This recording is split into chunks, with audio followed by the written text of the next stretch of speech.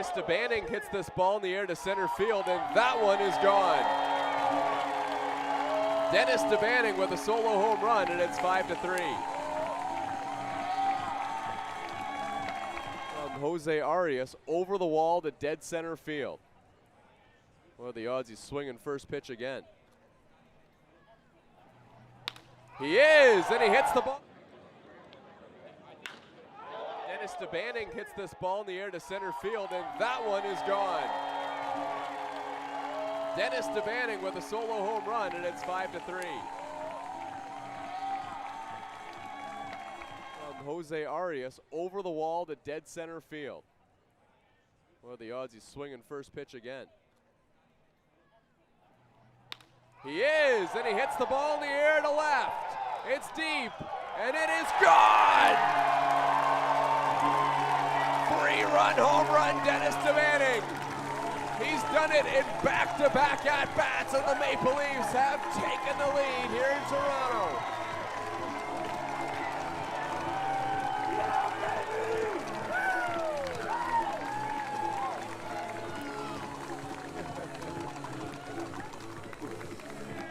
All right, joined now by Dennis DeBanning. Dennis, I just kind of want to start with the reaction from all the fans that were here. I know that you had a nice message in the post-game interview in the stadium for Toronto because you're a local boy and you're from here, and you see all this support around you. Like, what's your reaction to that?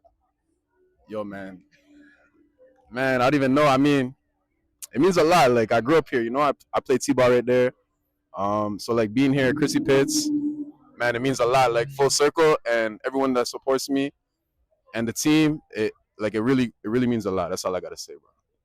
That's two huge swings for you today. I know it'd been a couple games for you to get that home run stroke back, but you got it. I mean, that ball you hit to center field, and then you pulled one out for what ended up being the game-winning home run. That must have been a good feeling as well.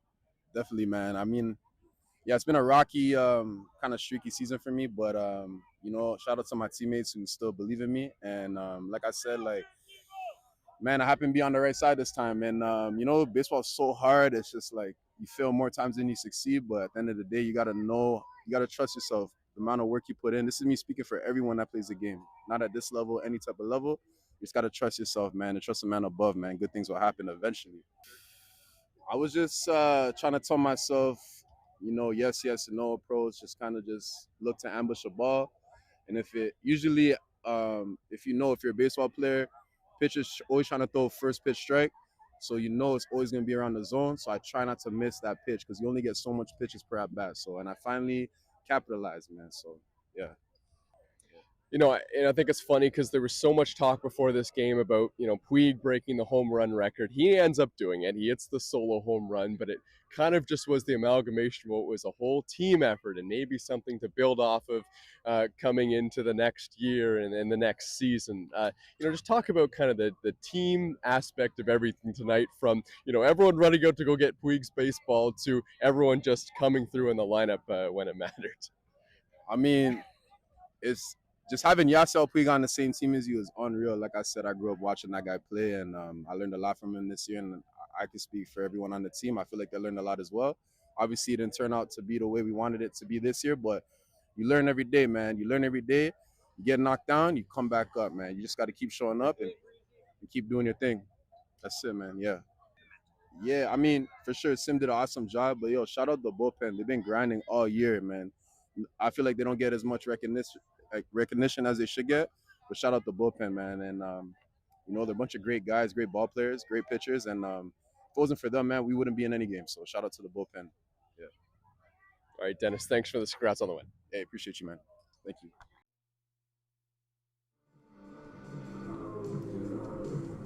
Oh, welcome to Dominico Field. Thomas West here alongside Noam Streifer. This is game one of a doubleheader between the Kitchener Panthers and the Toronto Maple Leafs. You can just keep it here on the Maple Leafs broadcast stream for both games. There'll be a 30-minute break in between both games, and then we'll be back here for game two. But Noam, first we get through game one, and we'll take a look at the starting lineup for the Toronto Maple Leafs tonight.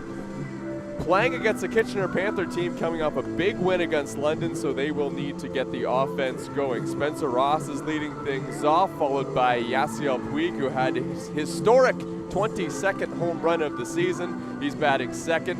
Then in the number 3 spot is Jordan Mandalay, who has been battling through an injury but has come up with quite a resilient effort over the last couple of days. J.J. Dutton is batting behind him, followed by Marcus Connect, who's in the DH spot today.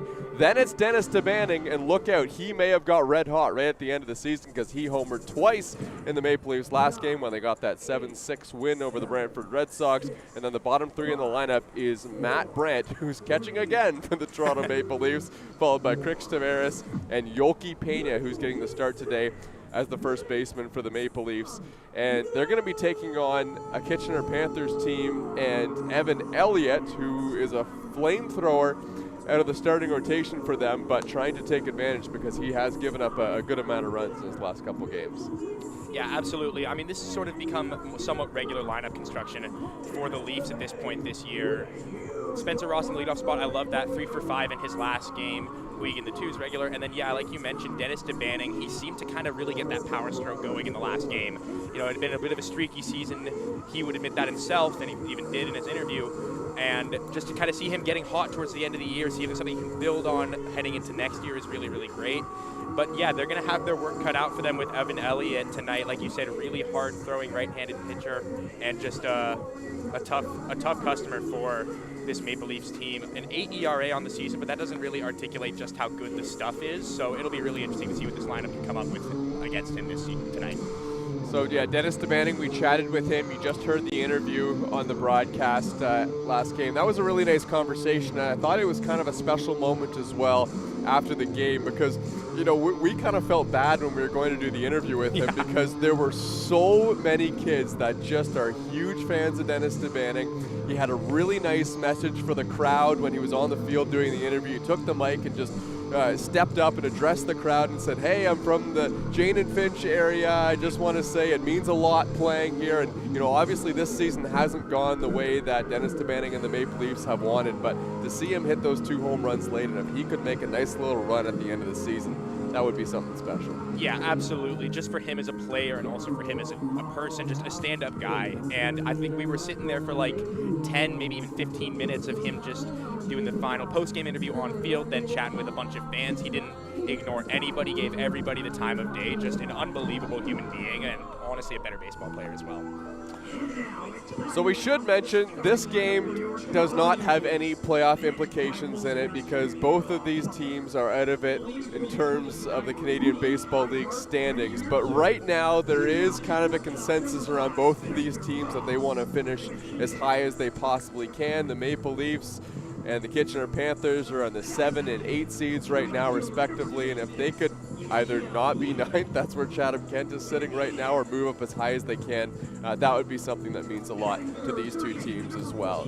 You can see Brian Sewell, who's on the field right now. He's not going to be on the field for long because he did suffer a 3-game suspension, but we do get the luxury of having Brian Sewell come to the broadcast booth in a couple of innings, so we will have that in just a couple of moments. For now, we'll break for the national anthems and be right back.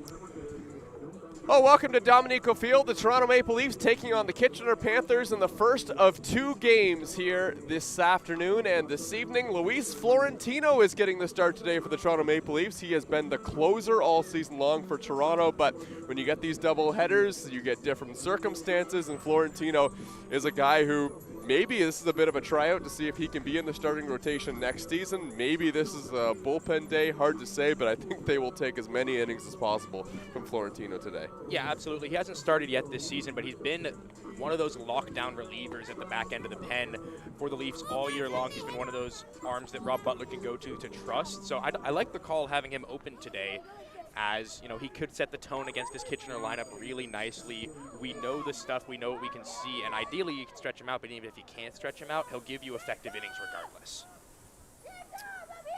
Both of these games will be 7-inning games today, so if you're wondering how are we going to get all these games in before midnight and the lights turn off, that's how, hopefully. Florentino will face Rafi Gross to lead things off. And he bunts it foul back to the screen.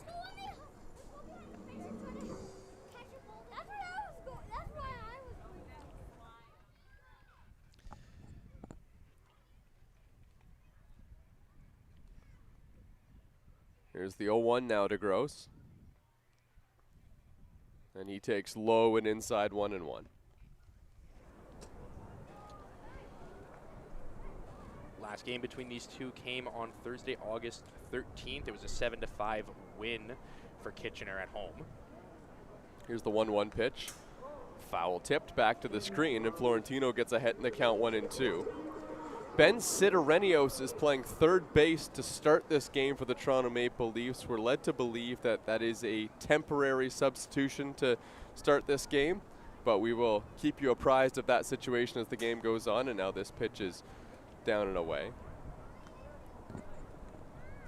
2-2 the count now on Rafi Gross.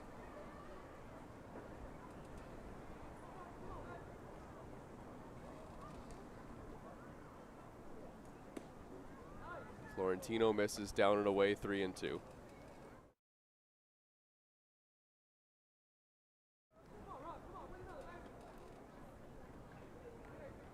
Long at bat here from the Panthers leadoff hitter, and he takes low ball 4, and Rafi Gross will lead things off with a leadoff walk. Yeah, it looked like Florentino had just lost command of the off speed there a little bit.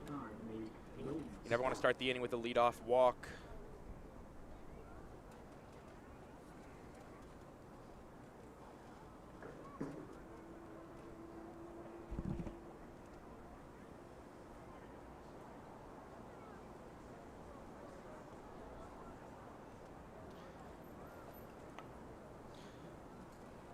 Malik Williams. Runner goes, ground ball. Now get through on the right side of the infield for a base hit. So the hit and run successful for Kitchener, and the first 2 reach.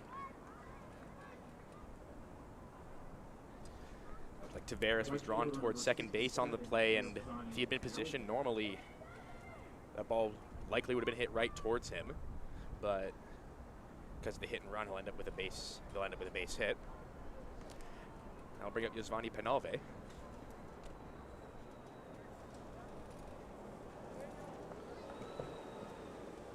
Penalve batting .314 on the season with an .807 OPS, 53 hits across 43 games. First pitch from Florentino. Misses high. As we were saying, Florentino, an ERA above 5 on the season, but doesn't really articulate the stuff. When he's in the zone, when the command is working, he's pretty electric.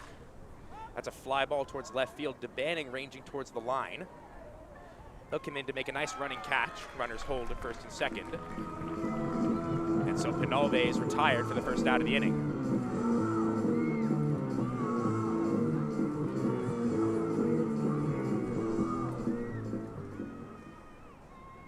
That'll bring up Trent Lawson. He's the designated hitter for the Panthers today. Right-handed hitters standing at 6'2", 175 pounds. First pitch. Runner goes to third. Throw by Matt Brand is high, so it'll be a stolen base for Gross. And now, a run that likely would have needed a base hit to score can be scored on a sac fly. Infield stays back for the Leafs. Likely content to trade the run for the out if they can't turn a double play. That one swung on and missed. Strike one.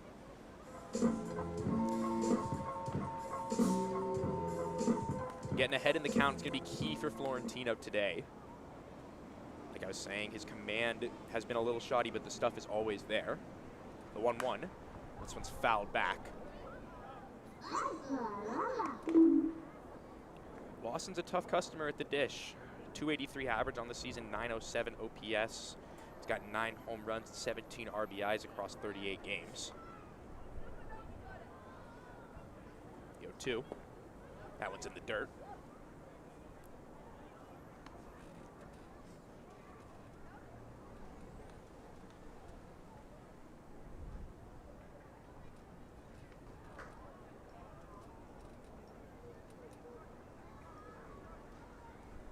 Two.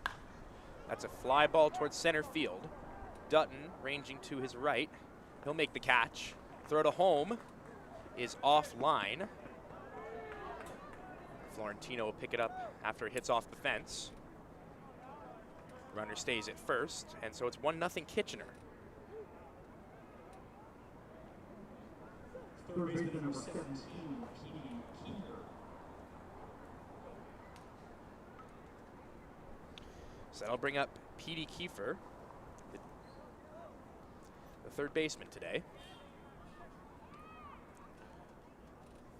Florentino walked the leadoff hitter, then allowed a hit and run and a sac fly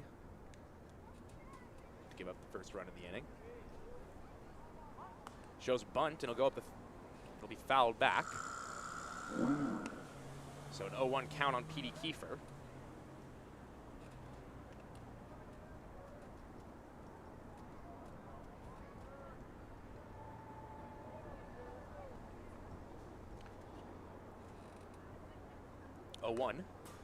Fouled back again. Like we were saying, these two teams both in the 7 and 8 spots of the standings, separated by just a half game. Kitchener above Toronto. But neither team going to be in the playoff race, but both teams would like to end the season hot as best they can. Next pitch chopped. Ranging over is Tavares, spinning throw in time for the final out of the inning. Wow, what a play to end things here. So it's 1-0 Kitchener after the sac fly. And we'll be right back.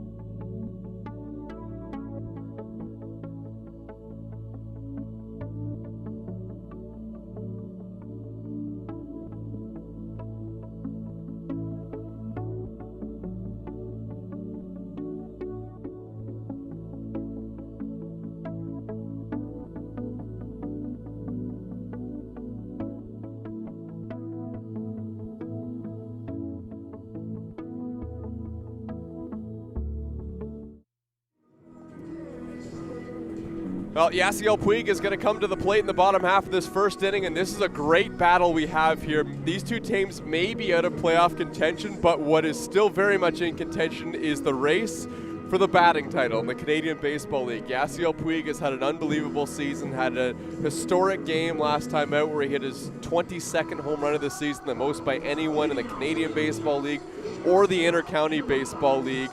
And he will face off against Malik Williams, who's on the other side of things, which I was on my way to center field, but I believe he flew out and is at bat here today. So if Yasiel Puig gets a hit here, which hit or not as of right now, he's now a point ahead of Malik Williams in the batting title. But if he has a better game than Malik Williams today, that could decide a lot towards who's going to win the batting title.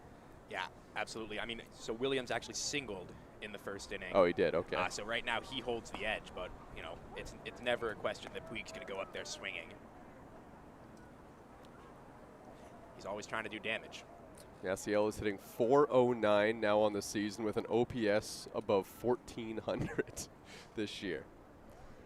Spencer Ross has done a great job getting on base in front of him. Now he hits a high chopper. This one's on the ground to second, and that's out number one.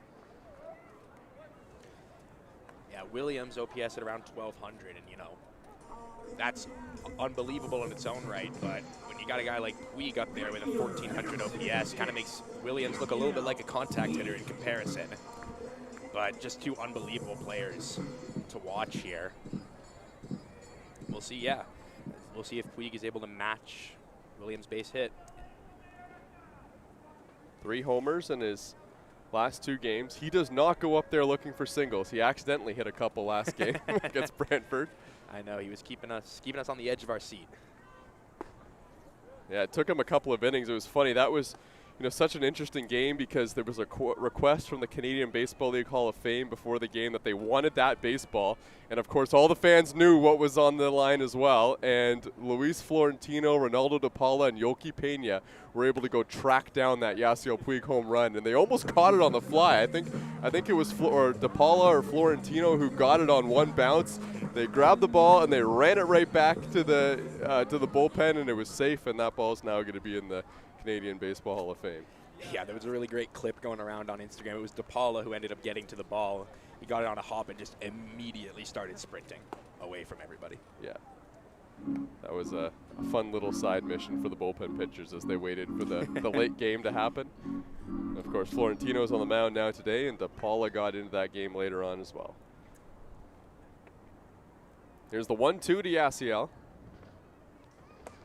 That pitch is outside. Evan Elliott, who's the starting pitcher today for the Kitchener Panthers, is a former Toronto Maple Leaf, and when he was a Maple Leaf had a lot of trouble with the command. Now this season with Kitchener, he has really got the walks in check. And now it's just about trying to get a couple more hitters out. Here's the 2-2 to Puig. And he hits this ball in the air to center field, not deep. And that's going to be out number 2. Yeah, it looked like he got it off the end of the bat there, just a little early on the swing. Elliott mixed things up nicely with the off speed there after going to the fastball early in the at-bat. Number 14, Ben Sidoranios. So now Ben Sidoranios, who is hitting in the number 3 spot today for the Toronto Maple Leafs and also playing third base. A couple spots that we haven't seen him in this season, as this one's lined back towards the middle. And this one is going to get away at second base. And that'll go down as likely an error by Zane Scansey. And Ben Sidoranios finds himself on with 2 outs in the inning. Yeah, Sidoranios caught a break there. That ball wasn't hit particularly hard, but it was a bit of a tough hop for the second baseman as he was ranging over to his right. Not able to get a glove on it. So J.J. Dutton will get an opportunity here, and on the move is Sidoranios, and he's going to steal second base. Oh man, he was trying to time up the pitcher Evan Elliott, who just realized too late and then threw the ball to first base. And by that time, Ben Sidoranios was almost standing on second base. Creative way to steal a bag there. Probably not how he drew it up, but he'll take it. Yeah, pretty unconventional there. He was probably going first move on the pitcher and just misread it, but catches a break with Elliott choosing to throw over to first. Yeah, he was going pretty decisively before the first move there. I think he thought that he had timed something up on Evan Elliott. That was not the case, but it worked out for the Maple Leafs. And here's a guy who can hit a single with the best of them in J.J. Dutton. He's swinging and hits this ball on the ground to short. Long throw to first, picked out of the dirt by Malik Williams.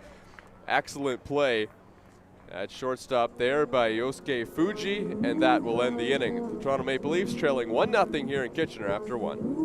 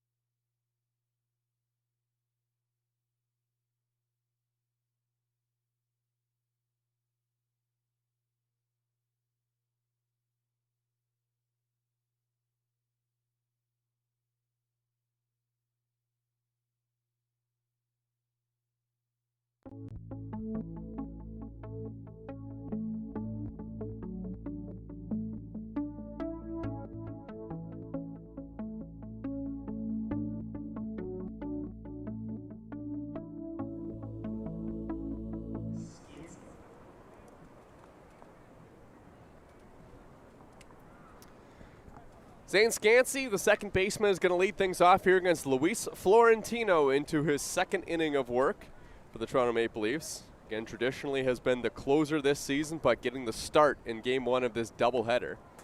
Toronto Maple Leafs in the playoffs last year against the Barrie Baycats would use Luis Florentino pretty lucratively. Like, if they needed 3 innings from him, or it could have been more, they were not afraid to do it. So he's a guy who has gone length for the Maple Leafs before. As this one's ripped down the line by Scansey. He was out in front of a breaking ball there and put it about 15 feet foul down the line. Yeah, just got in front of that one. I feel like we might die. So far on the season, Scansey, 667 OPS across 44 games. A threat to steal if he gets on with 13 on the season. 1-1 pitch is in there for a strike. So that's the fastball from Luis Florentino, and he has one of the better fastballs out of anybody in the Canadian Baseball League. Gets it up around 93, 94 miles an hour on a good day. And there's a breaking ball in the dirt, swung on and missed by Scansey. Nasty stuff there from Luis Florentino, and that's the first out. Well, and right there, that just articulates how effective Florentino can be when he's mixing his stuff well. Mid-90s fastball is really high for this league, and then he mixes things really well with the changeup and the curveball. It's just for him always about command. When you truly can see 2 different pitchers with him sometimes. When his command is on and when his command is off, he's just 2 different guys. Pitch is upstairs to the catcher Hoyt. Nick Hoyt batting 167 on the season for the Kitchener Panthers in just 9 games. So that pitch is on the outside corner for a strike. Puig playing relatively close to the line. Potentially looking for Hoyt to push the ball. And he does hit Oppo around 67% of the time.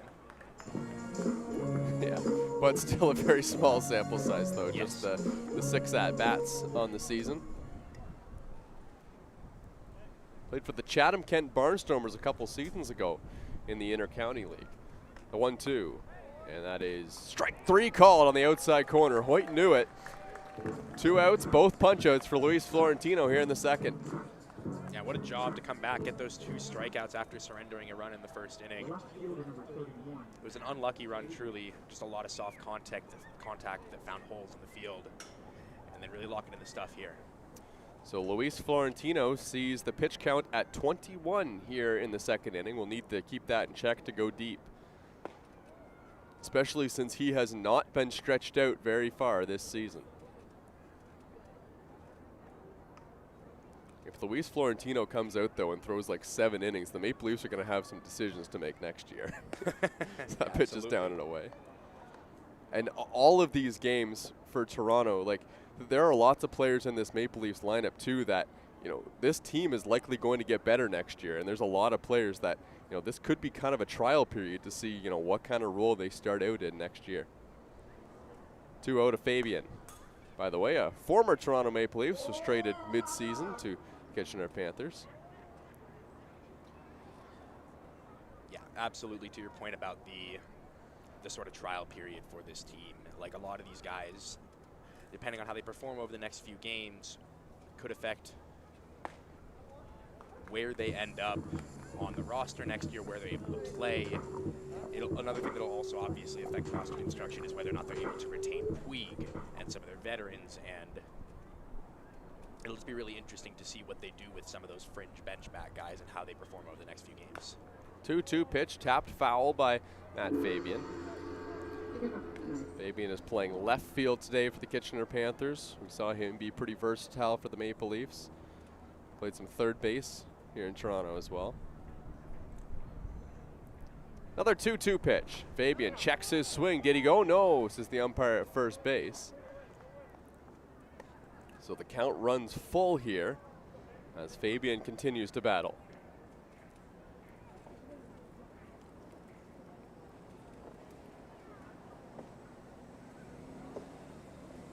Fabian had a hit and 4 bats in his last game against the Chatham-Kent Barnstormers. 3-2 pitch, upstairs, ball 4, and a 2-out base runner here for Kitchener. Nice work there by Fabian to work the count, especially after going down to get into the 3-2 and then take a tough pitch there. The other thing that these teams in the bottom half of the standings can do is play spoiler, and oh boy, did the Kitchener Panthers ever do that in their last game. A 7-3 win against the London Majors, who are just trying to clinch up the top spot in the Canadian Baseball League, but Kitchener wouldn't let them. That pitch to Fujay is on the outside corner. Yeah, and I mean, that's such a big deal for these guys. Like, these players aren't going up there looking to tank, obviously. They're going up there to have good at-bats, and being able to beat a team close to the top of the standings just is a big confidence builder for a lineup like this. The other big thing about that game is they only needed Mignetti and McNeil, 2 pitchers. And that game was yesterday. So if they had, you know, been winning and just really emptied out the bullpen, that would have given the Maple Leafs a big advantage. But they did not. McNeil came in, got the save in 3 innings of relief. That really helps out Kitchener for today.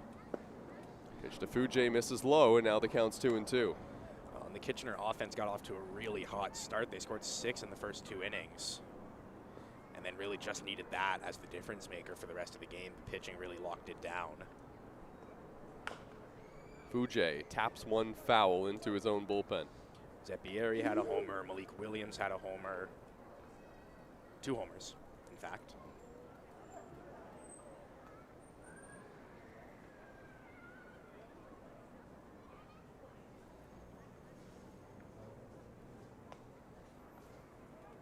Another 2-2 from Florentino. Upstairs, ball 3, and after he got 2 punch-outs to start the inning, the Kitchener Panthers are really making Florentino work here with 2 outs in the top of the second. And that's what I was kind of talking about with the Florentino effect, is that you can even see it within these at-bats here. When he is on, he's one of the more dominant pitchers in this league. 3-2, foul back. Although Florentino hasn't had to worry about being efficient much when he's just coming in for those 1-inning relief appearances out of the bullpen. Yeah, absolutely. Getting up for a start and getting up for a close or a 1-inning relief are completely different experiences for a pitcher. And, you know, in a game today with a doubleheader, just wanting to get some length out of things, that'll certainly be a factor in how he approaches at bats. Almost wonder if when he goes back to the dugout, Rob Butler might encourage him to use his fastball a little bit more. I mean, it's so effective. It is the kind of fastball that he can just blow past somebody if needed. 3-2. Tapped foul. But he has been going to the secondary stuff a lot, and it worked in the first at-bat because he paired it with the fastball, and it looked like he tunneled the slider and the fastball really well. But now Kitchener is just fighting off the breaking balls and hoping that they can get to that heavy fastball from Florentino. Full count again, and it is inside, ball 4. Back-to-back walks, well-earned walks by the Kitchener Panthers, and they've got 2 on now in the second. Yeah, I think the command has just wavered a little bit over these last 2 batters. He was, like you were saying, he was locating the fastball very well and pairing it very nicely those first couple of at-bats during the inning. And then he started off these last 2 batters with a little more off speed. He's gone behind in the count a couple of times, and that can really affect his efficiency and also just the leverage he has in the count. Rafi Gross hits a line drive. That's down into the outfield. Dennis DeManning fields it on a hop, and the Kitchener Panthers have taken a 2-0 lead on a Rafi Gross RBI single. Well, and that's when giving up walks can hurt you like that. Walk the number 8 and number 9 hitter and then turn things over to the top of the order, and if you're Kitchener, that's exactly what you want to see. So great for Gross to get the single, but now here comes Malik Williams, who, as you mentioned, had that single in his first at-bat, so sees his batting average grow to .413. Yasiel Puig got out, so he's got a nice little 2 at-bat advantage here over Puig for the batting title in the Canadian Baseball League. Well, and another factor in Luis Florentino is that being a reliever in the back end of the bullpen, he's not usually seeing guys 2-3 times in the game. And right now, this is Malik Williams' second at-bat against him. Gross just had his second at-bat as well, so they're getting another look at a guy that they're normally only going to get 1 look at.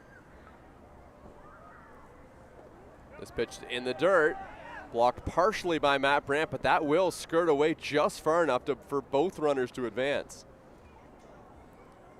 And remember, Malik Williams is not just leading the Canadian Baseball League in batting, he's actually hotter than normal right now as well, coming off a 2-home-run performance to propel the Kitchener Panthers to that win over London.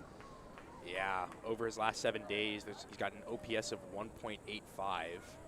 So really great stuff from him recently. He's been on a bit of a heater, and now you got to deal with him with 2 runners in scoring position. The big thing, too, is he just doesn't strike out, like absolutely does not strike out at all. He has 2 strikeouts in his last 7 games. Both of those came in a long game against the Chatham-Kent Barnstormers a couple days ago. Williams takes a strike on the outer half. Perfectly placed pitch there from Florentino. Yeah, across the season, he's in the 95th percentile for strikeout percentage and 98th percentile for on-base percentage. 19 strikeouts, over 154 at-bats. Unbelievable number. The 1-2 pitch swung on and missed. Strike 3. How about that? So Florentino gets the strikeout of maybe the toughest hitter in the Canadian Baseball League to end the inning, but Rafi Gross gets the single, and it was an RBI variety, so it's 2-0 Kitchener Panthers here in the second.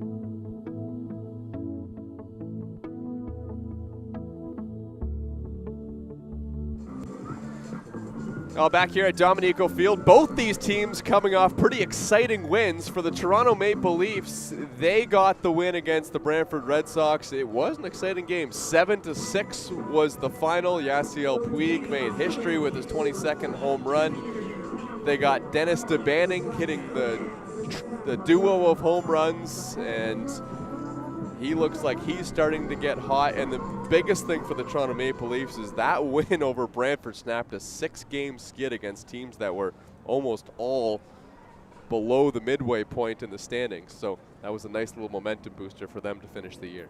Yeah, we were talking about that stretch and how it hadn't really gone as the Leafs were hoping and expecting it would. But a nice way to cap it off. I think the unsung hero of that game was without a doubt the bullpen. Frankie Golko, Lucas Sim, Kyle Pops, and Ronaldo DePaula combined for just an unbelievable game. Just some crucial strikeouts in there. And then, of course, Dennis DeBanning with the 2-homer performance and the lead-changing 3-run shot late. It was just a fun game all around. Brantford had a situation in the 6th inning where they had bases loaded and just one out. Graham Sim got in and got a strikeout and a flyout. And little did we know at the time, but that would end up winning the game for the Maple Leafs. This is Marcus Connect at the bat. He took a close pitch on the inner half for a ball.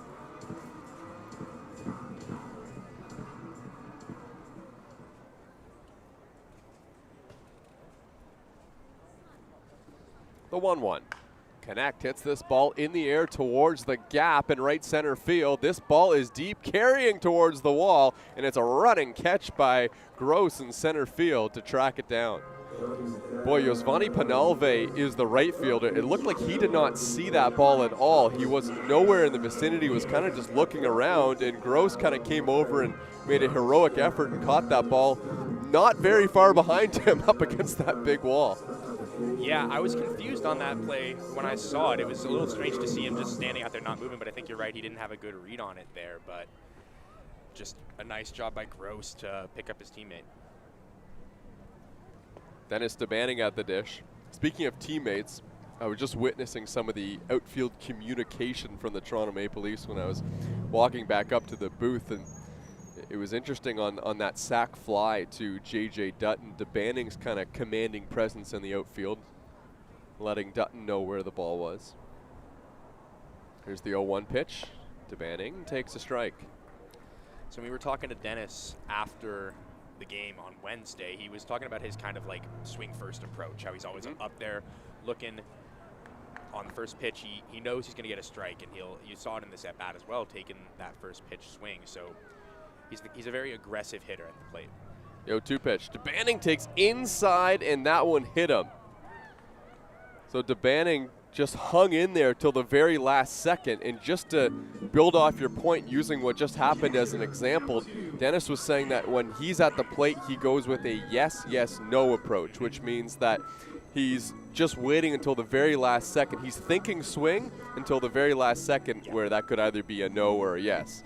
And he was yes, yes, yes on the first pitch twice, and he hit 2 home runs last game. And that was another example where he just wanted to hang in on that pitch on the inner half.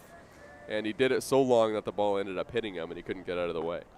Well, and you can kind of see it in his mechanics as well. He's very quick to load on the back foot during his swing, and he'll bring his hands fairly far forward, even for a take, usually. Here's the 0-1. Brant takes low and away. So I know Evan Elliott did just walk someone there on the hit batter, but the walk totals have just been so drastically improved this year for Elliott, which is a really good sign for the Kitchener Panthers, as he could really be a stud in their starting rotation. Here's the 1-1 to Brant. It'll have to wait as there's a throw over to first base. So listen to this stat. In 2023, when he was with the Toronto Maple Leafs, pitched 10 innings, his walk total was at 17.42 walks per 9, which is crazy. Then the last season with Kitchener, he had a walk total of just over 5 per 9. Now he's at 2.3 walks per 9 innings. The 1-1 to Brant. Hits one off the fist to left field. This one's tailing towards the line and caught in fair territory by Matt Fabian. And that's the second out of the inning. Yeah, the walks for Elliott have definitely gone down over the course of the last few seasons, but he's in the zone quite a bit more, and he's been leaving things over the plate, so the hit totals have gone up, which kind of accounts for the slight increase in ERA this season. This year, 97 hits compared to 81 last year across a similar number of innings. So that's the caveat with him, is that the stuff is great, but when it is over the heart of the plate, batters can't get a read on it. Yeah, and the strikeout totals have gone down too because he's just inducing more contact. So that's contributed to a little bit higher ERA, as this one's ripped foul by Crix Taveras. And the strikeout totals last year, where he was getting 10 strikeouts per 9 innings, now he's just getting 7 this season. So I almost wonder if, these are kind of two growing pains for Evan Elliott in a Kitchener Panther uniform, and I wonder if next season he kind of might find that happy medium between both. Taveras takes high. Yeah, the whiff rate at 67th, in the 67th percentile this year. Strikeouts just in the 26th percentile. So the stuff is clearly there. He's just got to kind of find that balance of locating within the zone and also getting the chase pitches when he needs to. But there's definitely something to work from if you're the Kitchener Panthers coaching staff. Taveras takes another pitch outside, and now the count's 2-1.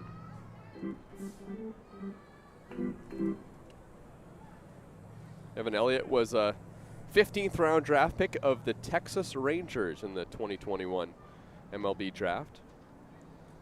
He also spent some time in playing in the Blue Jays rookie ball system. Here's the 2-1. Crix takes outside, 3-1 now. And when he came to the Maple Leafs, it was really exciting because, he was in that Ranger system, then he was with the Maple Leafs, and then went back to the Blue Jays system after spending some time in the Inter-County Baseball League. So he's bounced back and forth between professional leagues. The 3-1 pitch now to Taveras.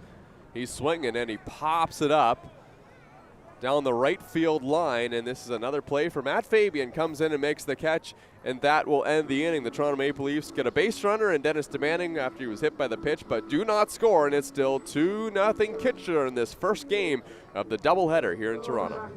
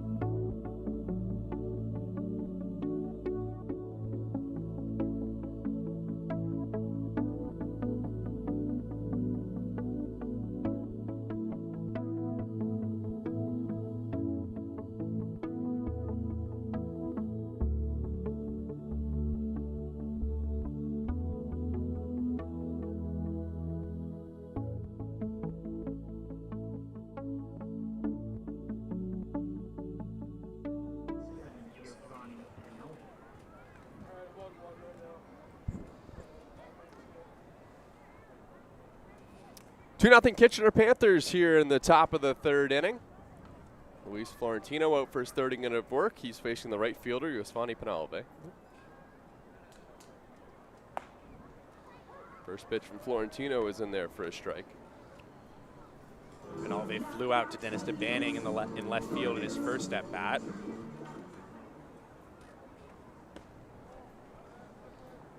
But was at the plate when Gross stole second. Or stole third.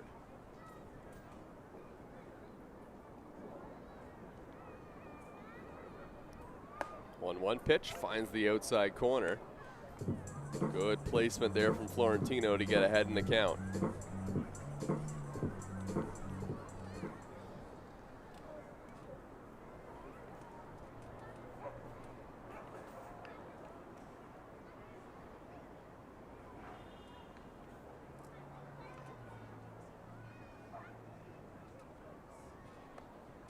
Luis Florentino stands at 6'2", 240 pounds, big imposing presence out there for the Toronto Maple Leafs.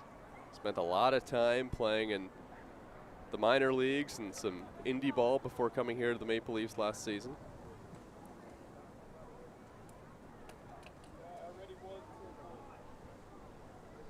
You know, he's a guy, his build and just his throwing style reminds me a little bit of CC Sabathia from the Yankees. Got a bit of a delay here at home plate.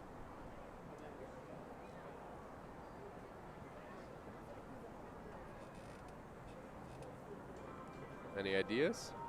No, couldn't tell.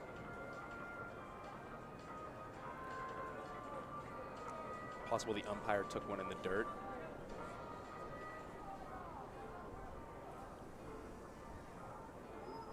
Yeah, looks like the Kitchener Panther trainer is out there taking a look.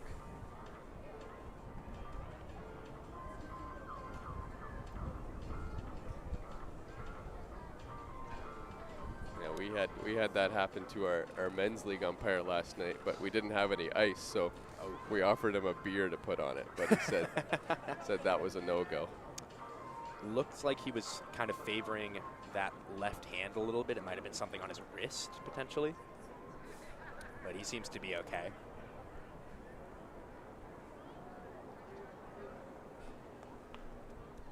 Was the beer at least cold? Yeah.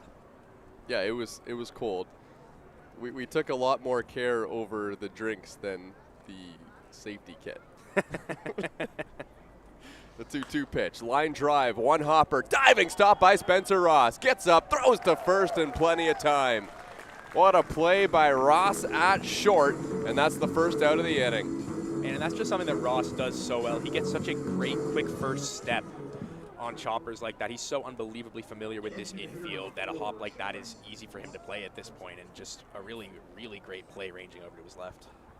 Yeah, that is a really good play from Spencer Ross.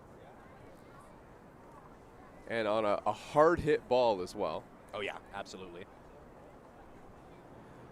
Ball was hit hard straight into the ground. This is a tough infield to play on. So just really nice work by Ross there.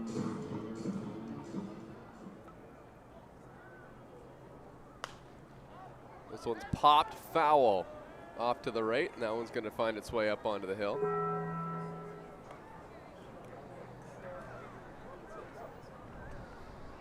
Oh, and 2 the count now on Lawson.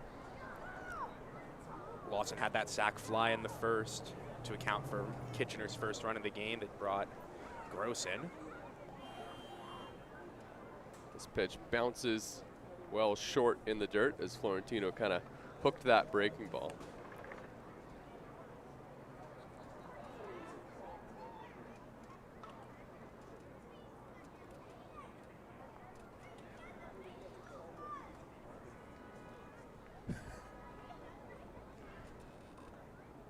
A 1-2 pitch from Florentino. Up high, ball 2.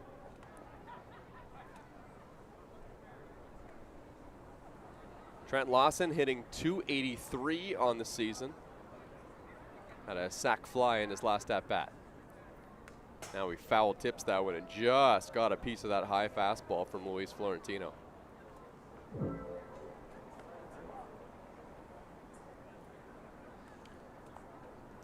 Problem right now, Florentino's pitching pretty well, but he is throwing 51 pitches here in this top of the third.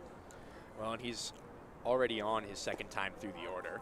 And now he just misses, looking for that strikeout pitch. Another full count. These full counts have been what have really elevated the pitch count. And remember, the Toronto Maple Leafs and Kitchener Panthers play a 7-inning game and then play another 7-inning game 30 minutes after this. So as little pitching you can use, the better. This one's fouled off by Lawson as he extends the at-bat again.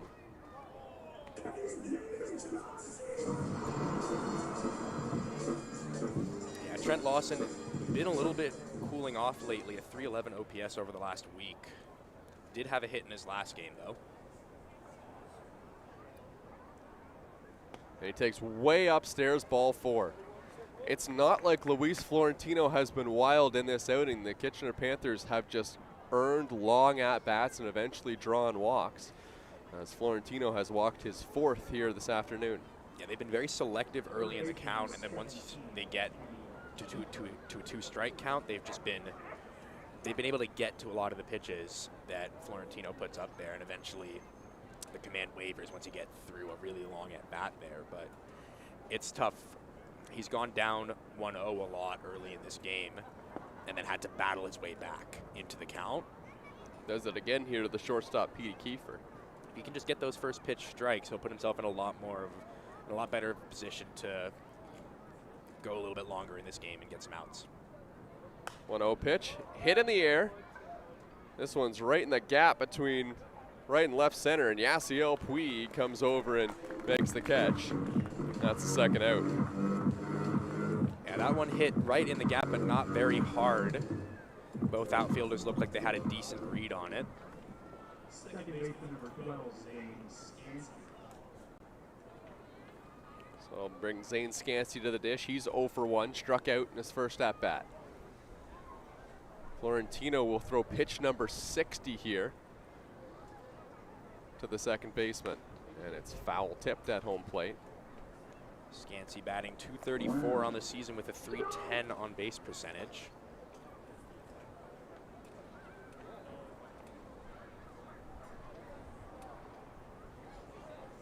Alex Lanigan getting loose in the bullpen for the Toronto Maple Leafs.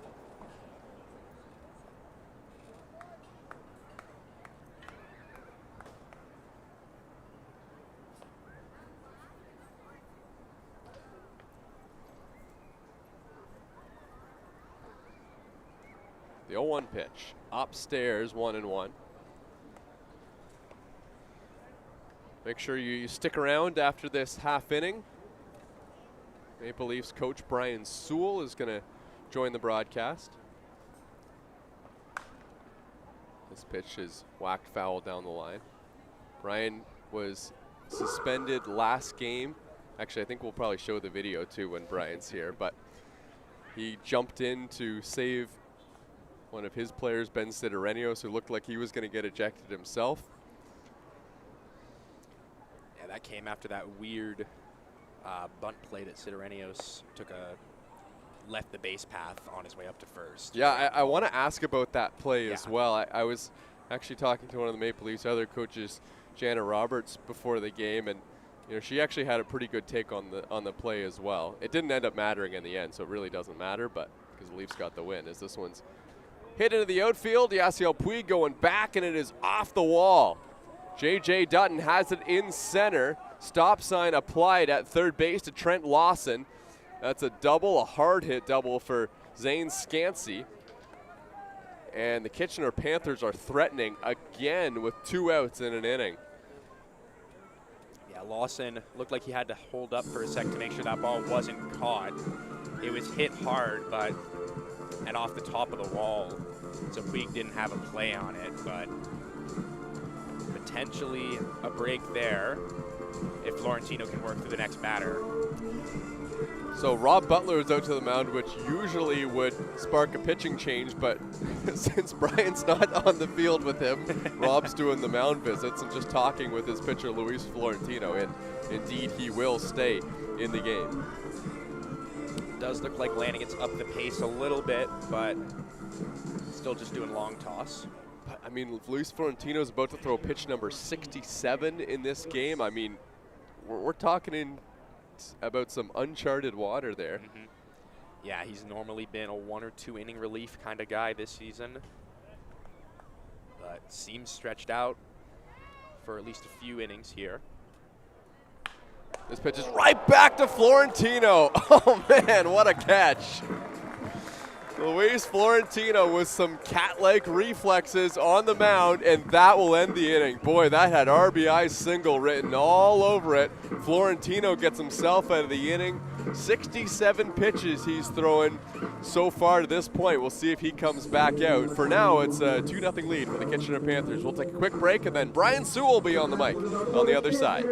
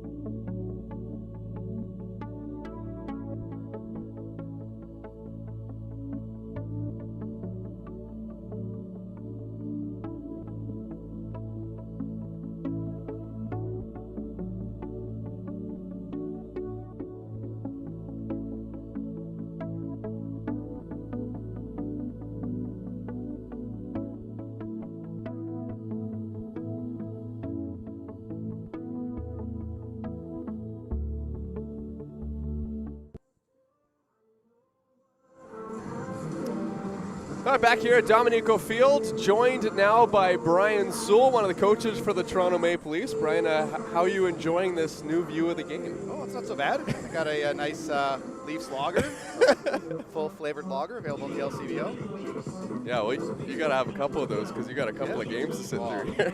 I've been milking this one until this, so. Yoelqui Pena is going to lead things off for the Toronto Maple Leafs. You played in a lot of doubleheaders in your playing career in the Intercounty League? You know what, back when I started, and I think it was about 2002, every Sunday was a doubleheader. Sometimes it was 2 7s, sometimes it was a 9 and a 7. There was a catcher's designated runner. there were all sorts of other interesting rules and regulations. And how the league has evolved here in the Canadian Baseball League now. Here's the 1-0 pitch to Pena, and he takes low and inside. So, Brian, I guess maybe we should start with why you're up here in the broadcast booth with us today. I know, you've been ejected a couple of times this season, but, I kind of looked at last time, and we were kind of watching it. It kind of felt like a play where you needed to kind of step in for Sidorenios just to make sure that you were the guy that got tossed and not him. Yes, yeah.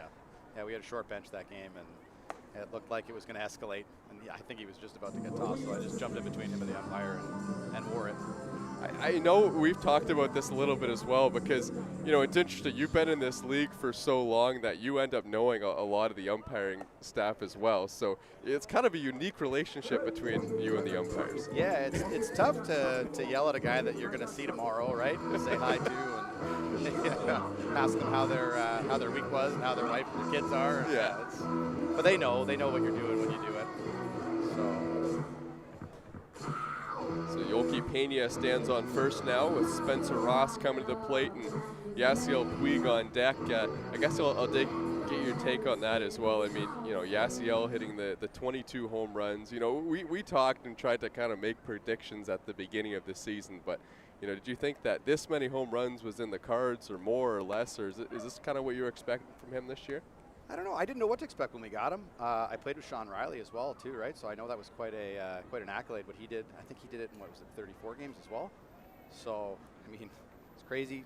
Christy Pitts is a little bit of a shorter porch than some of the other fields too. But I think Sean did it in Kitchener as well. So this one's slapped into the outfield for a base hit, and Spencer Ross is aboard. So Yasiel will have a couple of guys on base as he comes to the plate. Okay, Brian, we're going to show the play here because I thought this was kind of a unique play with Ben Sidorenios. You see he bunts the ball and then runs way up the first baseline, and then you can kind of see where he was as he was coming back in. And, what was kind of your argument on this play that I guess eventually led to the ejection, but it was kind of a unique play. So what was kind of your take on it? Yeah, so I kind of said to the umpire, I said he's a right-handed batter that was pushing the bunt. Trying to get it into the Bermuda Triangle between the second baseman pitcher and first baseman. So his momentum was already going out towards the grass. He wasn't intentionally trying to interfere with the game. And I know he has to run in his runner's lane, which we actually don't have chalked out on the field. But if he doesn't interfere with the play, then it doesn't really matter. And I didn't think he did interfere with the play. But the umpires had a little meeting, and they thought that he did, and stuck with their call, and that's when everything went south. Here's the 0-1 pitch to Yasiel Puig. Swung on and missed. Yeah, I guess it did. So I was talking to one of your assistant coaches, Jana Roberts, before the game, and we were kind of talking about that play as well. And she said that's a play that she sees all the time because she came up playing softball, so she sees slap bunts all the time and people running like straight towards the pitcher's mound. But that was kind of a unique play because I guess it's kind of about establishing where the lane is, because when your momentum kind of takes you off the baseline and comes back, is that kind of part of it? Yeah, and I mean, when you're going to drop a bunt down, you just got to hit it. Yeah, so Puig hits one to the corner. That was a fair ball, so that's going to cash in maybe two for the Maple Leafs. No play at the plate as Spencer Ross comes in to score, and Yasiel has an RBI double. Yeah, I mean, moving up in the box a little bit when you're going to drop a bunt is helpful. It gives you more fair territory. So your front foot's definitely going to be in front of home plate. You're going to start in fair territory wherever you are, especially if you push it as a righty. So, I mean, it is what it is. I looked at it again. I didn't think that he interfered with the play, but can't take it back, unfortunately. So Ben Sidorenios is in the box again here. So what went into the Ben Sidorenios third base decision today? Oh, Mandalay was late. He got stuck in traffic. It's a working man's league, and Mandalay has a job in Mississauga. And I think with the time of the early game for the doubleheader today, it was tough for him to get here. We tried to delay a little bit to see if we could get him out there, a la Cal Ripken, but it didn't quite work out. I think you only delayed the game by like 4 minutes. Yeah. The umpires weren't happy. Sidorenios dishes one into the outfield. That's a base hit. Runners on the corners, still nobody out in the inning. So your team is quite familiar with Evan Elliott because he played here, 3 years ago? He did, yeah. He's kind of a different pitcher now, though, when he was here with the Maple Leafs. Yeah, he's a flamethrower for sure. He's definitely settled in because he had a little bit of control issues when he was with us. And we did talk to him a couple of years ago about coming back, and I know he was entertaining a couple of offers from different teams, and he chose Kitchener. So, yeah, good ball player. With him, like, you know, obviously his game has evolved a little bit. The walks are way down this season, but, you know, when you and some of the other coaching staff kind of have insight on a guy that's played on your team before, like, is it possible to use that to your advantage? Oh, definitely. With control issues too, you can mess with his rhythm a little bit, try to get in his head, try to get him to think internally instead of externally, you know, about his mechanics. And yeah, no, we talk about stuff like that, and we all know him, right? We know his best pitch is his fastball, so that's the one he's going to try to beat you with. J.J. Dutton here with runners on the corners. Ben Sidorenios on the move again. There will be no throw. Did you see the first stolen base that Sidorenios had? I missed that one, actually. I didn't see it. Okay, well, I don't even know what to call it. He looked like he just ran early. He was trying to time up. So I did see that. I did see that one, yes. Yeah. Yeah. So that kind of sparked my question about knowing a guy on the mound, because it felt like Sidorenios had kind of seen something in him, was trying to time him up. Obviously, it didn't work out and then did work out. But, you know, I'm just wondering if that's kind of something that you or the players would talk about, where it's like, you know, we see a tendency of this guy kind of getting in a rhythm, and maybe we can take advantage of that. Yeah, I mean, it's definitely a thing, and vaulting has become a huge part of baseball now too, right? Timing the pitcher up and getting that big jump and going. I've seen it more this year than I've ever seen before. Can you kind of describe vaulting? Vaulting is like, yeah, so you basically, you time the pitcher, and you're all in on stealing the base based on what you think his time is going to be to the plate and when he's going to throw. But it's an all or nothing play. If he picks off to first, you're done. That kind of did seem like what happened. That's what happened. Infield way in, the 2-1 pitch. Dutton fouls this one off onto the hillside. So I was actually talking to JJ the other day and just kind of thinking, like, you know, how to sum this season up. And, you know, obviously I know you guys wanted to finish higher, but, you know, JJ kind of said, you know, at this point it's kind of become sort of a rebuild for you guys, and it's kind of, you know, come back next year. But it does feel like there is something to build off of this year. Yeah, there's been some exciting games.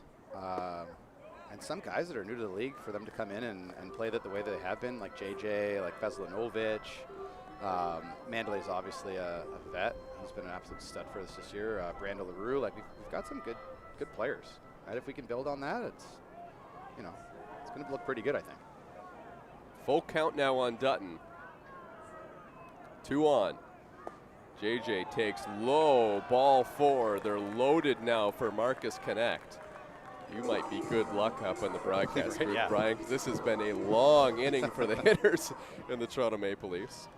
What about a guy like Marcus? I mean, you know, he's had so much experience, you know, way back to being a pro in the Blue Jays system. You know, I just feel like guys like that are, you know, kind of good sounding boards to have in the lineup. And, I mean, he's been a stud for this team for many years. Oh, yeah, and an incredible locker room guy, too, right? Like, guys like him, he's one of the main leaders, I think, in our locker room. A lot of the younger guys go to him for hitting tips and advice, and he's always a calm voice in the dugout as well when things get a little rowdy.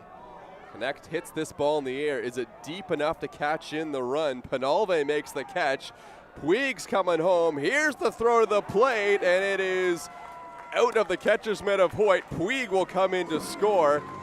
And that was a unique slide from Yasiel Puig as he made his way home, but it got the job done, and the Maple Leafs take the lead. Puig hasn't done a ton of sliding this season. No, it's tough with that Grand Canyon we have as a right-hander's batter's box there. But it wasn't graceful, but it got the job done. And he didn't get hurt, so.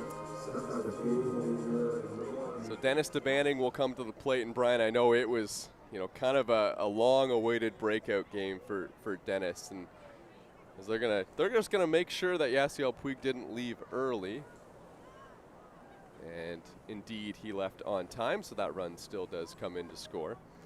I know it must have been a good feeling for Dennis. We talked to him, and I know there's a lot of guys rooting for him to do well, but it was great to see him hit the 2 home runs last game. Oh, yeah. He's a great kid. Dennis is one of my favorites. I mean, he's won us a bunch of games in the last 2 weeks as well. He had that crazy game in Brantford where he dove into the picnic tables in left field to end the game. Like, he's been dogging for us. I think he had it was a 6-game hit streak. Yeah. So, yeah, he's back at it again. So was that the play in Brantford where everyone was talking about whether he was in play or out of play? Yeah, they have an interesting field there. They have all sorts of crazy ground rules. They have a telephone pole that I don't even think has any wires attached to it in play in left field on the warning track. They have picnic tables in left field with a chalked white line, I guess. And Dennis did jump before the chalked white line to make the catch, so it counted. Okay. But he definitely, I thought he was KO'd because he was laying on the ground for a little while. We all ran out there to make sure he was okay, and he got up. He was just savoring it, I guess. I just, maybe it's the way that DeBanning plays the game. Maybe it's kind of his generosity with the fans. Maybe that's, he's working with the kids at the summer camps and the baseball clinics and stuff like that. But it does kind of feel like he's one of the fan favorites here in Toronto. For sure. He's a big, tough, mean-looking dude, but he's like the kindest guy in our dugout. 0-2 now on DeBanning. He swings and misses, strike 3. Evan Elliott gets the punch out. Now there's 2 away in the inning. When DeBanning hit those 2 home runs, and then after the game, he took the mic and kind of did the post-game interview, but he really just kind of wanted to address the fans because he knew that was probably going to be the last time he had the mic because this is the last day of home games here in the season. And I thought he had a nice message, just like, being from Toronto, kind of saying how much he appreciates the fans. And, playing here in Toronto, I know is something that means a lot to him as well. It's the first pitch down low to Matt Brandt. But I feel like guys like that being on the team, like local Toronto players, is something that's really important for the Leafs to be successful. Like 8 import spots aside, like you still do need that good local talent. Oh, for sure. And I mean, he runs camps during the week, and all the kids from his camps come out, and you can hear them yelling behind our dugout, Dennis, Dennis. Yep. They love him. He's a great guy, and it is great to see a Toronto guy, being successful and doing so well in the league and on our team. Yeah, I heard that as well. I made a walk down to center field in the first inning, and there was a whole bunch of kids in baseball uniforms that obviously Dennis had been coaching. There's a pitch at the knees for a strike on Matt Brandt, and they had like a bunch of their friends out there too, and they were pointing out which one Dennis was. And then he made that great running catch out there in left field. So I thought that was really cool to see. Matt Brandt too. I mean, have you seen a guy be as much of a workhorse as he's been this season? He's a little piece of cast iron. He's been on like concussion protocol this week. He's covered in bruises. He's just getting hit all over the place.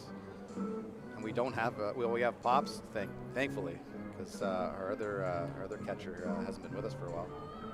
Yeah, you're 6'6" backup catcher. Yeah, he's been doing real well back there too. He has. How much catching experience did he have coming into this? I don't think he has any. I think he'll catch bullpens for his buddies, and they take turns doing it right during the week. So he probably just got good at it. But we've been lucky to have that in the dugout. 2-2 to Brandt. Swinging a ball tapped foul. Is it difficult for him to kind of figure out all the different signs and the strategies and the game plans of all the pitchers? I think he's been pretty good with that kind of stuff. The one thing we did have to talk about, though, was his size. I said, hey, where you're holding your glove, that's where a normal human being holds it. You're going to have to hold it a little bit lower. And don't stand up too quick on strike 3 because the umpire won't see the pitch kind of thing. Right. So he has to deal with things that other players wouldn't have to deal with back there. There's a 2-2 pitch to Brandt. Tapped on the ground to first, gobbled up by Malik Williams, and that will end the inning. Brian, great to have you in the broadcast booth. We're even more excited to have you back on the field in the next 2 games, but appreciate you taking the time. Thanks for having me. We'll take a quick break and be right back on the other side. 3-2 Maple Leafs at the pits.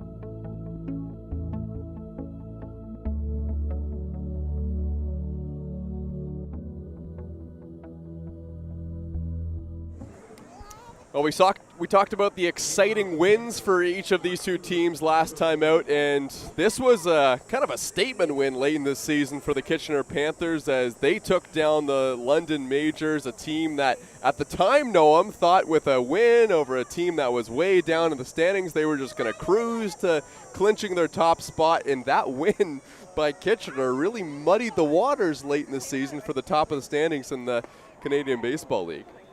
Yeah, absolutely. I mean, London has just been so dominant all season, playing a team lower in the standings like Kitchener.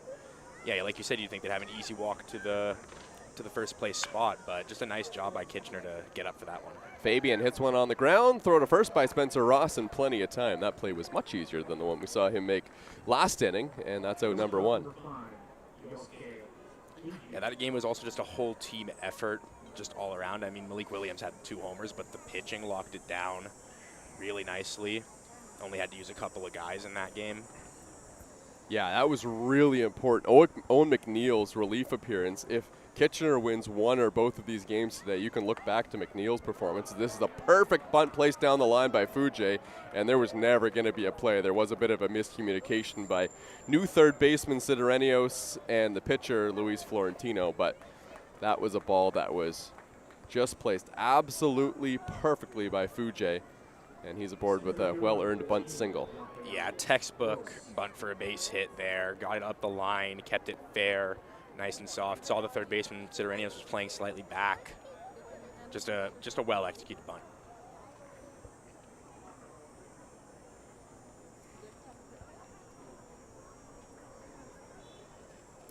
Number 9 hitter is Rafael Gross. So he's got a runner on base. Or sorry, the leadoff hitter is Gross. Not used to seeing Yosuke Fujay being down in the lineup. He was a guy who was hitting way up in the lineup last time Kitchener was here, but remember that was the first ever game in Canadian Baseball League history. Last time Kitchener was here at the pits. It has been a bit of a down year for him. He's on the move, and that one's fouled back. Fujay has great speed. He's just stolen the 3 bases this season, but that's been more a product of just he hasn't been on base a ton this year. Yeah, on base percentage down in the mid-260s. But he's been on base twice today with a walk and a single. But yeah, like he's the kind of guy, if he's on base, he can wreak some havoc. And it's not that Fujay is just a hit-only kind of guy. He ended up being a pretty good hitter last season, had some power with the 8 home runs, but he also did win a Gold Glove. He was a really good at third base last season. 1-1, the count now on Gross. Yeah, natural shortstop, but can play almost anywhere on the left side of the infield. And yeah, just great range out there, solid arm. That's not funny. Yeah, because Kaya used her hand. Kitchener might be playing the hit and run again here. They've got Malik Williams on deck and really want to stay to the double play. They are. Pitch in the dirt. It's just a run. Here's the throw down, and in time, they got him. Matt Brandt guns them down behind home plate. Fujay caught stealing on a close play, but that was a real good throw from the Leafs catcher. Yeah, textbook throw there. They had a successful hit and run in the first,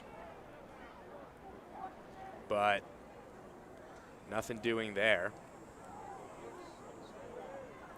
Argument from the third base coach of the Kitchener Panthers, thinking that Fujay may have got in under the tag. Yeah, despite the outcome, I do like that call for Kitchener. Malik Williams, in the batting title race, somebody who handles the bat unbelievably well, and Gross, who runs the bases. Yeah, but if you're Gross there, like, swing the bat, because we saw them execute a beautiful hit and run where there was a ball just hit to the right side, right on the vacated side of the infield where Crix Tavares was playing, and it worked out perfectly. I thought that would have been another good pitch to do that on. 3-1, fouled off. It was low. It was going to be a tough pitch to hit, but I think that should have been a hit and run more than anything else. Well, and it was also at the same time, had he not made contact, it would have been a tough pitch to throw on for Brandt as well. And just a well-executed throw by Brandt there. Yeah. But yeah, I agree. It was a very good pitch for a hit and run, just poorly executed. It ends up being a walk. So Malik Williams will come to the plate. Williams is 1 for 2. Batting average back to .410 on the season.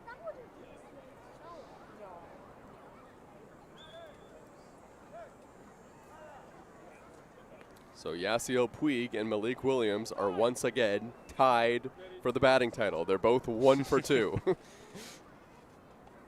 It'll be interesting to see how this matchup plays out between the two of them,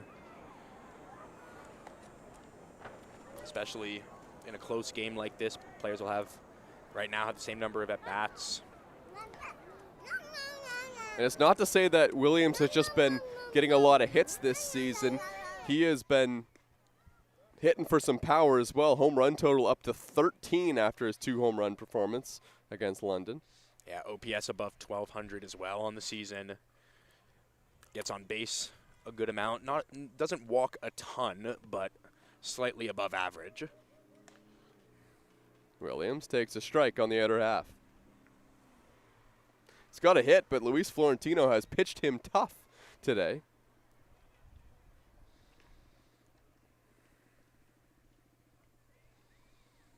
The 1-1 pitch. Low and outside.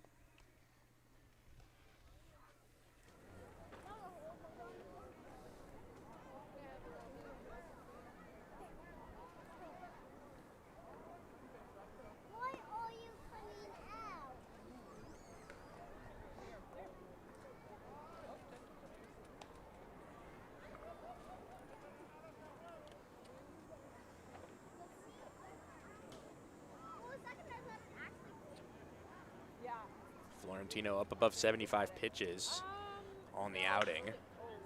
And Williams bounces one into the outfield for a base hit. So he jumps back into the lead in the batting title race, and there's first and second. And again in the 4th inning, Luis Florentino getting into some trouble with 2 outs. Yeah, he's been really effective in most of these innings through the first couple batters, and then the command kind of starting to waver later on. The stuff is good, but command lacking today, and looks like Rob Butler's going to come out to the mound. This could end up being an actual pitching change here, but we will see. Don't think the call has been made yet, but Lanigan looks like he's ready down there in the bullpen. Well, and a pitcher of Florentino's caliber at least earns a conversation here about whether or not he's able to stay in the game, and it looks like he will, just especially with the situation that you're in with the bullpen and the second game later on today. If you can get through 4 with Florentino and the lead, that sets you up for success. So that is a vote of confidence from his manager, and Luis Florentino will be put in a big spot here. 2 runners on base, 2 outs. The job is to get Yosvani Panalve in what will likely be his last batter. Panalve takes just low, ball 1. Panalve's grounded out and flown out so far today. One of them was that nice running play that DeBanning made in the first. Line drive right back to the mound, and he did it again. Oh, Luis Florentino makes a great catch on a comebacker in back-to-back innings. How about that? And the Maple Leafs stay in the lead. It's 3-2 here at Dominico Field.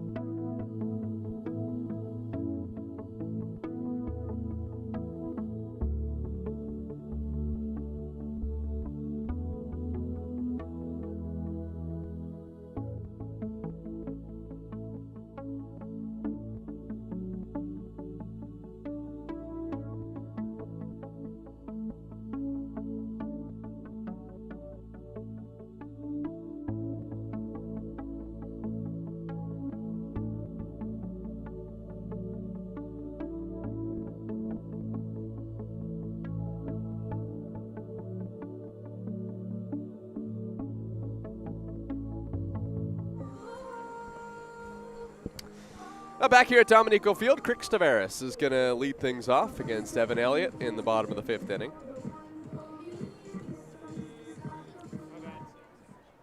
Evan Elliott is getting deep into this game. 3 innings, has given up the 3 runs. He had a long inning in the 3rd. Cricks fouls this one off. Off the top of the light. No broken glass, thankfully. Tavares has flown out today, but overall in the season has been a very effective hitter. Evan Elliott has just got into the 5th inning once since late in July in a game against the Barrie Bay Cats. So he would love to get through this inning and get back into the 5th.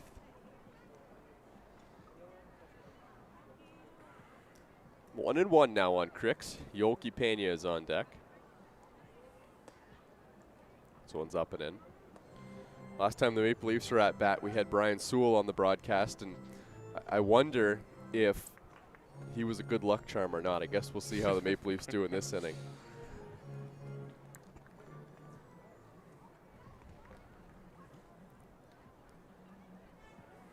Two and one now on Crick Tavares. And he lines this ball into the outfield. That was down and in the gap. It's going to roll to the wall. Crick Tavares making the turn. Now he puts on the brakes. Throw back into the infield is a little offline, but Cricks had already stopped. I think Crick Tavares thought that the center fielder, Gross, was going to get to that ball a little bit slower. And he's going to have to settle for a single. Yeah, it was a nice job by Gross to cut that one off, get to it quickly, and hold Tavares to a single. Last inning, the rally was started similarly when Pena got on base and turned things over to the top of the order. So Be nice for the Leafs if they can replicate that. Yoki Pena takes a strike on the outer half.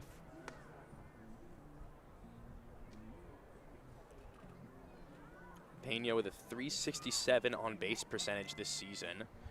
274 average, so he takes his walks.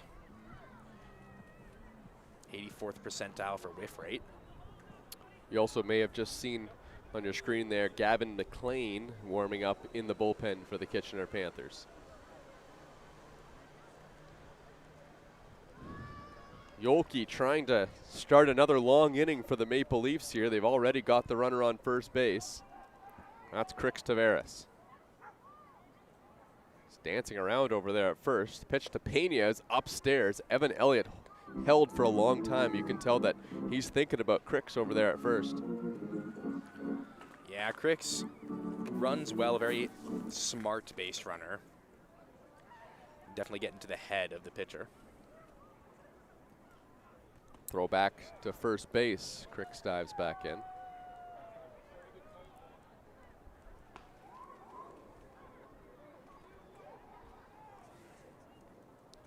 Some other games that are important and happening later on tonight. Brantford and London. That's another chance for London to clinch the pennant in the Canadian Baseball League. The 1-1 to Pena, and he hits one in the air down the line, deep and foul. He had plenty of home run distance, but hit it pretty well foul down the line. Yeah, just early on that one, found the barrel of the bat. Just pulled it out front a little bit. 1-2 the count now on Yoki Pena. Crix gets his lead. Pena takes outside for a ball. The other game that's happening tonight is Barrie and Hamilton. Now for the Barrie Baycats, they're actually locked into 5th place right now. An unfortunate end to the season. Looked like they were going to be one of those top 3 teams. Didn't go their way, so they're gonna finish in that number 5 spot and not have home field advantage in the play-in game. 2-2 pitch, swung on and missed by Yoki Pena. That's a strikeout, and there's one away. And they're taking on the Hamilton Cardinals, who, believe it or not, mathematically still very much have a chance to finish first. How about that? We thought they were going to be in that 1-game play-in, and they still might be. But they also, if London loses tonight and they win, they're still in the running to win the pennant. Yeah, the things are looking very interesting at the top of the standings. There's a lot of teams within just a game or two of one another.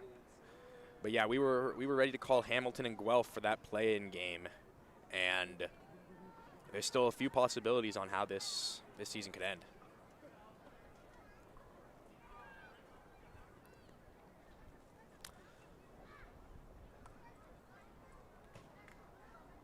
Spencer Ross will take low. The other interesting thing, now this is all pretty improbable, pretty much everything we've just brought up, but I'm just saying the statistical possibilities, but every team could also finish tied for first. There could be a 3-way tie for first. Actually, there could be a 4-way tie for first place, technically, with the Guelph Royals in the mix for that as well. So it's going to be fun to watch the top of the standings here as we finish out the season. So in that hypothetical scenario, with a 3-way tie, who earns the tiebreakers? I don't know. Okay. I haven't gone that far. But what I will say is go to the CBL changeup. They've got it all broken down. Ross takes a strike, late steal attempt by Crix, and he's in there. Crix Tavares steals the base. He may have caught Kitchener sleeping just a little bit, and you could tell after he thought he had hit a double, he was hungry to get in there to second base. Yeah, it didn't like he was going on the pitch. Got a really great secondary lead, though, in that curveball in the dirt. He just managed to pick it up and catch him sleeping nicely.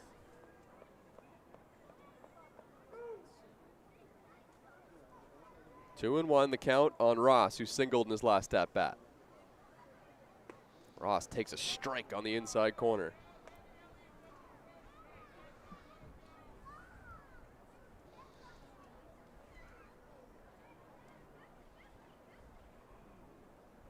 Yasiel Puig looming on deck here with one out in the inning. Big stolen base by Crix Tavares to get him into scoring position, and Spencer Ross, who's hit a ton of singles this year, trying to drive him in as he calls time at home plate. Elliott was just taking a little bit too long to deliver the pitch. Yeah, Ross is on a string of a good couple games, 3 for 5 on Wednesday against Brantford, and then another single in today's game. He's an on-base machine. Elliott's 2-2 pitch. Long hold as he looks at Crix Tavares at second base, and now he'll step off. Crix Tavares has been in the head of Evan Elliott, whether he's been on first base or second base, and then he's also swiped a bag in unconventional style as well.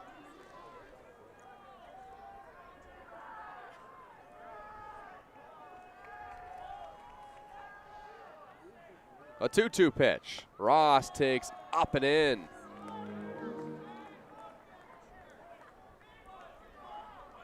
First base is open, but Evan Elliott's going to want to throw a strike here to Spencer Ross with the power of Puig on deck. Bet he goes fastball here. He's been struggling to locate some of the curveballs, it seems like, in this at-bat. Ross hits a high chopper on the ground to second, and there's no play at first. It skipped away from Scansey, and by the time Fujay picked it up, Ross was already standing on first base. Boy, that ball chopped really, really high into the air. Definitely skipped past the hand of the shortstop, but may have had a play on it had that ball just not made it as far. The speed of Ross became a factor on that one for sure. Spencer Ross has got a really quick bat, and he was late and let that ball get really deep, and now we see an intentional walk here to Yasiel Puig. I'm not even sure Puig brought his bat to home plate. He's now on first base. So that pushes Spencer Ross to second. And also creates a force out at home plate.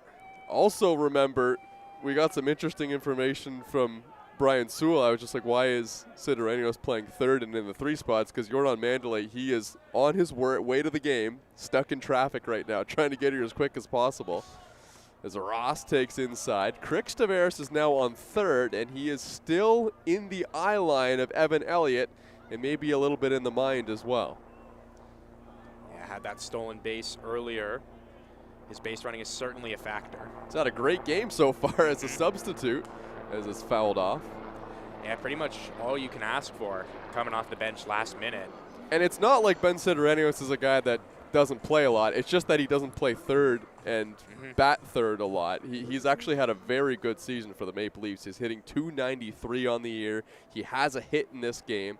And if he can hit a ball hard on the infield, I mean, the infield's played way in for Kitchener. Good chance that finds its way into the outfield. Sidoranios fouls another one off. So you talked about the Evan Elliott fastball. It's really good. When he was in the minor leagues before he came to the Maple Leafs back in 2023, he was getting it up there 98, 99 miles an hour in the Texas Rangers system. Now, I don't know whether he's still around that mark or not now. He hasn't blown it by Maple Leafs hitters today, but it is very good and in the upper echelon of the Canadian Baseball League. Yeah, the speed and the stuff it has always been there for Elliott in his career. The question is all for him, a lot of his career has been the walks and how he's able to locate things. We were talking about that earlier with how much he's cut that down, but now that he's been in the zone a little bit more, there's kind of the give and take and that he's given up a little more hits. The 1-2. Fouled off. Sidoranios just got a piece of it. Ben Sidoranios, he's had some defensive swings up there, but that's fine. I mean, put a ball in play in this situation, and the Maple Leafs, I think, like their chances. There's the home to first double play possibility, but Crix he's crafty. You think that if there's any kind of a bobble on the infield, Crix Tavares is going to find his way home. Yeah. He's taking a pretty liberal lead at third base right now. Wild pitch, obviously a possibility as well. Maybe that earns Sidoranios a fastball as he's behind in the count. The 1-2 hits one back to the mound. Elliott caught it, throws back to first, not in time. Oh, he had Maple Leafs batters dead to rights, but instead of throwing the ball to a base, showed the ball to the umpire, and all hands are now safe. That could have been a double play for the Kitchener Panthers. Yeah. It was an interesting choice on the play. I think he was trying to prove that he caught the ball. But yeah, Puig and Tavares were both pretty far off the bag if he had made a quick throw over the inning-ending double play. Yeah, you know, it's tough, though, for Elliott because if he didn't catch the ball, he's throwing it home. If he did catch, like, it was so close to being caught or not caught, and I'm almost wondering if he was kind of unsure what the call was going to be as that one was swung on and missed by J.J. Dutton. There was just so many outcomes there that if that ball had bounced or gone straight into his glove, things would have changed drastically what the play would have been. Yeah, well, and he did good work to secure the one out on that play on the line drive back to him.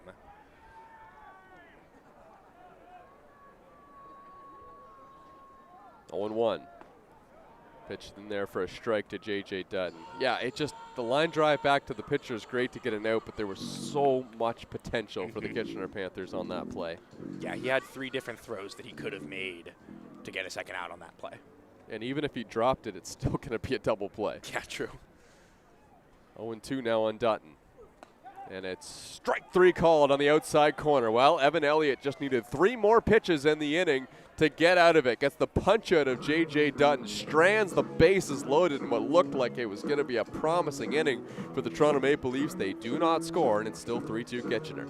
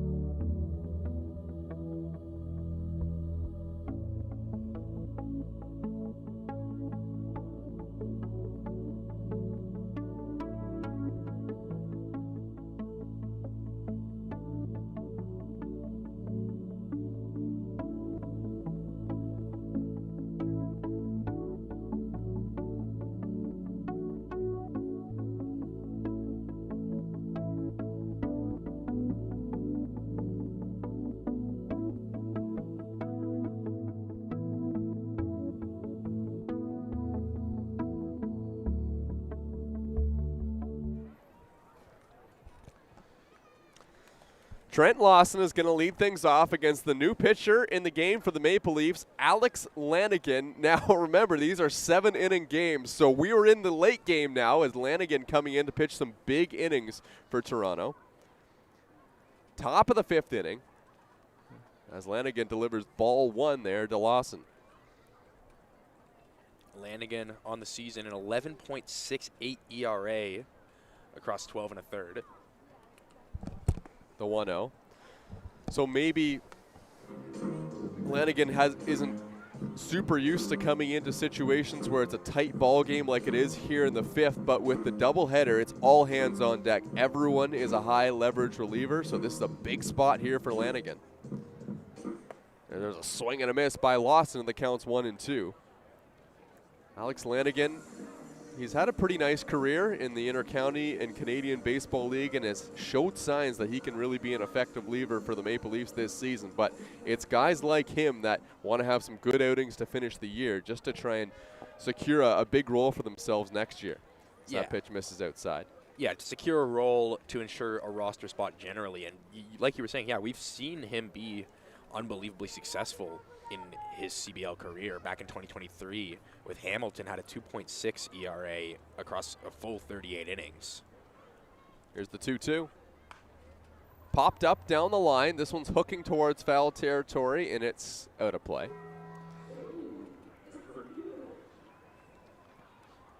Alex Lanigan has had a nice run to finish out the season for the Toronto Maple Leafs. Hasn't given up, or has just given up one earned run in each of his last 3 outings, and only 3 hits in those last outings as well.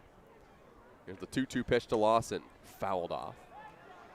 The ERA has come mostly from outings earlier on in the season. In fact, just like a couple outings in July really kind of bumped that number up. So this is a nice chance for Lanigan to kind of keep the momentum going. Yeah, I had a couple games where he allowed 3, 4, 5 runs in just short bursts of innings that are inflating things. But by and large, he's been pretty solid on the season. Full count now on the first batter he's facing.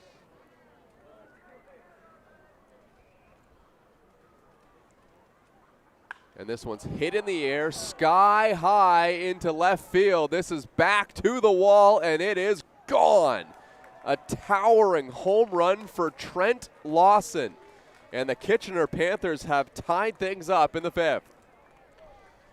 Yeah, what an at-bat by Lawson. Works the count to full against Lanigan and then just unloads to the deepest part of the yard there. That ball was hit really high. I wasn't sure if it was going to have the distance to get out, but he hit it equally as hard and just scrapes it over the wall. Well, what a season it has been for Trent Lawson. Had a big home run against the Welland Jackfish a couple of games ago. Homers here against the Maple Leafs, and he has 10 home runs on the year. Yeah, nothing to scoff at there. He's reached base twice today and had a sac fly. Obviously that home run as well. He's just an unbelievable difference maker in the middle of this Panthers order. Petey Kiefer at the dish. Pitch from Lanigan there for a strike. Kiefer grounded out in the first, flew out in the third. What was even more impressive about that home run by Trent Lawson is he actually looked like he kind of missed it a little bit. He got under it, but he has so much power that it was able to carry over the wall in left center. Yeah, it looked like it hit like just a little bit high on the barrel. And when it first went off the bat, I just didn't think it had that much on it. But yeah, he's just so strong. Then the bat speed is so solid that he's able to muscle it out. No swing, by the way, there from Kiefer, and the count's 2-2. Zane Scansey is the batter on deck. Kiefer's 0 for 2. The 2-2 from Alex Lanigan. And that is outside. Hit the glove of Matt Brandt, but he was set up on the outer half of the plate. Oh, and second full count for Lanigan in just 2 batters. Wanted to enter the game with some efficiency, and all of a sudden pitch count up above 10 without recording an out.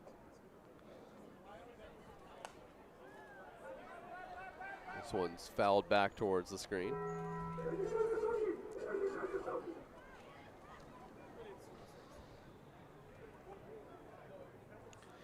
Petey Kiefer struggled against the Leafs this season. Hasn't registered a hit in 15 at-bats. 3-2 pitch fouled off.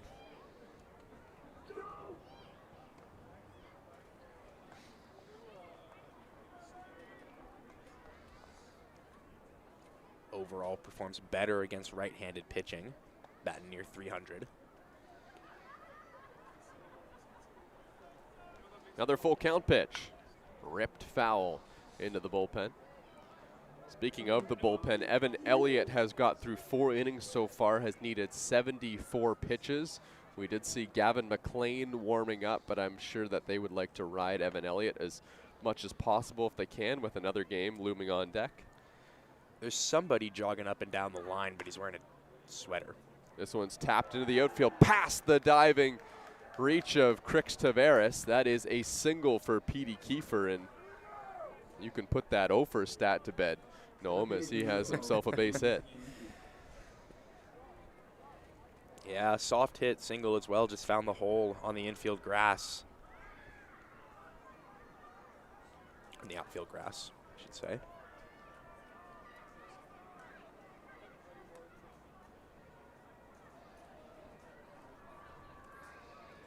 Lane Scansey hitting just over 230 on the season at the dish now. Alex Lanigan trying to record an out here in the top of the 5th.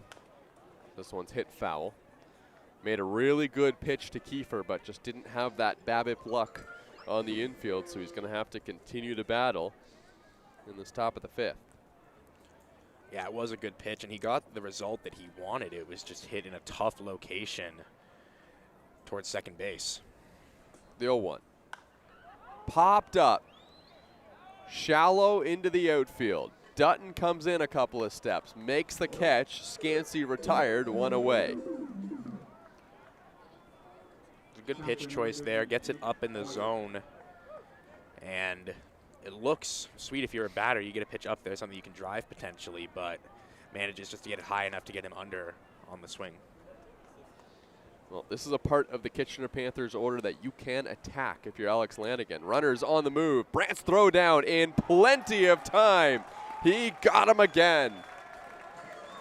Matt Brandt has gunned down 2 base runners. This time he gets Petey Kiefer by a mile, and there's 2 away. Yeah, just a really, really great throw from Matt Brandt. Gets it right around that bottom right area in front of second base, exactly where you want to place it, and just gets a really good read on the steal as well. Soft line drive into the outfield. That's going to fall in front of J.J. Dutton. Hoyt has himself a base hit, and that'll bring Matt Fabian to the dish. Boy, how much more important does that make the caught stealing seem now? Instead of working with a runner in scoring position, there's just one runner on. Yeah, it increases the significance of it a lot. And I just wanted to get back. I mean, the throw was just so perfect from Matt Brandt. He was even better than the caught stealing on Fujay, but it just really didn't need to be. Kiefer got a really bad jump, and he was out by a ton at second base. And you could see he was kind of hitting his batting helmet because he was frustrated just with the outcome of that play. Yeah, rough jump, and also Lanigan had thrown a fastball and was quick to the plate on it as well. So just very good conditions for Brandt to throw out the runner, and he executes the throw really well. The Maple Leafs in the first half of the season, and even kind of bleeding into the second half of the season, did a really bad job of holding base runners. So there was a point of trying to do a better job of that. As this one's bounced up the middle. That one's into center field for a base hit by Matt Fabian.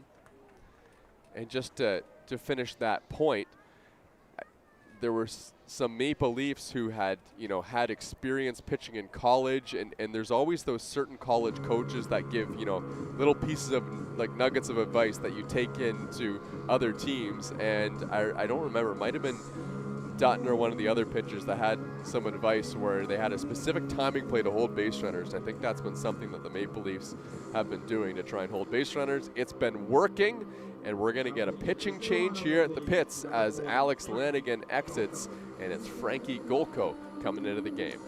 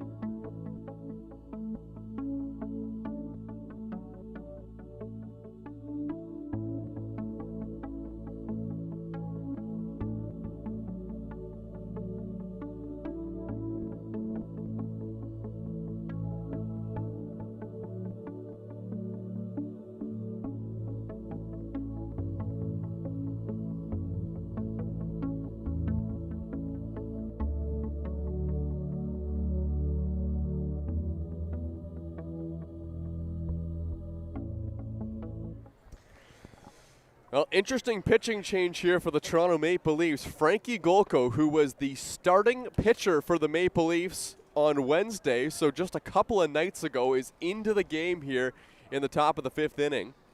And there's a swing and a foul tip by Fujii as that one goes back to the backstop. Don't have an exact number, but he was up around, what, 80, 85 pitches over that 3 1/3? Yeah, something around that. There's a part of me that wonders if this is just a one at-bat specialist kind of role for him. Of course, you've got to go 3 batters, but if he can get Fujii, it's just the 1 batter. Exactly. So here's the 0-1 pitch. And this is a line drive into the outfield. In comes Dennis DeBanning. He makes the running catch, and it worked out. Frankie Golko gets a big out in the 5th inning. Oh, what a job and what a call by manager Rob Butler. Boy, that was a ball that looked like it was a sinking line drive, but thank goodness for the Maple Leafs. It was a great jump by Dennis DeBanning on the baseball, and we remain tied at 3 here at the pits.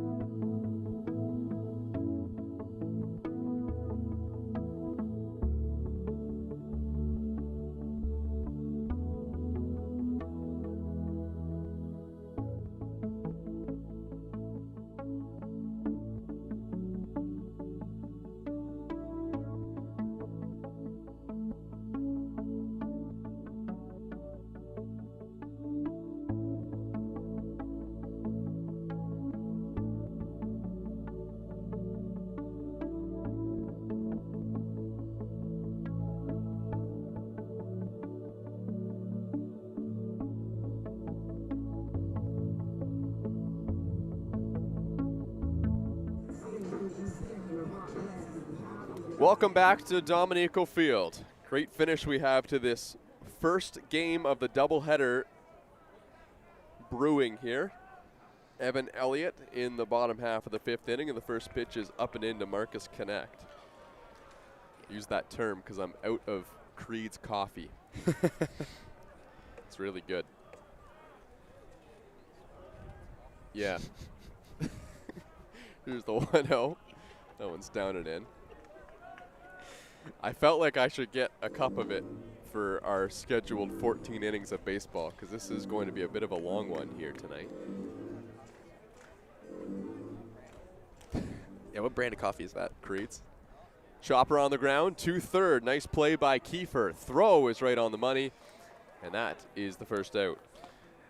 Yeah, I went a different direction. I chose an energy drink pregame. Should have gone to Creed's. Yeah.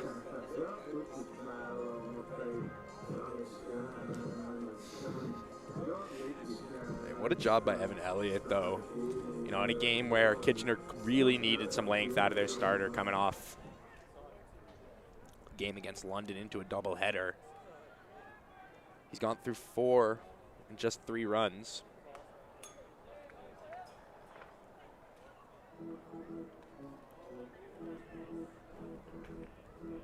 Won the count now on Dennis DeBanning.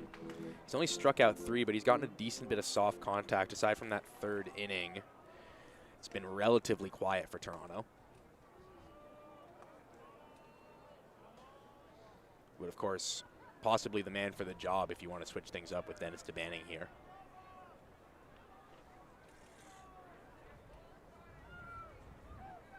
Maple Leafs could really use a run here in the fifth as DeBanning hits one on the ground to first, picked by Malik Williams. He will step on the bag, and that's out number 2. Yeah, it looked like he just got that one way up in on the hands and was late on it. Just kind of muscled it over to first base, but with almost nothing on it.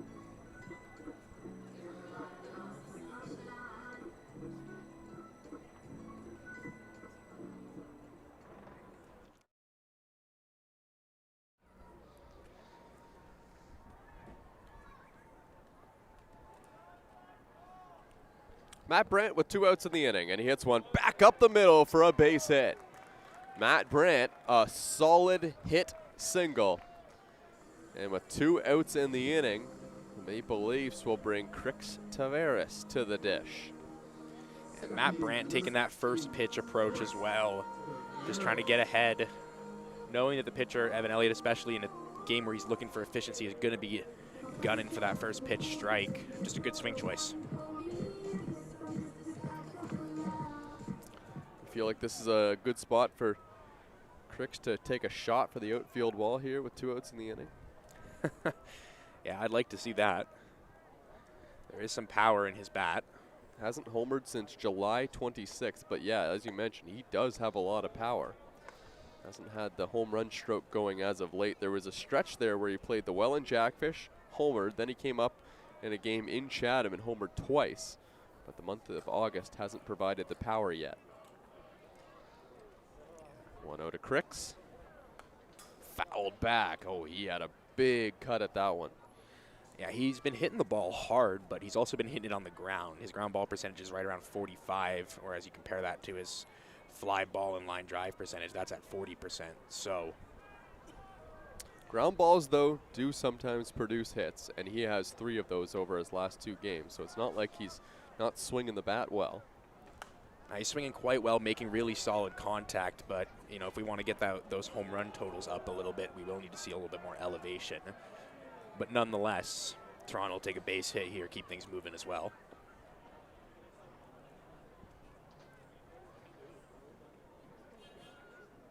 One and 2 the count. Crix was 1 for 4 in that dramatic win the Maple Leafs had over the Brantford Red Sox, trying to make it 2 in a row. A 1-2.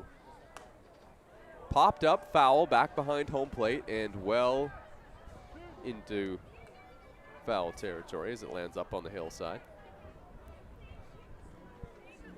Crix has also done a good job just making contact with the ball. It's just struck out once in his last 8 plate appearances.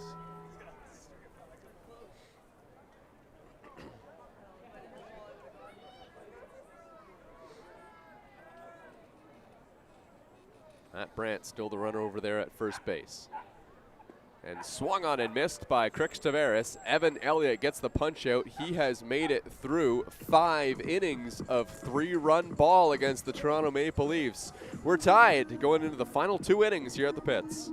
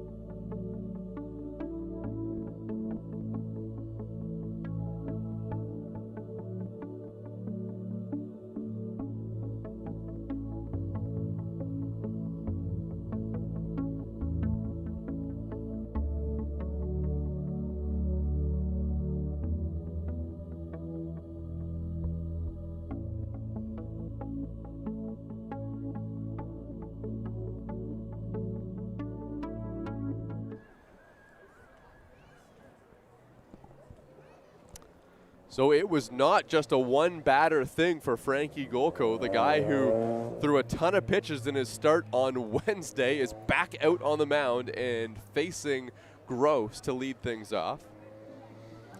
Yeah, it's surprising to me, just given the pitch count, but he made really quick work of Fuji last inning to get out of a jam. This is a team player kind of outing here from Frankie Golko, because the Maple Leafs probably needed him to factor in at some point no matter what. Like just seeing the leverage scenario that they brought him into. So I will bet you his arm is not completely 100% from last time, just based on the short turnaround time. But he is back out there on the mound. Yeah, well, and he's coming off a pretty solid outing against Brantford. He went 3 innings, just 2 runs allowed. Yeah. You know, he did exit the game with a couple of runners with the bases loaded, but Sim made really great work of it. They didn't score. Yeah. Here's the 1-2 pitch. Swung on and foul, tipped into the glove of the catcher, Matt Brandt. That's a strikeout for Frankie Golko, and there's one away. Well, and the name of the game for Golko is going to be efficiency here. I mean, it's been the name of the game all game long for these pitchers, but for Golko especially, coming off a relatively long outing for his standards, and in a game where he's not, probably his arm is not at 100%. If he can retire batters quickly, avoid deep counts, that'll be the thing that contributes to his success. Malik Williams at the dish. Williams takes up an in-ball 1.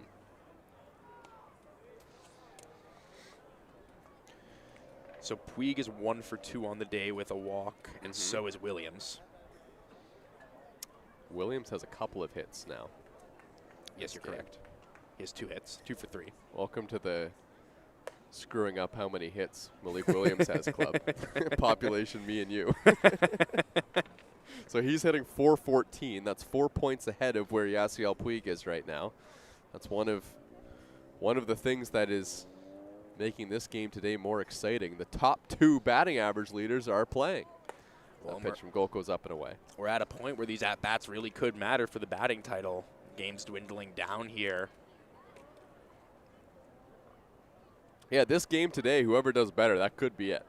These teams are running out of games to play. 3-0. Swinging, and a base hit for Malik Williams.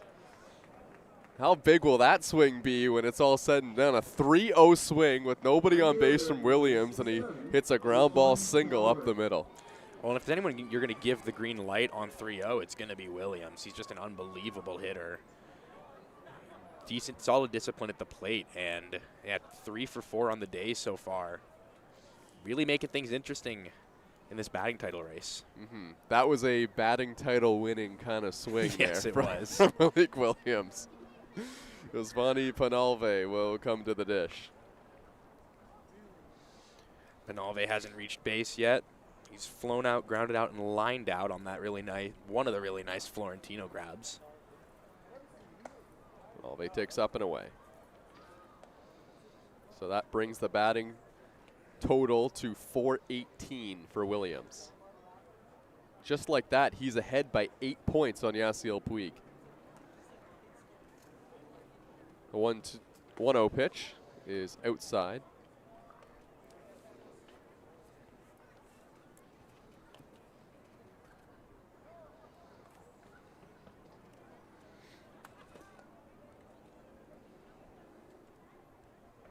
Two and 0 now on Penalve. Up and away. Frankie Golko has faced his minimum 3 batters. So the Maple Leafs could go to the bullpen any time, and it looks like Ronaldo De Paula is now getting loose for the Maple Leafs. So another thing to note in the whole batting title race is that,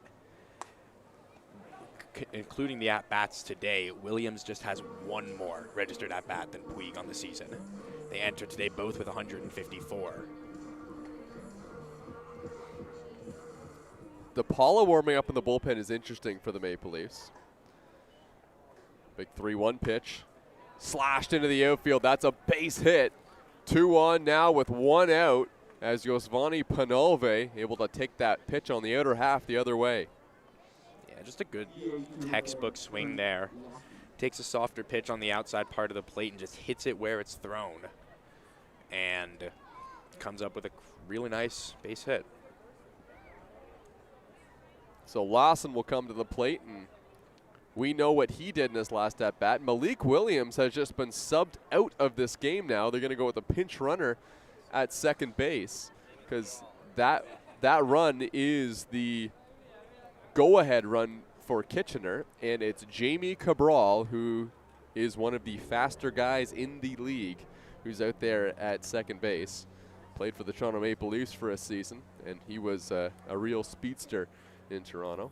Yeah, he's got 9 stolen bases on the season and 34 games played. I imagine that call was made, A, because he'll be more likely to score from second on a base hit, and B, to get Williams off his feet a little bit heading into the second game of the doubleheader.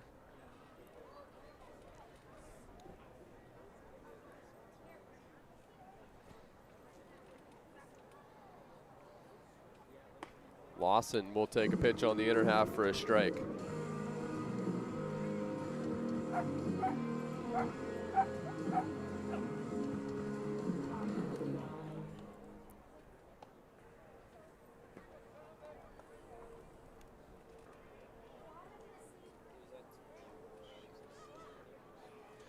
So Jamie Cabral spent some time at TMU. Spencer Ross, who's standing right next to at shortstop, was a U of T player for a while, so crosstown rivals outside the CBL. Yeah, the two schools just down the street from each other. 1-1 the count now on Lawson, who homered in his last at-bat. He fouls this one back. Cabral faked towards third there on the pitch, but held up. Jamie Cabral last season was leading the way on the team and the Intercounty Baseball League for a little while in stolen bases. And he is on the move for third base, and this one's fouled off by Lawson. Not only does Cabral have the speed to steal third base, he also got a huge jump there on Frankie Golko. Yeah, foul ball may have caught a break for this Leafs defense.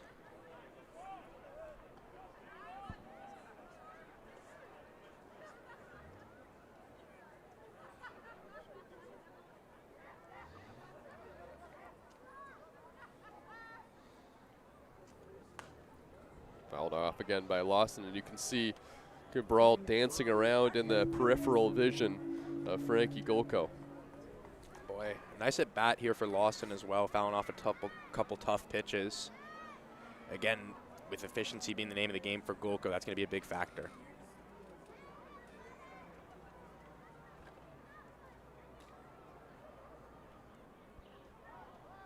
One-two pitch. Up and in.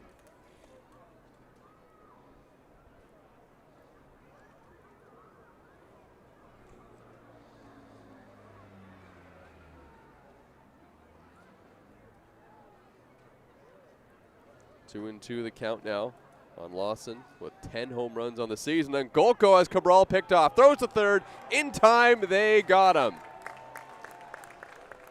Big second out of the inning. Frankie Golko was just not throwing over, just waiting for his moment to pick off Jamie Cabral. And he stepped off at the exact right time. It really did look like in this at-bat, Cabral had the upper edge mentally over Frankie Golko, but he was just playing it cool the whole time and got him. Yeah, just nice work there by Golko. Reads the runner really, really well on that pitch. Steps off at the right time and is able to get out without throwing a pitch. Good thing for the Kitchener Panthers is that there's still a runner in scoring position, but now there's 2 outs in the inning, and Cabral, who came on to pinch run for Malik Williams, gets picked off. That is not an ideal situation, but still not the end of the world if Lawson can get a hit. Yeah, they do lose some speed at second, though. So on a base hit, slightly less likely to score. And that is strike 3 called on the outside corner. Oh, how about Frankie Golko comes in, gets the Maple Leafs out of the 5th, and then pitches a scoreless 6th inning on short rest for the Maple Leafs to keep this game tied.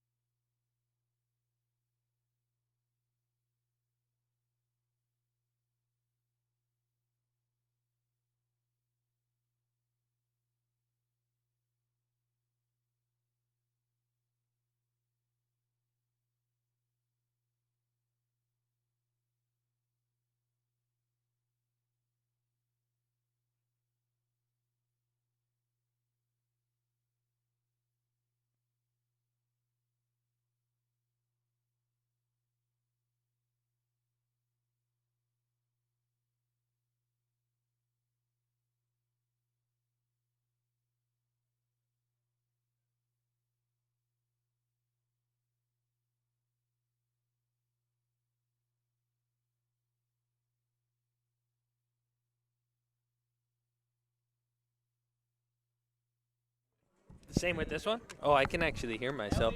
Can you hear me? Oh, you can't hear me? I gotta listen to you guys with the ear. Oh, yeah, I can hear myself. All right, Okay. back here at Dominico Field, joined now by Dan and Adam Mara. We were surprised by a couple of Maple Leafs legends up here in the broadcast booth. How you guys doing? Oh, I'm doing great. Doing great. I've been waiting to get up here for the last 14 years. I think we've been joking about coming up here doing an inning for the last 12 to 14 years. So I'm excited to be up here, and I'm excited to be back. I've been back here pretty much all summer. I've always wanted to come up here, see what you guys are up to up here. So this is kind of cool. You guys got the Ultra HD cast here on this side. It's Yeah, pretty really cool. cool to see the setup. Thank you very much. It is an honor to have you guys up here. 14 innings in the making or not. What have you guys been doing away from baseball? Not a whole lot, honestly. It's been a lot of work for me. I actually was in school I just saw Cheto. It's Cheto saying hi to the guys. Honestly, a lot of work for me. Been away from the field altogether. So just been enjoying time. My brother, our third brother, Justin, had a kid. So we've been spending time with family, and it's been a lot of fun. So different summer for sure. So it is a brand new league. Have you been following along with the team this year? Every game. Awesome. You must have, what are your impressions of kind of way the league has evolved this season? Honestly, I think it's been a big step forward. I think it's been really positive. It seems to me from the outside looking in that the league itself is putting a lot more effort into things like marketing the league and the media and stuff like that. And, that kind of that precedes a lot of the talent coming in. And so I think that part of it has been really good. Haven't talked to any of the guys about the extra game. It seems like it's a tougher schedule. Quality of baseball has improved since I think the import rules have changed. But honestly, like I said, from the outside looking in, I've been really impressed, and I think the league overall is headed in a really good direction. So if you're new to watching the Toronto Maple Leafs, Dan, who we were just talking to there, he was a second baseman for many, many years in this league. And then Adam, I want to ask you kind of the same question because, I'm very curious. I would have been very curious to see what you would have looked like in the league this season because I'm not sure if you would have been more maybe even more effective than you were in the past this year, because everyone this year is throwing like 95 miles an hour, but that wasn't your MO. How do you think your stuff would play in this new CBL? It's a good question. I do still think about it. I still get the itch sometimes. I'd like to think I'd be okay. I'd like to think that I would, if everyone's throwing 95, jump in there, slow them up with a little 75, if that. But I mean, the hitters have been getting pretty good. I know they tightened up their strike zone. I'd like to throw against Puig actually. I would have loved to face him just in an inner squad or something, just to see how far he could hit one off me. I'll chime in. I think it would have been effective. The key is like as that average velocity creeps up, that low 70s with low movement is effective. It's below hitting speed. You know, we always joke like keep it below hitting speed, but it's true. And coming up through college, coaches always used to tell me we got to stay away from the hitting speed. We have to. It's either under 77 or over 85. And I took that to heart. That's gospel. We call that gospel. Yeah. But yeah, I remember surprising a few coaches. They were blown away when I was getting outs throwing like 72, 73 at the college level, and I tried to bring that here. Got to let it dance. Make it dance. What's the recipe is always to say, most important pitch is always strike one, and I used to, depending on the day, I used to do that pretty effectively, and I think that's the only reason I even had moderate success in the league. But good question. I don't know how I would do. I'm curious. Never know. It's never off the table. A year's rest in the arm actually feels pretty good, so I'm wondering if it's going to be one of those. What's the guy's name? Morris, the natural, where he kind of back at 40. Yeah. It's going to be one of those situations. Yeah. So I think it's interesting too, because after you played college, Adam, you got to pitch to your brother Justin, who was behind home plate, and you got lots of secondary pitches as well. So what were kind of like the conversations when you were pitching and he was catching? Yeah, we had a few. A lot of it was stay away from the strike zone with the good hitters. We can't give up too many. If it's good. He's been on the mound for some good, behind the plate rather. What do we got here? Sorry. Well, infield single there by Ben Sidorenios, 2 on here. Benny boy can run. When it was going good, it was going good. We used to, our conversation, I did really like throwing to Justin. We had that sort of camaraderie. I trusted him, and he trusted me. We could give it to each other a little bit. And so if it wasn't good, he would just tell me, hey, it's not working. Curveball's not working today. Let's stay with the changeup. And, if it was a pitch that I shook off and he called it again because he wanted it, and then it got tallywhacked over the fence, he would apologize. And, it feels good when a catcher does that. They at least own some of it. And I always appreciated that when he was catching. I think there's definitely an advantage to familiarity. Like we would see it too if one of the other catchers came in and caught Adam. Seems like a few more barrels were getting touched. And part of it is just like, Justin caught Adam for so long. He knew, what pitches were working. He knew the league really well too, because he caught in the league for a long time. And he also, the communication lines were just better. Like, hey, if we're going to do this two-seam, it's got to be off the dish. And sometimes when you're not as familiar with a pitcher, it's hard to, as a catcher, to, start barking at him like, no, it's got to be this way. But when, you guys been sharing socks and T-shirts for the last 28 years, it's a lot easier to say those kinds of things. So, yeah, I do remember. Do we have to take a break after this? No, we can keep going. Yeah. Cool. I remember this one outing in it was Chatham. I was getting hung out to dry a little bit. I got 2 outs in the first 2 pitches, and then I think they put up a 12 or 13 spot on me or something like that. Those are the fun ones. It was. Those are the ones we remember. Those are the ones. Those ones are hard to forget. What's his name was catching? Yeah, Javi. The young kid, Javi was catching. And after, because he was going back to the slider a lot, and I'd never throw the slider. It's like, Justin, he goes, hey, why didn't you tell him? Like, why didn't you tell him, hey, we don't throw the slider? I do remember. I remember that outing. But I like to trust the catcher. I don't like to shake off too much. I like to think they have a game plan. But what's funny is I actually remember that exact outing, and I remember there was a situation a few days later where Javi was catching you again, and after the warm-up, I looked at Javi and I shook my finger and I said, 2? No. No number 2. And Javi laughed back at me. I was like, okay, go to change up. It's funny. I probably had a similar outing that game as well. So yeah, it wasn't the curveball, wasn't the changeup. No, I think that outing went better though because we stuck with this one. None of them working. None of them working. I thought it was always so special when we had Adam on the mound and Dan, you were playing second base, and then you had Justin behind the plate, because it was just such a unique scenario when you had 3 brothers all on the same team. And I talked to all of you guys about this, and I know being a trio of brothers and getting to all play together, especially like near the end of your career, that was something that was really special. Yeah. Yeah, we have a few pictures on the wall at home of people that captured those moments, and I mean, what can you say? Like, how many brothers get to do something like that in a league that's like as competitive as the IBL or CBL?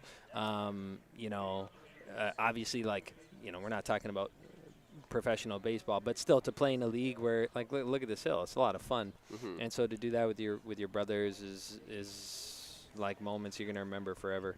And I don't know. I don't know if it's actually even really hit me, like as far as missing the baseball. Like, this was kind of a nice summer off, if I'm being completely honest with you. Let the body, like, we've been doing this for a long time, so let the lower back rest a little bit was kind of nice. Give the Mazda a break. This is the first year I felt my pinky finger and my ring finger all year, which is really nice. Yeah. But yeah, to sort of answer the question as well, this is very special for me. Justin was and Daniel obviously had much better careers than me, so it was always cool for me to take the field with these guys, and then you throw in the odd big leaguer in there. It made really a nice way to end the career, at least for me. You guys have any aspirations of getting back into it and playing ball again? I'm not completely opposed to it. The way it sort of went down, which we don't got to talk about, but I was thinking, I was like, we might play again this year, or we'll see what happens. And then they kind of got a bunch of new guys. A lot of the guys weren't coming back, so I was not upset, because part of me was kind of like, summer off is going to be. It's gonna be nice. Got the golf game going. Got a new set of clubs, so that was nice. But I don't think it's ever really out of it in a league like this. We'll see how much more competitive the league gets first. Yeah. I mean, it's impossible to say. I mean, something almost worked out mid-season this year. Not with Toronto, but something almost worked out. We almost ended up playing, but the league is like. It has always been competitive, and it got that much more competitive this year with more imports and stuff. And so it's hard midsummer to just say, okay, let's get it without getting your body ready. But, what the future has in store, you never know. We were joking the other day that if there's a lockout next year, Greener wants to play. So yeah. Well, we had him on the other day. We were actually talking about this, saying Scansey grounds out, and now there's 2 away. That would certainly be an interesting reunion. Yeah. Oh, he just threw 9. You saw that clip that went viral. I know. That was right before he was on the broadcast. Oh. And it was funny because we had a clip of he was talking about the velo slap with Louis Varland that ended up going around. Yeah. And I was saying, like, why don't you get Louis to velo slap you? And sure enough, I saw in the video he velo slapped him, and he got it up to 91. Oh, yeah. I asked him how he felt the next day. Asked him if he could wipe. He said he felt fine. He said it was all adrenaline. It felt great. So. He was I think he was deadly serious though. He said if we lock out next year, I'm playing. Yeah, he seemed pretty serious. I don't think he was joking about that. He looked me right in the eyes. He said, "I'm playing next year if there's a lockout." Yeah, we'll see though. I feel like the league will, who knows if they introduce new rules, new import rules, change things. Like, you never know. If there is a lockout next year, it might be the best thing that the IBL has ever seen. Might see a lot of Canadian guys come play get some innings. Yeah. 2 outs here in the 7th inning. Hoyt at the dish. Well, I don't want to take too much of your time, and we got to get to the end of this game, but it was a pleasure having you guys back in the booth. Great to see you back here at the pits, Dan and Adam. Thanks so much for doing this, guys. Oh, thanks for having us. Like I said, we've been trying to get up here for years. I would have done it mid-game years ago if you guys asked. Just come right up to the booth. I would have came up in my spikes. Sparks would have flew up the hill, me running up here. But, no, it's been great. I appreciate you having us. We're going to go say hi to some of the guys. Can't stick around the whole time. We're actually heading down to the Jays game. So, all right, sounds good. Well, enjoy the game, guys. Awesome, good to see you. Thanks so much for this. Thank you so much. We'll give these guys their seats back. So Ronaldo DePaula into the game now, and that strike 3 call that will end the inning on Hoyt. And the bottom of the 7th inning complete. The Maple Leafs trying to walk it off in the bottom half.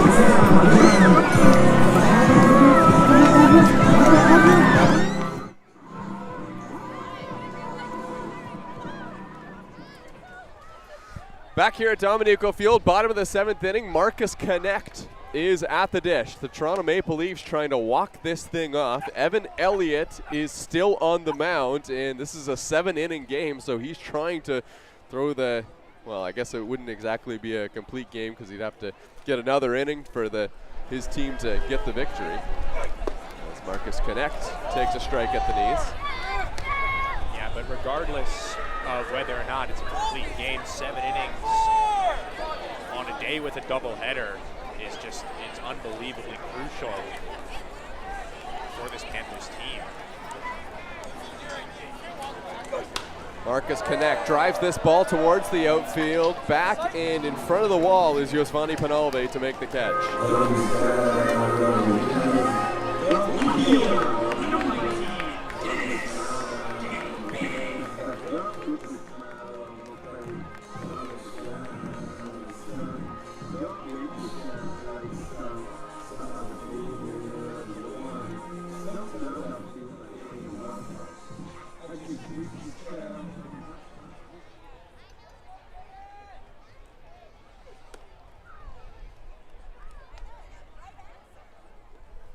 It's actually Jamie Cabrala who's out there in right field now.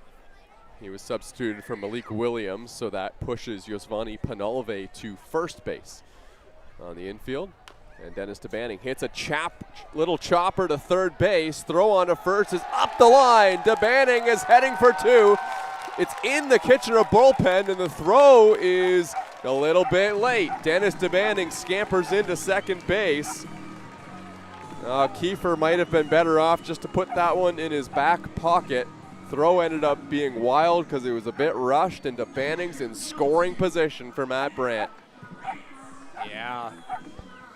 DeBanning just chopped it up the line, but managed to hustle his way to first, and the speed certainly became a factor in that play as Kiefer rushed the throw, and ended up at second now. Runner in scoring position, making things really interesting. Matt Brandt trying to walk it off in this bottom of the 7th inning.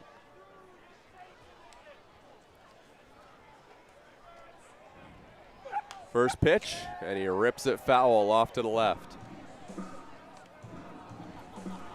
Well, the Toronto Maple Leafs have had to go to the bullpen a couple of times. Evan Elliott was the guy who started this game. He's still on the mound. So win or lose for the Kitchener Panthers, they certainly have the bullpen edge right now. And also remember, last night, Kitchener only needed to use a starting pitcher and one reliever to beat the London Majors. So Toronto has already exhausted their bullpen more than Kitchener has over the last 2 games just here tonight. Yeah, used more pitchers than Kitchener has in their last 2, and you see now down the line, Graham Sim getting loose as well in case of extra innings. If you're Toronto, you really want to clear this one up here and now. Just with the lack of pitching available and with the momentum heading into game 2, Kitchener will have the advantage on the pitching front and just who's available. Yeah, if they're able to walk it off here in this bottom of the 7th inning, it might not only win them this game, but the next game as well. It's going to happen 30 minutes after the conclusion of this one. Also, the last thing anybody on the staff side of things wants is extra innings here in game 1 of the doubleheader. That creates some logistical complications, but I'm sure that not in the mind of Matt Brandt now as he tries to get a hit down 0-2 against Evan Elliott. And this one's hit right back to Evan Elliott, looks the runner back, flips onto first base. Well done by the starting pitcher for the Kitchener Panthers, and there's 2 away. Yeah, just a nice play there. Textbook gets the ball on the hop. DeBanning looked like he was ready to break towards third, but Elliott had him in check. And just a really crucial second out there. And dealing with a pretty tough hitter in Matt Brandt. So now the task falls on Crix Tavares. And we were talking a little bit in his last at-bat about the hard hit ability, but the lack of fly balls kind of accounting for the lack of power. That's not a factor here. Just put it in play, get it into find some outfield grass. If there were a scenario where it would get this far, Yoki Pena is the batter who's on deck. Tavares has reached today on a single, but got thrown out.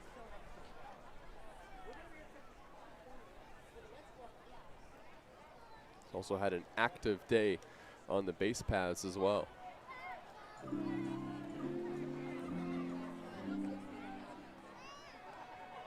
Now there was some in-stadium Jeopardy music that started playing right when Evan Elliott was going to deliver his pitch, so he steps off and resets. I think the umpires may have just called time because of that as well. You can see the umpire standing around second just throw up his hands. The 0-1. And Crix dishes one towards the outfield. It is dropping, and it is caught on a diving play. Jamie Cabral, who was substituted in this game as a pinch runner, comes up with a game-saving catch for the Kitchener Panthers. And we will play extra innings in this first half of the doubleheader here in Toronto.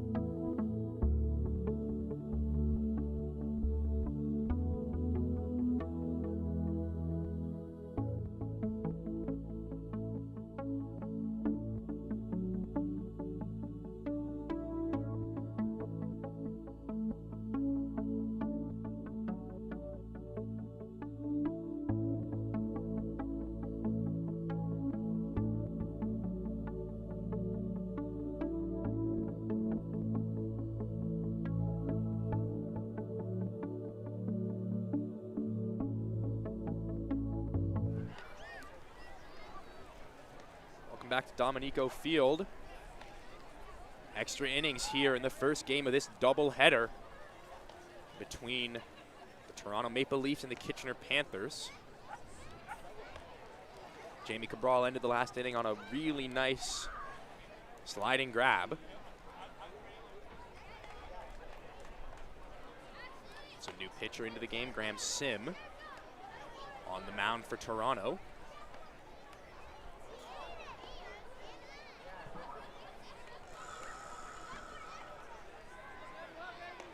He got out of that bases-loaded jam against Brantford on Wednesday night. So if there's a guy that you want with runners in scoring position, it's him.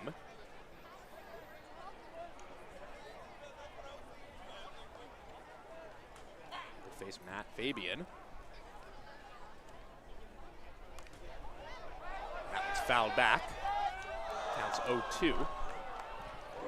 Fabian's walked, grounded out, and singled so far today. He's looking to drive in the winning run for Kitchener.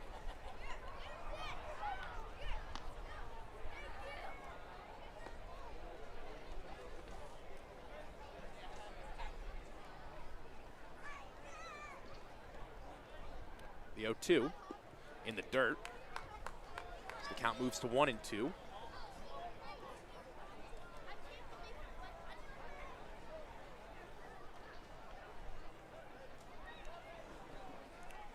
Toronto's had their chances, but haven't necessarily been able to execute with runners in scoring position. And that one misses low and in. Just a nice job by the pitching staff all around today to hold Kitchener to just 3. Really? A game where they needed all hands on deck. The 2-2. That one misses away. So after getting ahead 0-2, Graham Sim now finds himself in a full count.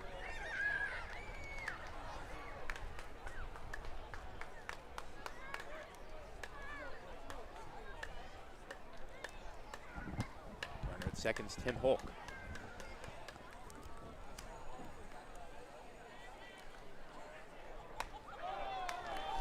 That one misses for ball 4. So Sim walks the leadoff hitter. Not necessarily the worst thing in the world with a runner at second, setting up the double play.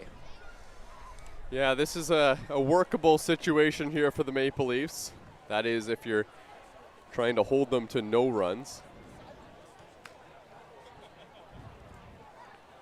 That's the goal here. Of course, with the ghost runner at second, it complicates the way that you approach extra innings. So all the infielders coming in here to make sure that everyone's on the same page about where to throw the ball and all the complications that this could provide.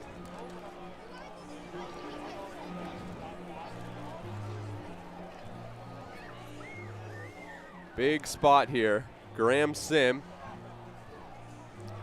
as you mentioned before, had that big relief outing to help the Maple Leafs beat Brantford. Graham Sim also a 34% ground ball rate on the year. Fujay takes low. You had a stat from Graham Sim. What was the last game? Do you know what I'm thinking about? I know it was the runners. Stranded runners? It was bases loaded. I think it was just bases loaded.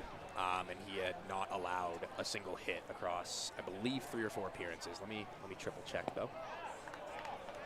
Been good with runners on base, to say the least, and he has certainly got some here. And he's in a 2-0 hole on Fujay, the number 9 hitter, and then we go back to the top of the order. So with the bases loaded this season, including his last outing, Graham Sim has an inning and a third, just 1 run, no hits. Bunting, it's down the line, placed perfectly. Sim has no throw. Well, here you go, Noam. The bases are loaded, but there's nobody out here in the 8th inning. Yeah, boy, just a really well-placed bunt there. Didn't seem to me like he was going for a base hit. Seemed like he was just trying to advance the runners, but got it kind of through that tall grass on the infield area, and it just lost anything behind it that it would have had.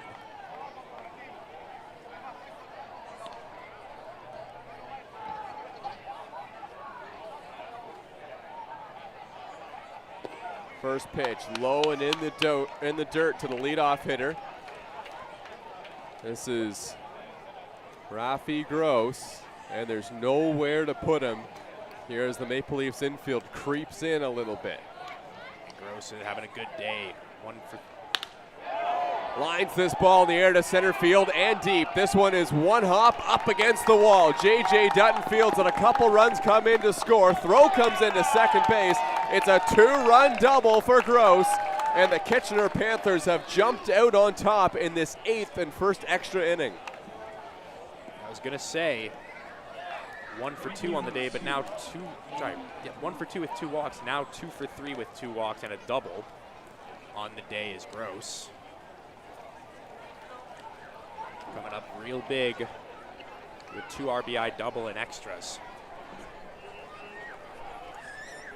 So Jamie Cabral is now the batter, getting his first plate appearance. And Cabral lines this one in the air to center field. That one's down for a base hit. That will score 1 run.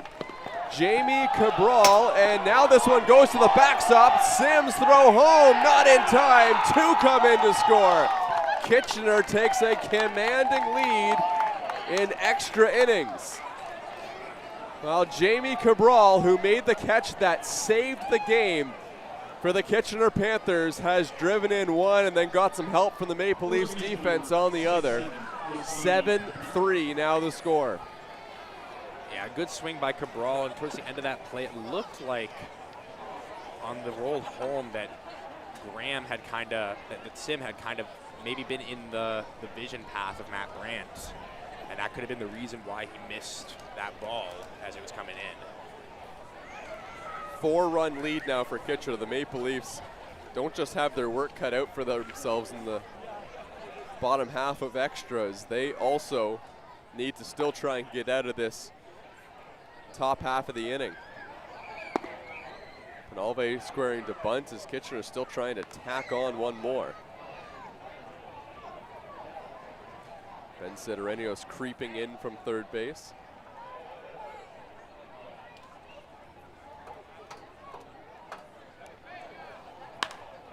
This one's flowing out to left. Dennis DeBanning on the run, and he can't get there. The runner at second base will have to hold, but Penalve keeps the line moving in extra innings. Yeah, Cabral had to wait for that one to drop, and it was hit pretty high. Kind of looked like a tailor-made fly ball, but it just ended up kind of knuckling and drifting towards the foul line, and DeBanning couldn't make the play on it. It was a similar ball hit earlier in the game back in the first inning, but DeBanning was positioned closer to the line on that one. Swing and a miss by Lawson.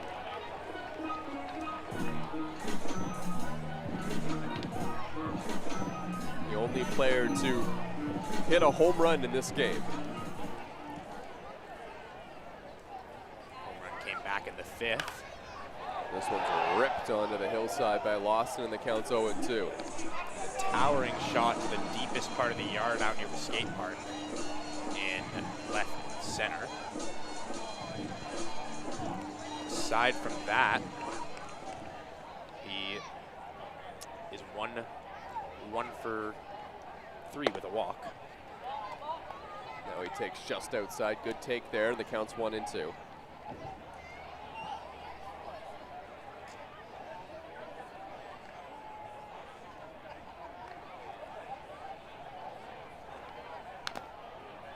Foul tipped off of the catcher Brandt. And Lawson stays alive. We are 21 minutes past the scheduled start of game 2. Well, and the lights go out at midnight here, so.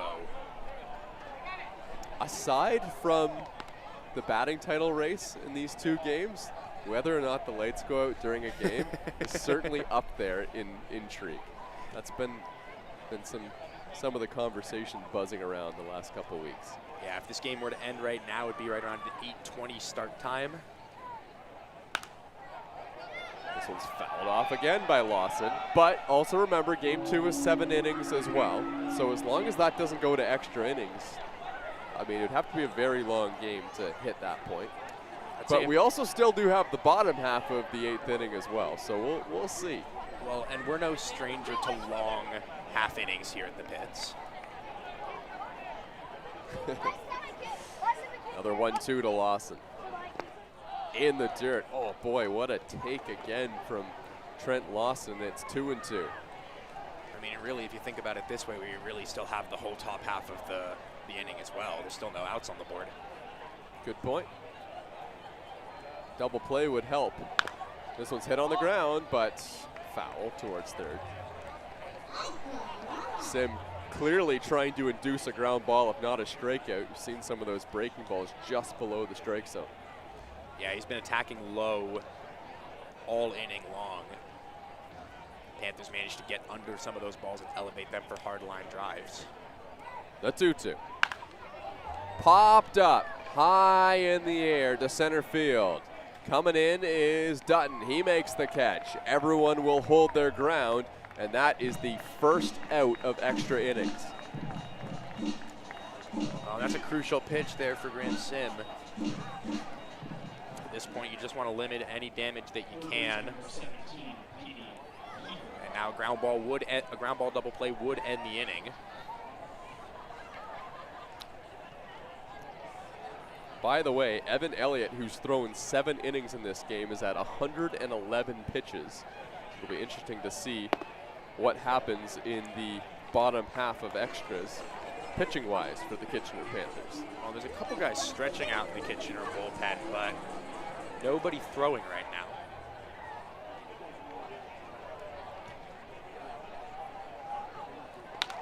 This one's grounded foul towards third. And if you're the Kitchener Panthers, I mean, this outing for Evan Elliott has been so good and effective for them. At this point, now you're looking at it saying, oh, we only have 7 more innings to cover. That's okay. That is not a bad situation. Yeah, Elliott's line right now, 7 innings, 3 runs, 4 strikeouts, and just 7 hits. But yeah, the pitch count getting up there, but tonight alone, he's lowered his ERA almost half a run. The Toronto Maple Leafs will have Wilhenis Alvarado on the mound to start game 2 of this doubleheader. They're hoping that he can get deep into the game because the bullpen has been heavily used in this first game. 1-2 to Kiefer. Strike 3 called on the outside corner, 2 down. Yeah, well placed, just on the black of the outside part of the plate there. He's been working low with a lot of his off speed there, and then kind of changes the eye level on the fastball to end that at bat. Just throws him.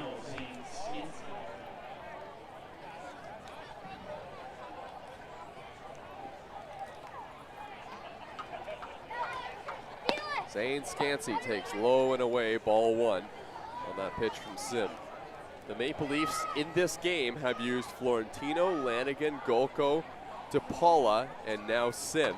And DePaula coming out of the game is an interesting play for the Maple Leafs as well. I would not be surprised if they try to use him again in game 2. You know, I was going to bring that up. Yeah, like with how thin the bullpen is, and with obviously Florentino's out of the question, but with DePaula being really their best high leverage reliever available at this point, if it's close, you could see it. He only had to throw 12 pitches. Counts 1 and 2. Graham Sim is a strike away from getting out of the first extra inning.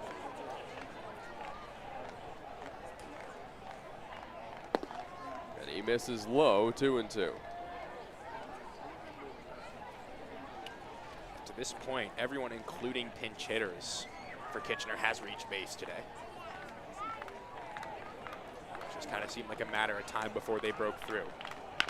This one's hit on the ground. Ross has it, goes the short way to second base, and that will end the inning. The Toronto Maple Leafs have their work cut out for them. They need 4 runs in the bottom half of the 8th inning to stay alive.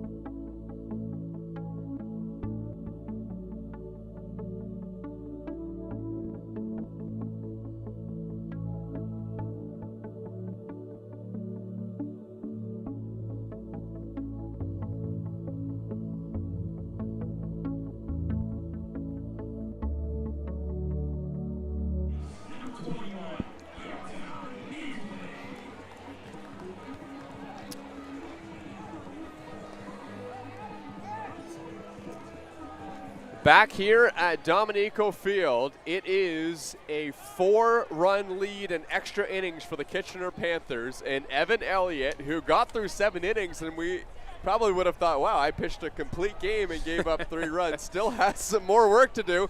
He's going to pitch the complete game plus 1 extra in the 8th. This is the longest outing innings-wise that Evan Elliott has had this season. He is 111 pitches in. You also may notice that Jordan Mandalay has got out of traffic and joined the Toronto Maple Leafs for this game. He is at the dish, pinch hitting. Mandalay pops this one up on the infield, and it is the second baseman, Scansey, who makes the catch, 1 away. Yeah, Mandalay, we had gotten word way back in the first inning that he was stuck in traffic, and that was why Sidorenios was playing third. You know, we all know how Toronto is with its highways, so glad he was able to make it out today. Yeah, so he'll be in the mix for game 2, you'd have to imagine. Of course, maybe not the worst thing that he got filled in for a bit, because he's been battling a bit of an injury over the last couple of games as well. Spencer Ross and then Yasiel Puig, and when Puig comes to the dish, anything is possible. So if Ross can get on base, this game could get interesting. Yeah, no kidding. And if you want someone to get on base, Spencer Ross is your guy. 2 for 4 with a couple singles, and we know he can take a walk. Ross swinging at the first pitch and fouls it off.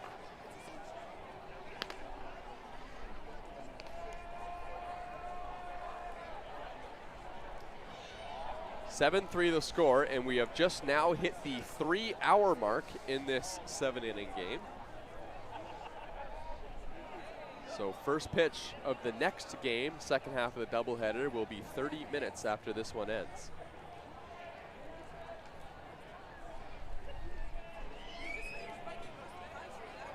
The 0-1. Ross takes outside.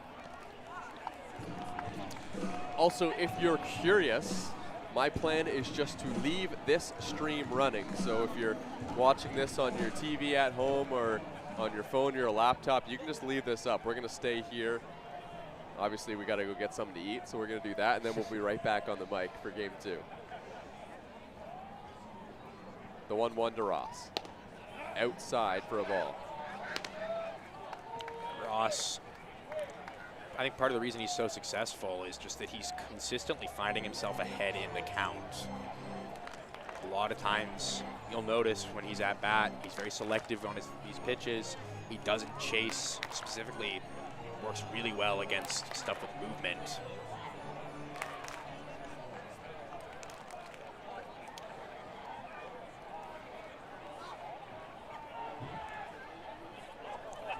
Boy, wouldn't you like to have a first base not be open for Puig coming up? They've intentionally walked him twice. That might be an interesting scenario as well, as this one's low and in. Sidorenios is the batter.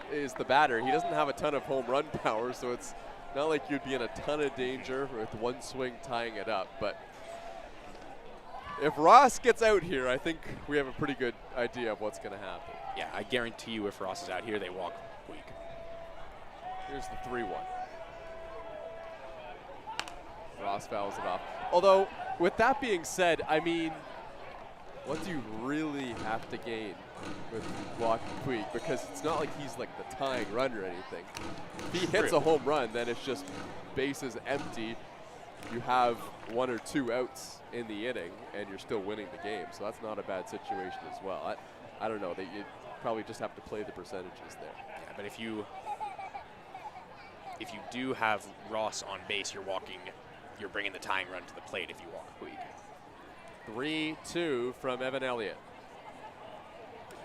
Ross takes upstairs, ball 4. So we'll see what they do here. The tying run is in the on-deck circle in the form of Ben Sidorenios, and I think they might just come out here and talk about this one.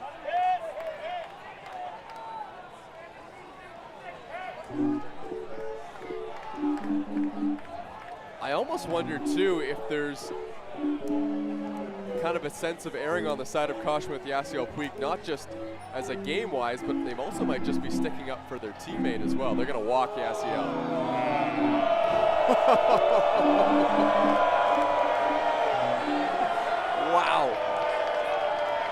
So they'll walk him, and they'll bring the tying run to the plate. Wow. I get it. I just don't know if that's the statistical best play. I mean, a 3-run home run by Yasiel Puig, and you're still winning with 1 out. And base is empty. But again, would you rather face Yasiel Puig or Ben Sidorenios? I guess that's what it comes down to. Oh, but it's also a question of outcomes, because if Ben Sidorenios singles, you're likely facing. Then it's a much worse situation Yeah, than then what you you- started with. Then it's 1 out, 2 men on, and only ahead 2. Oh, Sidorenios took a huge cut at that first pitch. And Sidorenios, Good hitter. Average-wise, one of the best hitters Yeah. on the Maple Leafs this season. he's been on twice today. And J.J. Dutton behind him, also a very good hitter in this Maple Leafs lineup. And also has been on base twice today.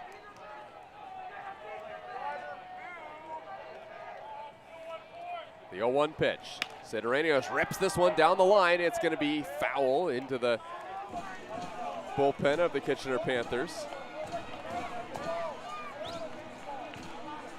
Also, Evan Elliott is over 120 pitches into this outing, pitching in extras. Well, and that's another factor. If they get to Elliott here, Kitchener has to will likely have to use another pitcher, This game especially is heading not into over the yet. second game. And a good spot here, the 0-2. And this one's hit in the air by Ben Sidorenios, not deep. Catch is made by Jamie Cabral, and all runners will hold. So now the tying run comes to the plate in the form of J.J. Dutton. They got the out, but still the tying run is at the plate. Yeah, it was a crucial out nonetheless, but J.J. Dutton, another guy you want up in this situation. And then looming on deck as well, Marcus Connect, who not having the best season of his career, but still a very prolific hitter. JJ has 1 home run this season, 1 triple, 7 doubles. Maple Leafs looking for an extra base hit in a situation like this. But also Toronto down to their final out. Elliott delivers high, ball 1. That just missed the top of the zone there.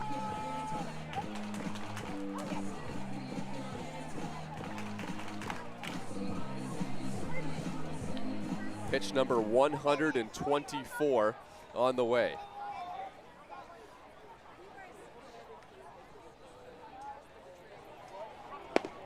Dutton takes a strike. It's a good pitch call. Sets the eye level with the first pitch fastball, then goes with the slider that kind of moved in over the plate towards the end of its break.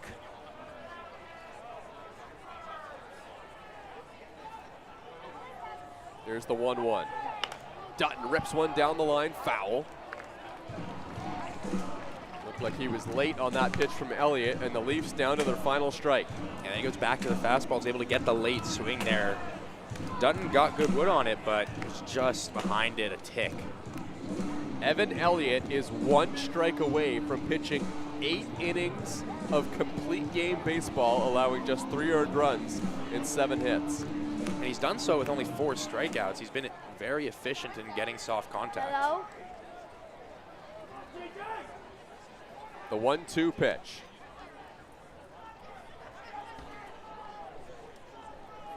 Long hold from Elliott. Now he delivers, and Dutton foul tips one at home plate. Just barely got a piece. Yeah, very defensive swing there. Good work just to stay alive. Didn't seem like he timed it up very well.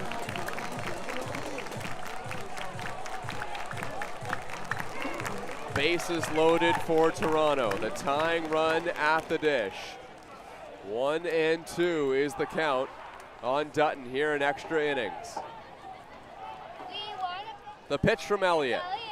Dutton swings and misses, strike 3. Evan Elliott records the punch-out. The Kitchener Panthers win the first game of this doubleheader with the Maple Leafs threatening. And Noam, this was a win that was really powered by the pitching performance from Kitchener. Yeah, absolutely. Evan Elliott finishing with upwards of 120 pitches, just 3 runs, across 8 innings. Just an unbelievable pitching performance and a crucial time, especially with the second game coming up. But also the Kitchener lineup, every single batter, including pinch hitters, reached base at some point today. So if you were to say there was one hero, absolutely it's a starting pitcher, but just overall a full team performance. They strung hits together, and at a certain point they were getting runners into scoring position but not moving them around. So that top of the 8th felt inevitable at a certain point that they would start to string some hits together and get a run or two across. Final score of game 1, 7-3. An extra inning win for Kitchener. They did that on 15 hits. The Maple Leafs had 3 runs on 7 hits. Hey, we're going to get a bite to eat, and we will be right back after a 30-minute break before we start game 2.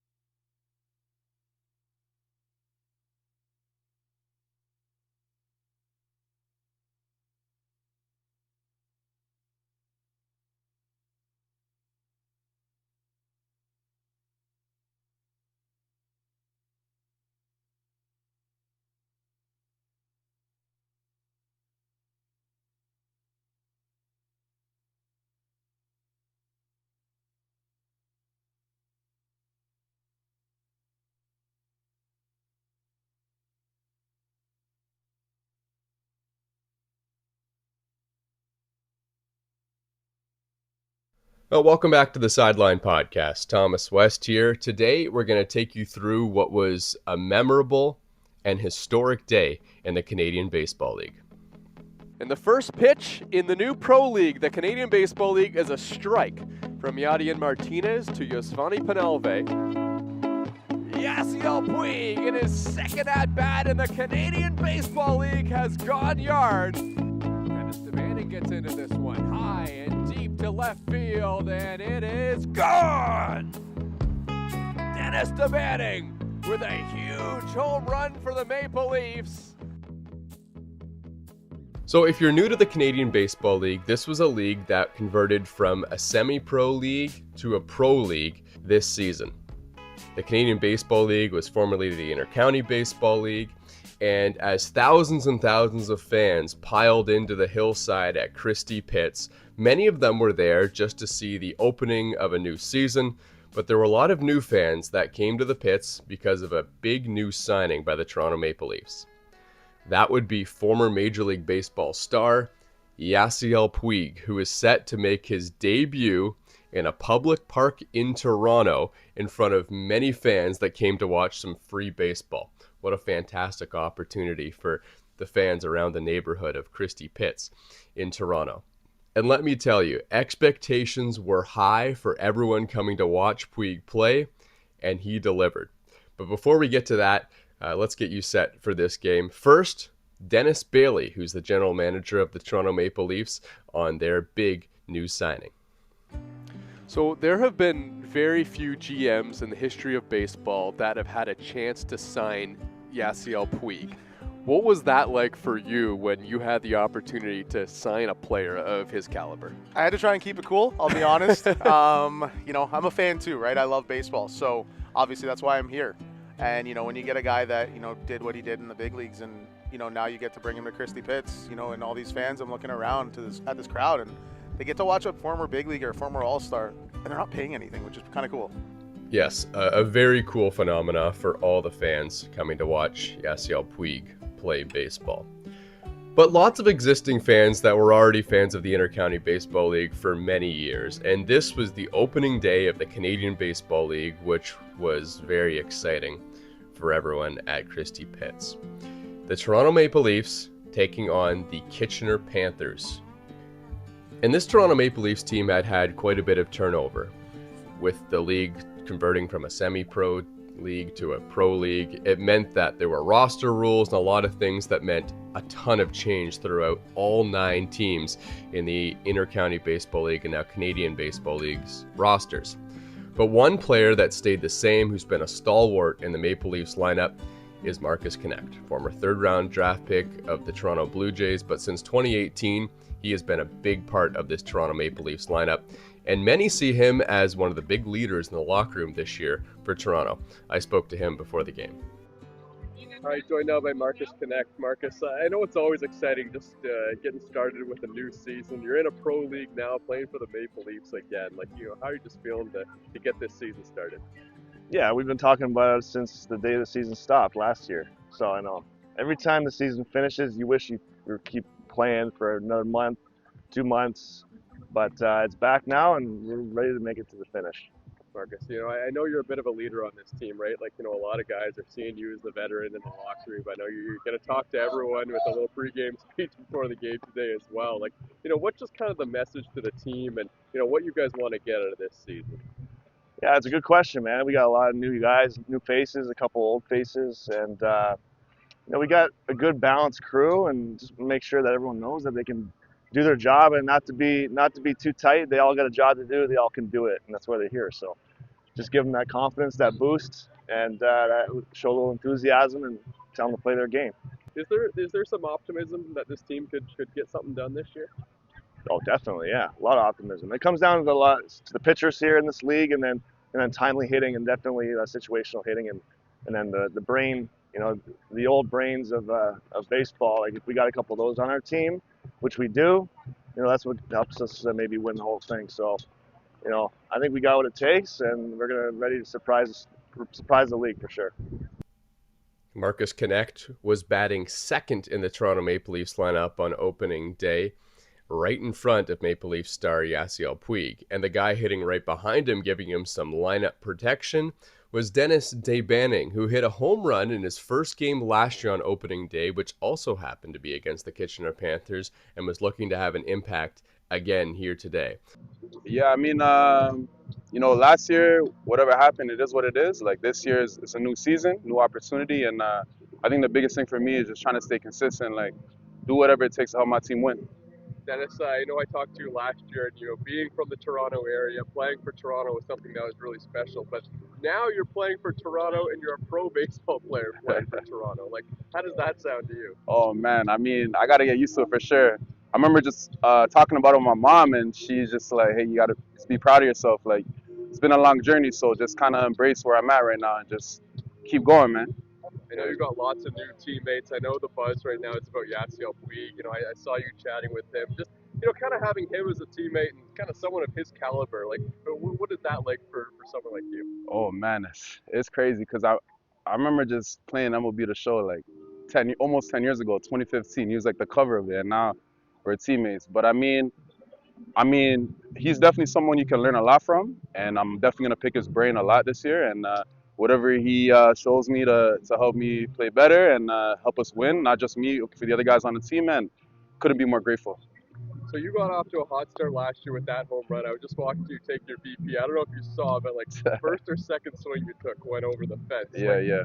The Pitts is playing small out there and left today, and just how good are you feeling just to start this season? You know what? I'm not really trying to think about that. Everyone knows about the Pits, and but you know what? I just try to. So the big key thing for me this year, I've been working with Marcus Connect a lot. Just kind of just stay loose in the box. Just kind of let everything just flow, and not try to be too big or be too tight, and just kind of be at a flow state. So that's my goal this year, man. All right, Dennis. Yeah, you're welcome.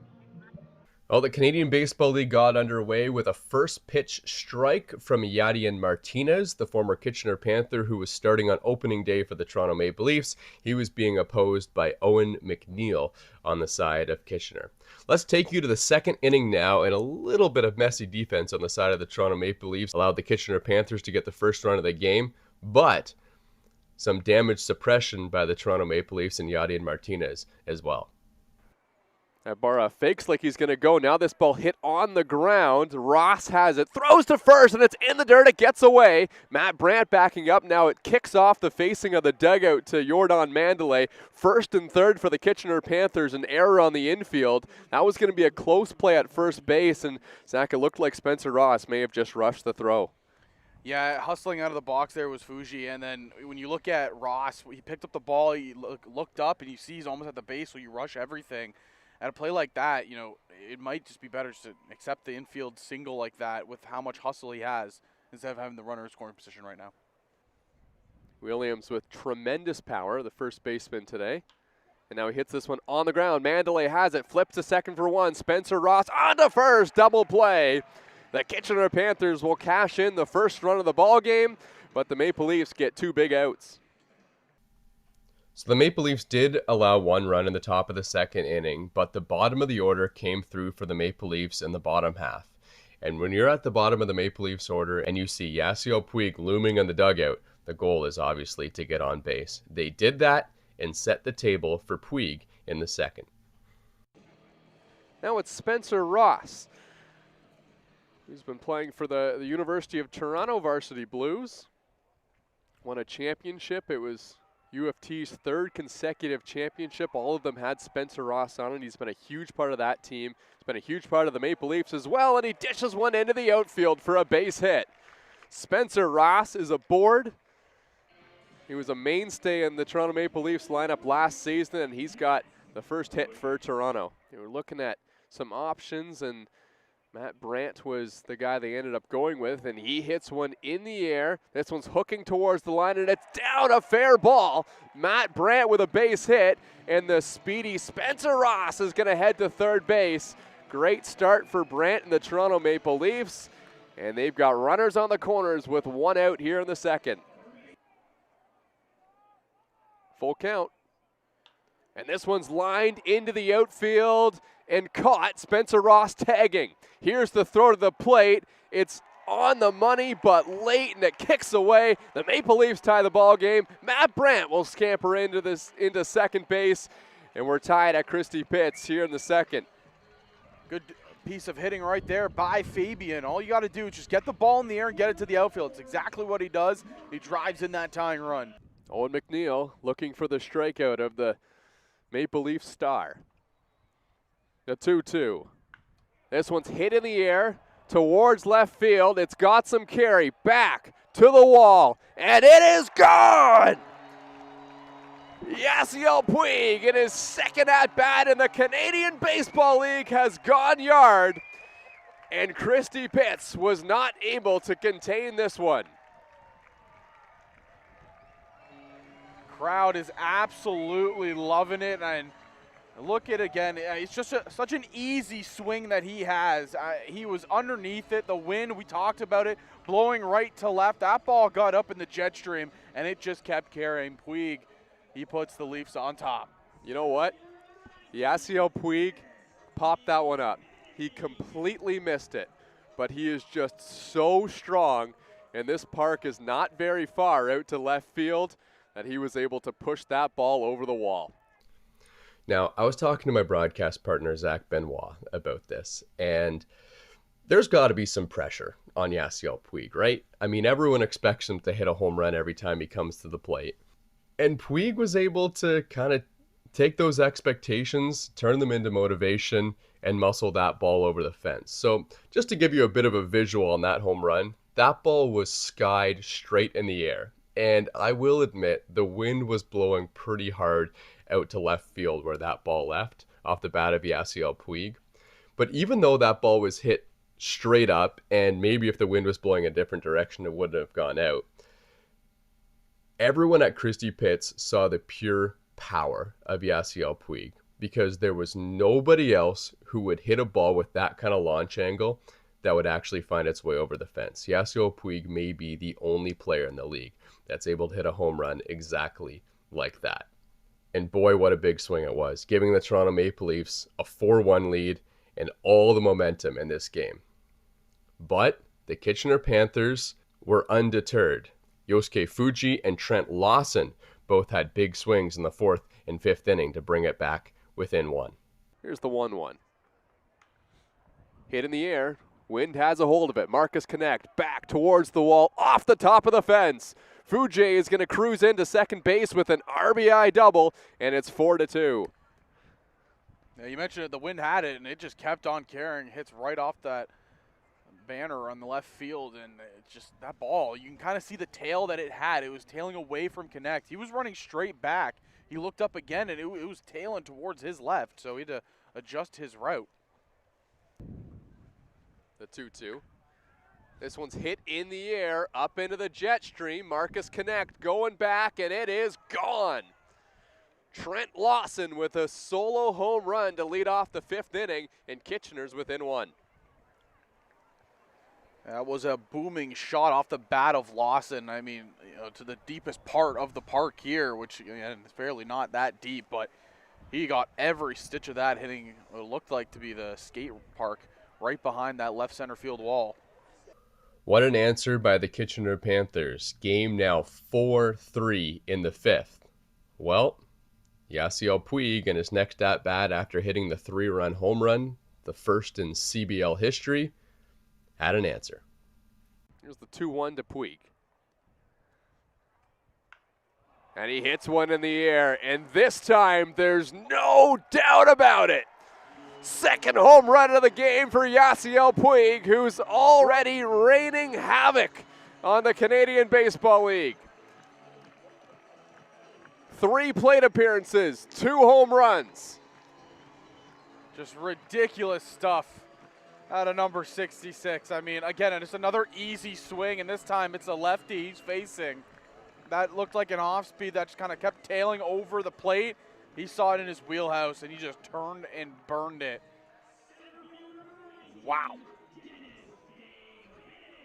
Did you think that this is how this was going to start? I was not expecting 2 home runs in back-to-back plate appearances. What a ridiculous way for Yasiel Puig to start his Canadian Baseball League career. And I will say, Puig's final line after this game was all said and done: 2 for 2, 2 home runs, 2 walks, 4 RBIs.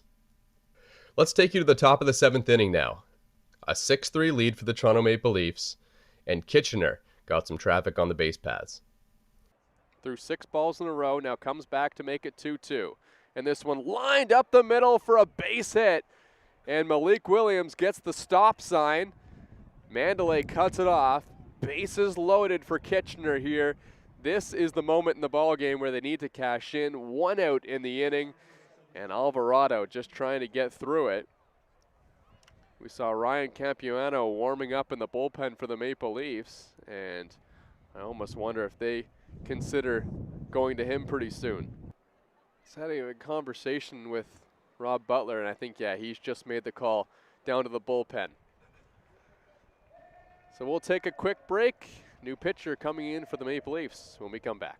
Big breath, and now the pitch upstairs, ball 4, and the Leafs will walk in back-to-back runs, and it's 6-5. Here's the 0-2 from Capuano. Swing and a miss, strike 3. That's a big punch out from the new Maple Leafs pitcher, and there's 2 away. 3-1 pitch on a line to third, and it's caught. Maple Leafs will hang on to the lead. Nice grab by Matt Fabian at third base. Toronto leading 6-5 as we head to the bottom of the 7th. Panthers catcher Junior Ibarra hit that ball hard, but some quick hands from Maple Leafs' new acquisition at third base, Matt Fabian, was able to record the out. And that swing, had it not been caught by Fabian, really could have changed things in this game.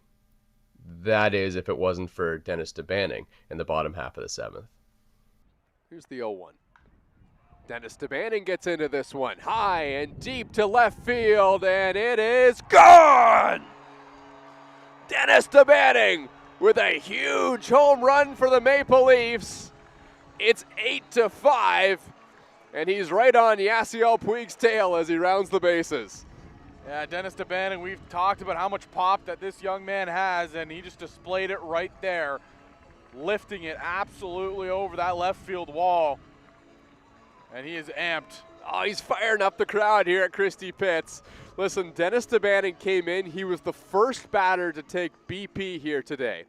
First pitch he saw, hit it over the wall in left field. Like, not very often do you see a batter on their very first swing of the day hit one over the fence. And, you know, just watching him in BP, he had a crazy round, hit like 10 of them out of the ballpark. He has easy power. He doesn't need to swing as hard as he can. The ball will go here at Christie Pitts, and he was able to muscle that one over the wall and left. An 8-5 lead for the Toronto Maple Leafs heading to the top of the 8th inning. But this pesky Kitchener Panthers team would just not go away on the first game of the CBL. This ball lined to center field, and it's over the head of Dennis DeBanning. This will score 1 run. DeBanning picks it up near the warning track. 1 comes in to score. It's an RBI double for Yosvani Penalve, and it's an 8-6 ball game with 2 in scoring position. And Rob Butler is coming out to the mound. So with 2 outs in the 8th inning and the tying run on second base, the Toronto Maple Leafs turn to their two-way player, Kyle Pops, to come in and try and get a 4-out save. How about that? And this would end up being a pretty crazy day for Kyle Pops. Started out the game with 2 singles. Great start to his Canadian Baseball League debut at the plate. And now his two-way status was being tested as he came in to try and pick up the save for the Maple Leafs. First priority, get the out in the 8th inning. Swing and a miss, strike 3. Matt Brandt will have to complete the throw down to first base. He does. And Kyle Pops comes in, gets a huge punch out and his first action on the mound as a Toronto Maple Leaf. Another 0-2. Ibarra hits one on the ground. Ross has it, flips to Mandalay. On to first, double play. In his Maple Leafs debut. The 0-2 pitch. Check swing. Did he go? Yes, Matt Brandt's got to find the ball. Now throws it down to first base, and that'll do it. A save for Kyle Pops. The Maple Leafs win 8-6 on the first day of the Canadian Baseball League. And that was it. The first game in Canadian Baseball League history in the books. Kyle Pops was fantastic in his 4-out save. The Maple Leafs lineup came up with 8 runs on 10 hits, and the 2 big swings that pretty much won the game for the Maple Leafs came off the bat of Yasiel Puig. I had a chance to catch up with both Yasiel Puig and Kyle Pops after the game. All right, joined now by Yasiel Puig. Yasiel, I mean, just to hit 2 home runs in your first game with the Maple Leafs, like how good did that feel? No, I only try to do the best I can for this team, to give me the opportunity to play in Canada. And I find out 2 good pitches to hit, and I make in contact, and the ball get out from the park. I still have a little power. Yasiel, I mean, just playing here in Canada in the Canadian Baseball League, like, what does this opportunity kind of mean to you? No, I always have fun, and I appreciate to all the leagues and all countries that give me the opportunity to play. And now Canada giving the opportunity to play, and I'm so excited to play here. And I go in and I try to do the best every day when we have a game, to win the most game that we can and bring the team to the playoff. And later when we in the playoff, do everything together again to win the championship. I love to come to countries and win the championship. That's my goal in this team right now. You're obviously an esteemed veteran. You're playing with a bunch of young players and a bunch of guys who have faced to the bigs. What kind of leadership do you bring to this club? Not yet. Everybody's doing an amazing game today, and days to days, I'm going to be talking to the guys and helping the guys the more I can. And everybody, all teammates treat me so good, and I'm so excited. And so thank you for the team and for all players give me the amazing work on here in Toronto in this team. All right, thanks. All right, joined now by Kyle Pops. Kyle, just to be here with the Toronto Maple Leafs, get a save in your first game as a pitcher on the mound. Can you kind of just walk me through that feeling that you had when you got that final out? I mean, euphoric, man. Like it's a beautiful day for baseball. Rain held off and tons of fans out. So just excited to help my team win and to get the ball in a spot like that. I mean, that's what you dream of, right? Feel like a kid playing in this park again. So great day. There were a lot of fans out to watch you play. I mean, you had the 2 home runs by Yasiel Puig. You had Devanning get one as well. Like, how just kind of exciting was this for you, just with the big name players and just being here on the first day? I mean, yeah, like when I said, feeling like a kid playing ball, watching, Yasiel Puig, and it's, not on TV, it's not on a video game, it's, you're on deck next. Dennis almost took my arm off. I think he was pretty psyched after he came home on that second one, which was in my head a bit as I had to pitch. But no, man, it's exciting. Just to get a win an opening day, like you never know what the team's going to be like until you actually get to the field and play. Like, how exciting is this for you, and does this team feel like, it could kind of be something after today? Yeah, I mean, I think we got a ton of great guys. I think we got good depth. I feel blessed to be here, playing in Toronto. Yeah, it's I think, we got ranked pretty low on a couple of the preseason stuff, but, we can always use that as motivation, and you never really know, especially first year of the CBL.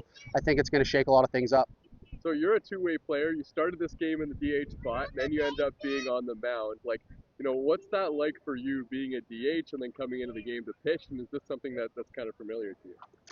It's pretty new to me. I didn't hit in college. Coach Hubka at PBA kind of tried to convince me, and I told him I was too slow. That was on display today as I got hosed twice on the bags. But no, I went to Austria and played with the Wiener Neustadt Diving Ducks, and I got to hit a little bit there.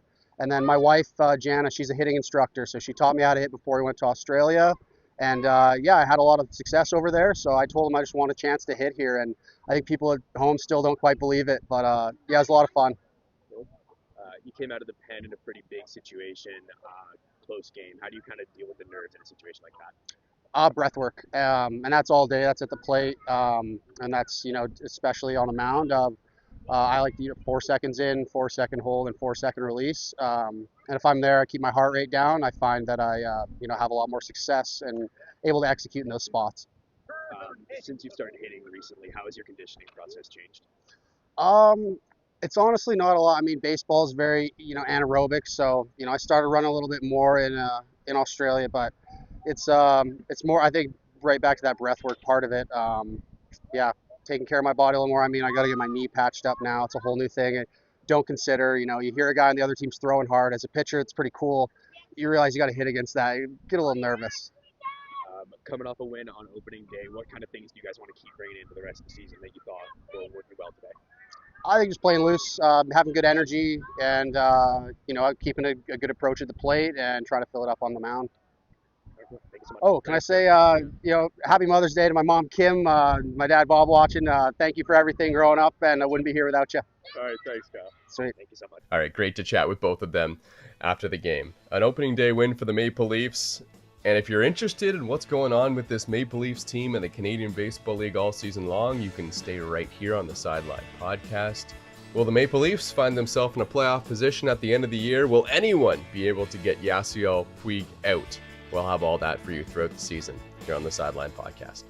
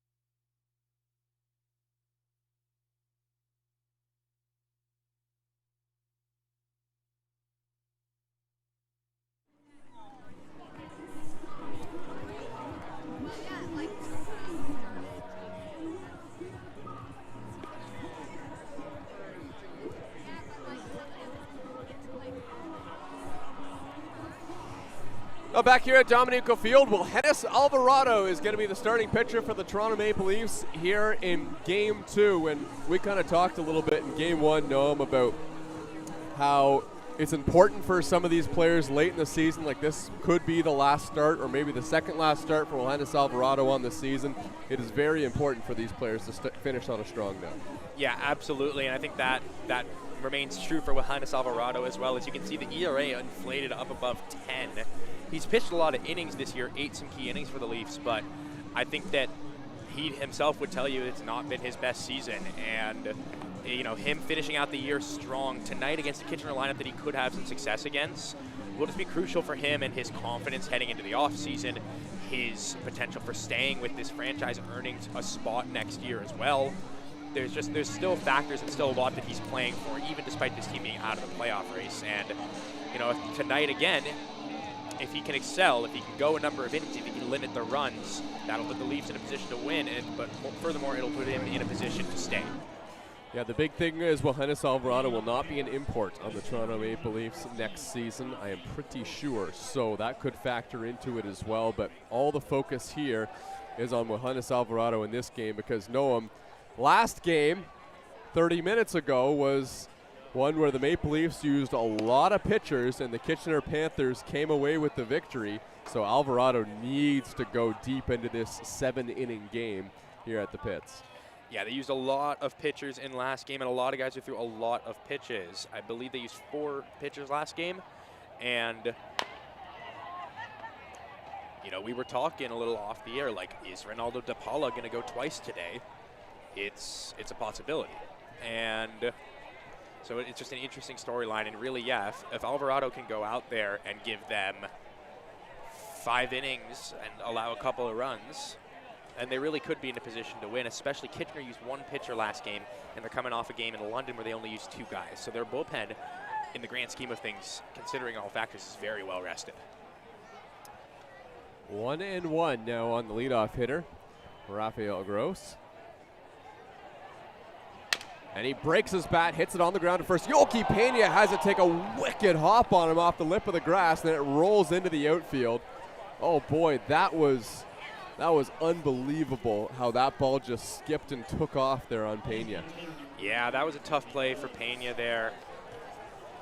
And it's frustrating. That's a pretty soft hit ball, a play that you expect your first baseman to make. And we've been talking all day long and about the efficiency factor. And plays like that are ones that need to be made. It's about the pitcher and him executing, but it's also about the defense behind him. So Alvarado makes a good pitch, breaks the bat, does not get it out on the first batter he faces, and now here is Malik Williams, who in the last game went 3 for 4. Yeah, and the storyline we've been talking about the whole game, or whole games, is the batting title race between him and Yasiel Puig.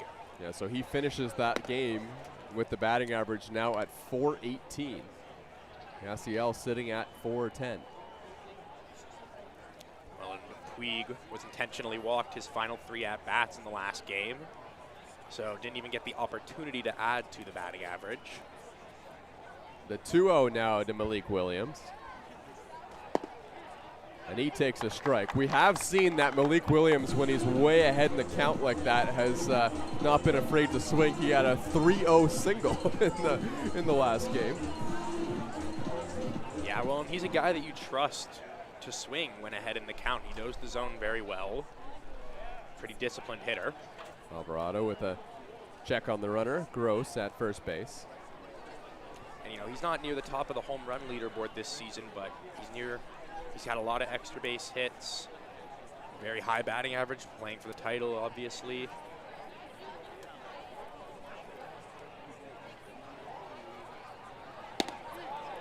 Pitch taken for a strike. And of course, Yasiel Puig in that last game only got 2 at-bats because they intentionally walked him 3 times over that game. Well, and even then, still managed to hit, and an extra base hit at that one. The 2-2 to Williams. Swung on and missed, strike 3. Boy, we talked about the lack of frequency that Malik Williams strikes out, and Alvarado gets him now in this first inning, second time today that he's punched out.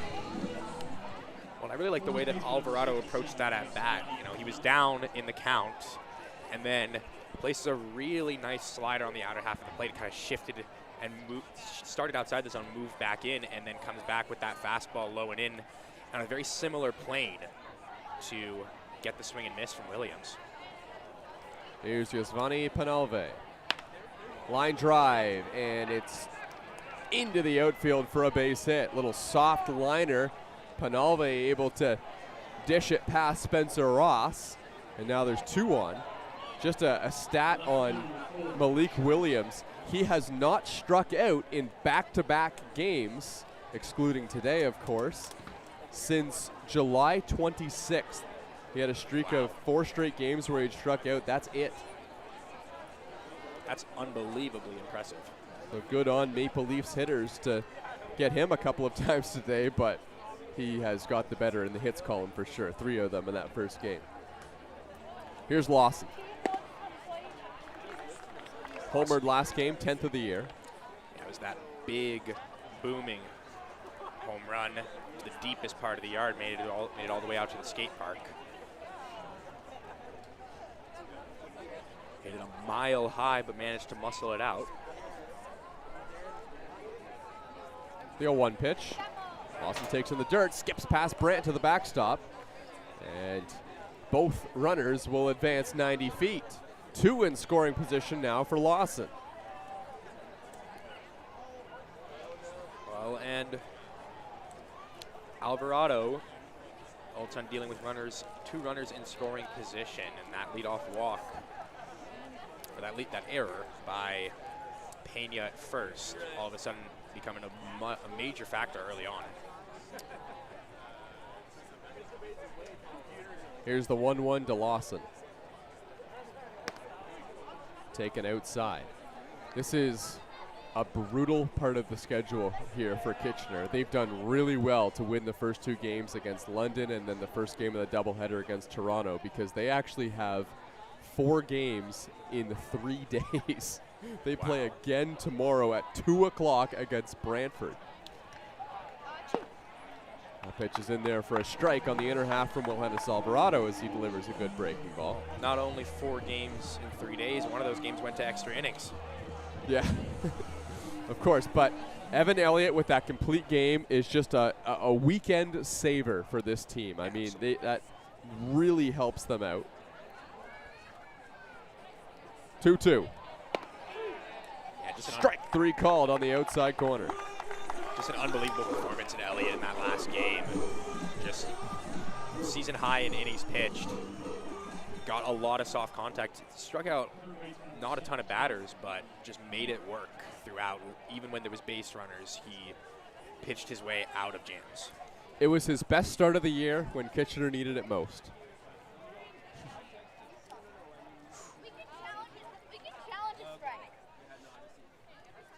Alvarado misses low and in the dirt.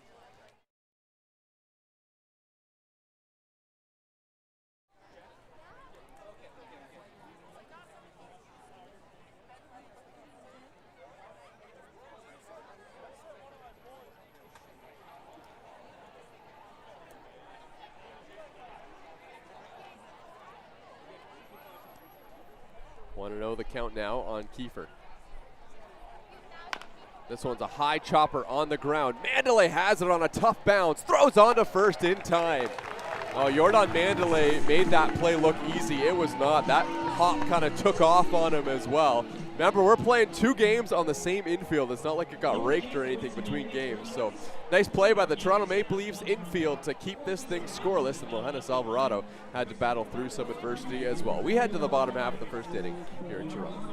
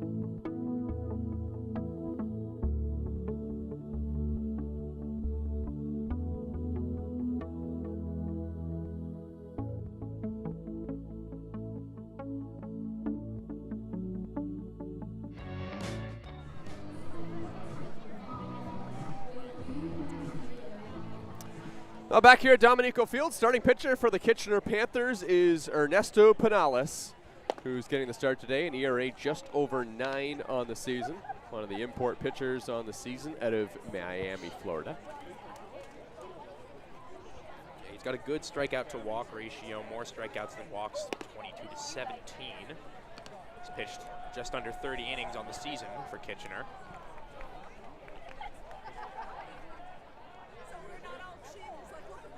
He's factored in mostly as a bullpen piece. Tapper on the ground. Ross hustling up the baseline, and Penales overruns it. Spencer Ross gets on board with a little tapper that works kind of like a little push punt up the first baseline, and he's aboard to start the first inning. Seems like Spencer Ross has a hit like that almost every night. The speed is just such a factor, and he makes contact so often that he's consistently just on base in scenarios like that. I was saying about the starter about Penales is he has factored in mostly as a bullpen piece. Highest innings total in the season is 5, but since then, that came back on June 19th. Since then, he's thrown mostly 1 and 2 inning outings. Yeah, and I'm on the same page as you there, partner, because that was a 5-inning relief outing that he had early on in the season. So he's been only used out of the bullpen. This is the first start for Penales. He threw 78 pitches, though, in that outing at the beginning of the season. So that's some length, and in a 7-inning game, that gets you a good amount of the way. So they're looking for something like that, except now out of the starting position. And the ERA seems a little inflated by a 7-run, 1-inning appearance against Welland that came along. Yasiel Puig hammers one down the line, and that is number 23 on the season for Yasiel Puig. Oh, they didn't pitch to him all night long, and then ball that he got in the strike zone finally, and he hammers it over the wall, 2-0 Toronto. Well, and if you needed a reason why the Kitchener Panthers haven't pitched to Yasiel Puig, that's it right there. Just towers it over the wall, easy pop, takes the inside pitch and drives it. Oh, the record's already been broken by Yasiel Puig, and there's still runway left in the season. The question now is how high can he go? 23 home runs, and every one breaks his own record. Yeah, just an unbelievably awesome season for Yasiel Puig. You know, he came into this league. We expected him to do big things, and he's clearly delivered on every single expectation that we've had. An OPS above 1,400, league lead in home runs, broken the record. Really a historic season to usher in a new era of this league.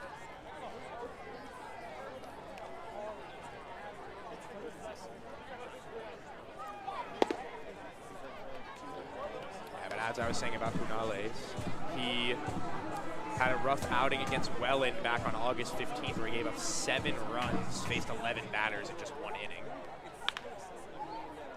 And now this one is through the third baseman, Kiefer. Pujay picks it up in the outfield, and Jordan Mandalay is on base here. Still nobody out in the bottom of the first inning.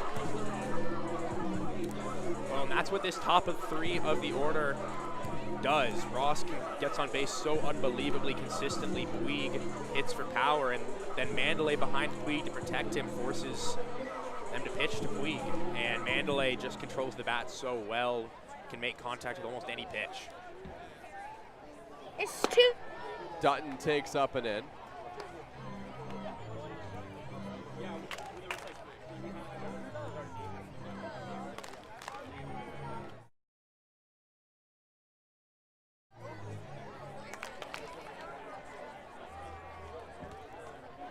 The 1-1, and Dutton swings over the top of it. Strike one.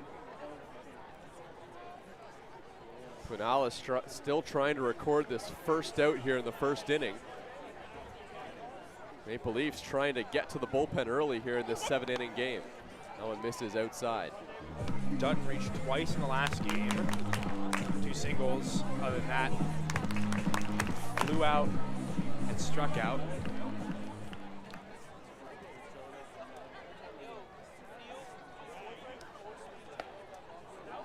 Good breaking ball there from Punalis.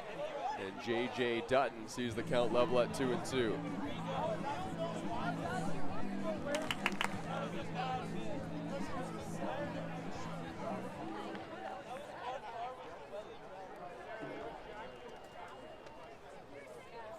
Two-two pitch.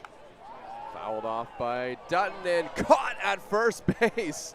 Oh, JJ just got a piece of it, and nice play by Yosvani Penalve, who was the right fielder in the first game. And that is the first out of the inning. Well, that's got to be frustrating for JJ Dutton. It looked like a pretty defensive swing there, just trying to get a piece of it. And he got a piece of it, but just happened to hit it almost right to the first baseman.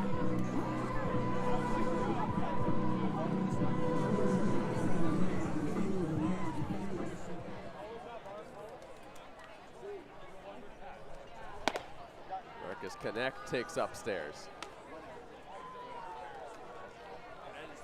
Quinalis an ERA of 9.73 over 16 relief appearances this season for the Kitchener Panthers.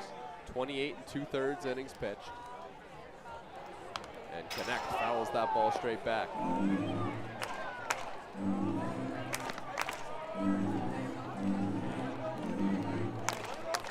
If you're Toronto with the pitching difficulties, just the lack of flexibility here, you want to add on. Got two, it's a great start in the first, but they do still have the middle of the order coming up and a runner on. Connect hits this ball the other way and deep. This one is back to the wall and it is off it. Marcus Connect is heading for second. Now he's going to turn back and go to first. Connect hit that ball so hard off the wall it ends up being a long signal, but the Maple Leafs will take it. Dennis DeBanning, who has been hot of late, will come to the plate with 2 on. Boy, what a swing by Connect there. Takes it the other way with some authority and hits it just off the top of the wall, but again, a really nice play by Cabral in right field to get to that one quickly, get it in and hold Connect to a single. Double play still in order with a runner on first. And a dangerous hitter in Dennis DeBanning at the dish. DeBanning, first pitch swinging, hits the ball on the ground to third. Kiefer has it, flips to second for 1, and that is all they will get.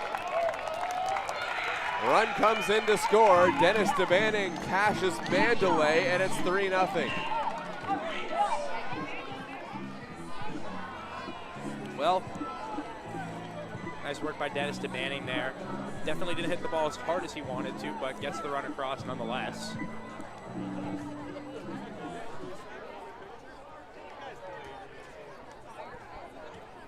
Matt Brandt with 2 outs in the inning. Check swing at that first pitch, and don't think he went around. Not the first time we've seen DeBanning cash in a run swinging at the first pitch. No, it's not. He's consistently swinging at that first pitch. We were talking to him after the last game, and he said it's just, you just got to think about the pitcher's mindset, right? They always want to get ahead with strike 1, and if you're confident in hitting that pitch right down the middle on the first pitch, why not swing at it? Works out again for DeBanning. 2-0 inside, ball 3. Well, and he talked about his approach on any given pitch and how it's just, he's always swinging. It's a yes, yes, no approach. And until the last second, his assumption is that he is swinging. And you see it in the way that he loads on his back foot and in his swing choices. Ball 4. 4-pitch walk to Brandt will push DeBanning into scoring position. That'll bring Crix Tavares to the dish and a mound visit for Punalis.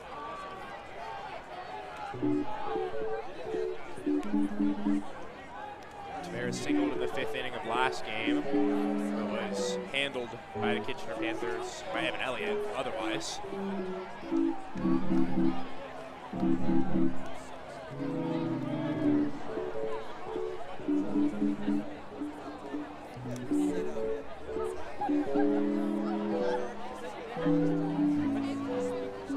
This is a real big at-bat here for Crix. Remember, every run more significant because It's only a 7-inning game. And for the Kitchener Panthers, they did have the luxury of not having to use a single relief pitcher in game 1, so that's a great sign.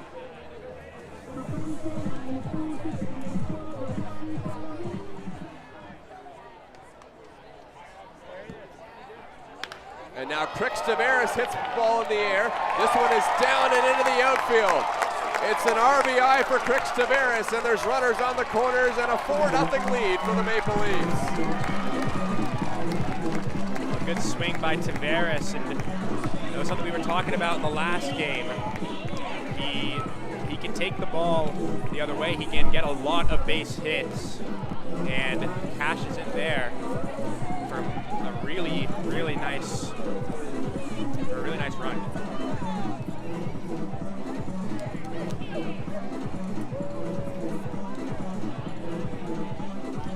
So Yoki Pena, the first baseman, will come to the plate.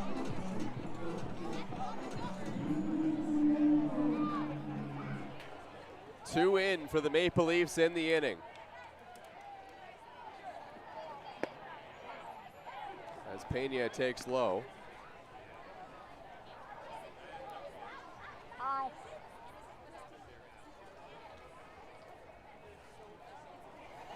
The 0-1 pitch misses up and away.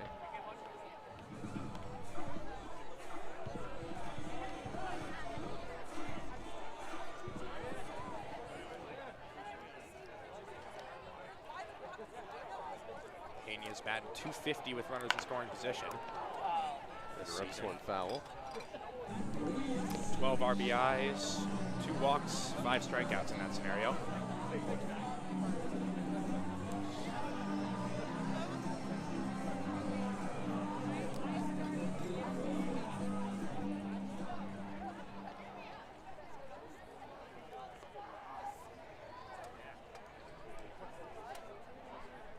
The 1-2 pitch.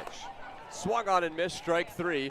Pinellas gets the punch out, but a wildly successful bottom half of the third inning for the Toronto Maple Leafs. They lead 4-0 after 1 here at the pits.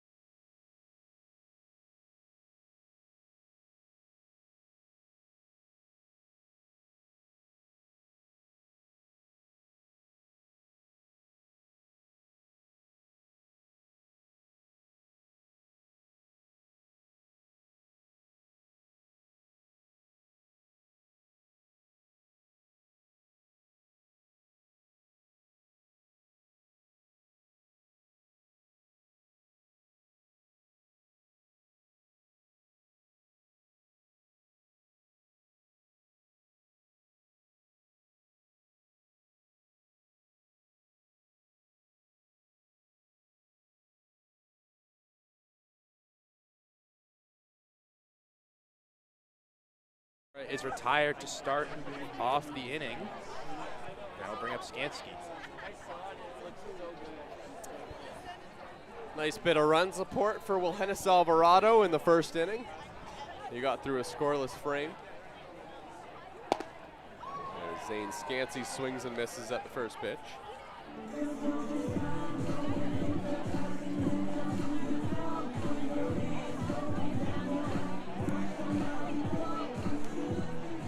Big start for Wilhennis Alvarado, probably one of his last of the season with the Toronto Maple Leafs out of playoff contention. Would love to finish out the year on a good note, and a nice chance to do it here in this game. 1-1 to Skansky. He takes a strike at the knees. Well, Alvarado has had the command of that breaking ball in this start so far tonight. That's a great sign for the Maple Leafs. Skansky had a hit in the last game. High chopper on the ground to third. Crix Tavares has it. Throw on to first, right on the money. And that is the second out of the inning. So I think a lot of Alvarado's success, from what I'm noticing, is going to come down to his ability to command his curveball. The fastball is there. He's been hitting his spots with it for the most part today. It's going to be making sure that the curveball either starts off as a strike and starts off as a ball, finishes as a strike, or vice versa. You don't want it sitting over the heart of the plate for very long. Jamie Cabral, who's getting the start in right field in this second game. He came in as a pinch runner and also got an at-bat in game one. So with him in right field, that you moved Josvani Penalve to first base. Now Cabral takes well outside from Wilhennis Alvarado. Yeah, see, that's what I'm talking about there. It looked like he was trying to go to the curveball there, but just didn't pull his hand far enough over on it and didn't get the spin that he was expecting. Alvarado's 1-1. Just outside. Similar thing again there, similar pitch. This one's slightly closer to the zone. Got a couple other games in action in the Canadian Baseball League right now, and listen to this, Noam. The Brantford Red Sox are winning 7-3 over the London Majors. They are slumping and on the losing streak to end the season.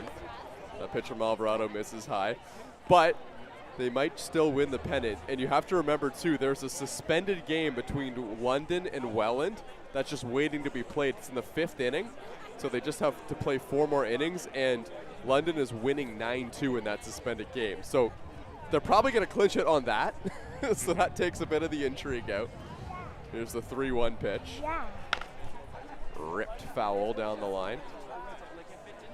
But they are doing everything they can right now to not finish first unless they can come back against Brantford. But that's, I guess, the benefit of having a great season where they're sitting in first place with a couple games cushion. Yeah, they've lost 2 in a row. Brantford. Cabral hits this ball on the ground. Jordan Mandley takes on a couple hops, whips a throw to first. Oh, you got to be quick with Jamie Cabral running down the line. And Jordan Mandley got the throw off quickly. That will end the inning. Wilhennis Alvarado gets through a 1-2-3 frame after his team put up 4 runs in the bottom half of the first inning. Now the bats of the Toronto Maple Leafs go back to work here at the pits.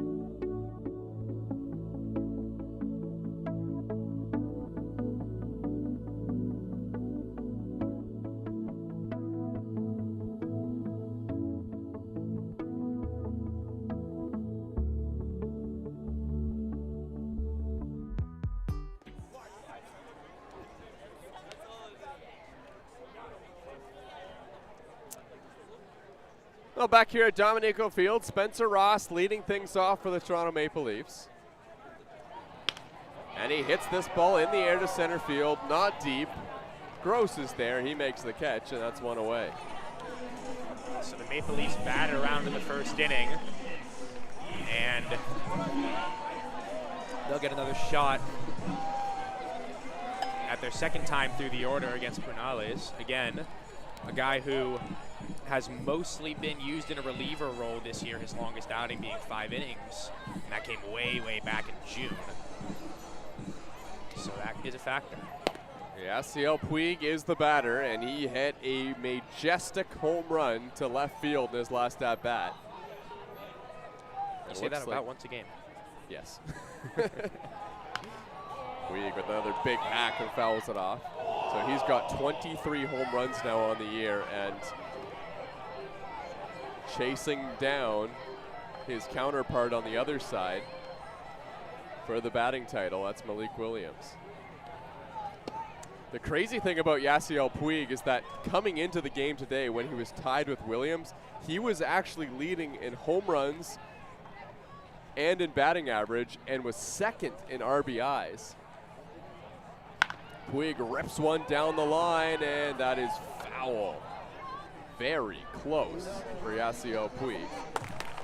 Problem is, Ethan Mann is in first place. Puig came in with 52 RBIs, which is a great number. That should be leading the league, but Ethan Mann has 65 on the year. Wow. That's unbelievable. So yeah, Triple Crown likely out of reach, but batting title and home run title very much within the realm of possibility. 1-2 pitch. And Yasiel Puig hits one in the air again. This one's high and deep to left field, and it is gone! Yasiel Puig hits number 24. Home runs and back-to-back plate appearances here at the Pits. Maple Leafs have a 5-0 lead. Well, and we keep saying it over and over and over again. Just easy power. He hit that one a mile high. No wind factoring in here. Just muscles it out. He's so unbelievably strong. You know, we were kind of sheepishly thinking, oh, were they walking Yasiel Puig in that first game to try and help out their teammate Malik Williams win the batting title, but I think we can put that narrative to bed now. The first 2 innings have proved why Yasiel Puig was getting the intentional walk 3 times in that first game. And now this one's drilled to center field by Jordan Mandalay. That's down and will roll all the way to the wall. Mandalay is going to hold up. He's still battling that injury, so he has to settle for a very, very long single, but a well-hit ball by the veteran second baseman. Yeah, really well-hit ball. Just takes it, the pitch on the inner part of the plate, lines it straight back up the middle to center. But yeah, he was kind of laboring his way around first base. It's clear that he's not feeling 100% right now. But playing through it, an absolute trooper. That is it for Punales. He comes out of the game in the second inning, and we have a pitching change. We'll have more on that in just a moment.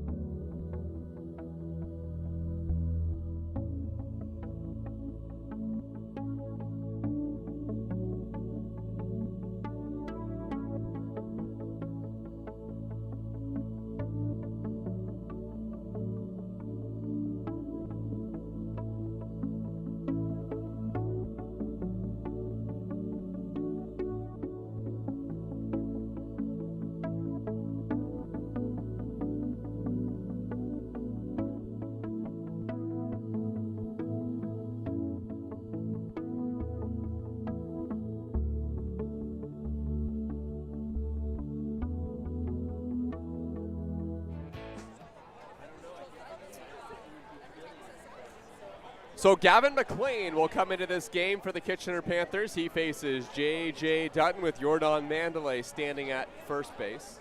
1 out here in the bottom of the second inning. Early pitching change for the Kitchener Panthers. Remember, they still got to play tomorrow at 2 o'clock. Yeah, McLean, 10.80 ERA on the season across 15 innings. Struck out 13, walked 11. Has that ERA sitting at 10.80 on the season.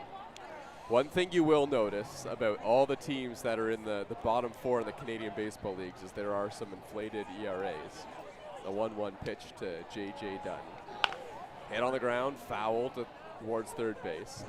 Yeah, he had a tough stretch of games early, back starting on May 28th, where he allowed a number of runs each outing, and those came against London, Welland, Hamilton, and Brantford. And, you know, Brantford not near the top of the standings, but a really tough lineup. But since then, since July 31st, has not allowed a run in 4 outings. Yeah, so the point I was going to make there is that the reason you see some inflated ERAs is that there have just been some blow-up innings between teams in the bottom half of the standings. We've seen some absolutely wild scores, and Gavin McLean came in as part of that 30-run game by the Welland Jackfish that they put up over the Kitchener Panthers as that pitch is inside. And in that game, McLean went 2 innings and gave up 5 earned runs, but that was actually one of the best outings by any pitcher on the team. In fact, Ernesto Pinales was the one who was right in before him, and he had a similar line as well. 3-2 by Dutton. Check swing. Did he go? Yes, says the umpire at first base. That is a strikeout for Gavin McLean. Dutton doesn't like it. That's the first out recorded by the relief pitcher for Kitchener.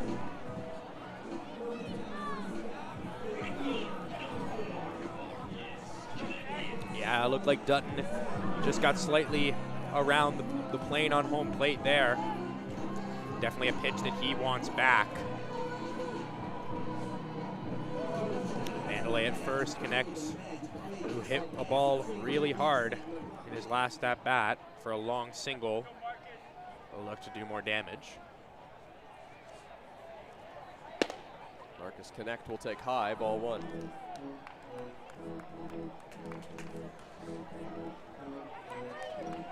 Well, and for Toronto, who is looking to make their way up the standings, the highest they could get theoretically is 6th. Getting into Kitchener's bullpen and setting them up for failure tomorrow does just help them gain a couple of games and potentially gain a game in the standings tomorrow. Yeah. I think 6th is still statistically in reach, but also remember, Brantford is in 6th right now, and they're beating London. And they're on a bit of a heater. Yeah, they've had a great second half to the season. 2-0 pitch to Marcus Connect in their first strike. It doesn't matter. It doesn't matter where these teams finish in the standings. You don't want to finish last. The important thing is for some players to kind of prove themselves for next season, because that's part of this conversation between these teams. This ball's in the dirt, skips a long way towards the Maple Leafs dugout, and even Jordan Mandalay will be able to walk into second base. Yeah, light jog with a little limp into second base, but that ball just skipped so far.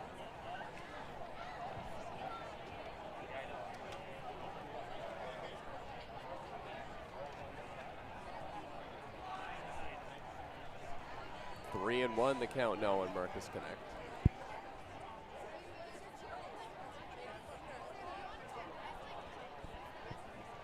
Dennis Devanning, who had an RBI in his last debut, is on deck. Of course, had that 2-homer game against Brantford back on Wednesday. Difference maker being his 3-run home run late.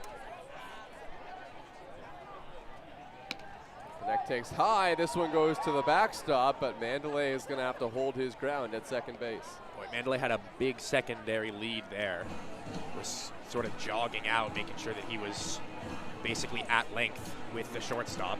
He's not running fast, but he is playing efficiently. Yes, okay. Absolutely. But clearly momentum was taking him back towards second by the time that ball got away, so he likely wouldn't have had a chance at it regardless, but no chance if he had to turn directions.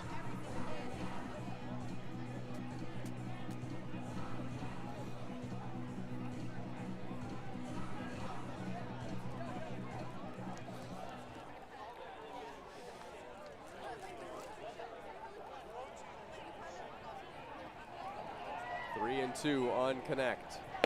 Swung on and missed, strike 3. McLean gets the punch out, and there's 2 away. Oh, actually, no, there's 3 away. I thought it was 3 away too, but no one on the field did. That will end the inning. The Maple Leafs have a 5-0 lead here in the second.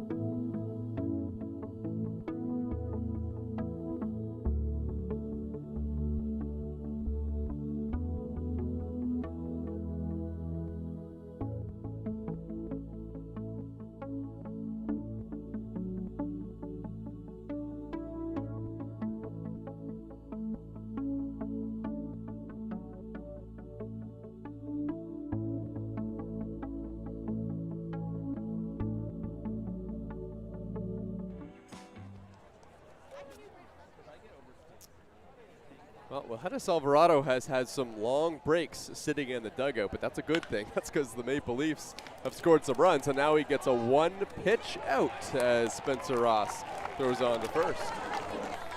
I got to say, one of the things that impressed Spencer Ross's game just impresses me across the board, but another thing is that quick transfer that he gets. He's unbelievably sure-handed at shortstop, and consistently on that play was Exhibit A, was just the transfer that he gets quickly and the ability that he has to get that throw over on time. He just kind of thanked his first baseman, Yolki Pena, there because the throw is a little bit high. And it helps because they has 6'3" or 6'4", whatever he is, Yolki Pena, standing over there at first base. He is a tall dude. Yep. Also a sure-handed defender.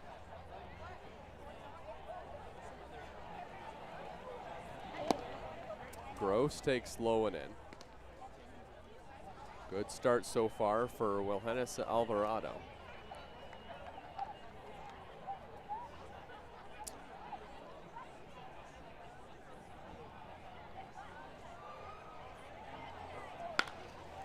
Line drive, softly hit to second base. Caught by Jordan Mandalay, and that's the second out of the inning. Another really good pitch, and Alvarado rewarded with some soft contact. Yeah, nice pitch there. Alvarado runs it up on the hands, gets it off the inner part of the bat, and Mandalay, sure-handed as always, even being a little injured, manages to make the catch. Now it's Malik Williams.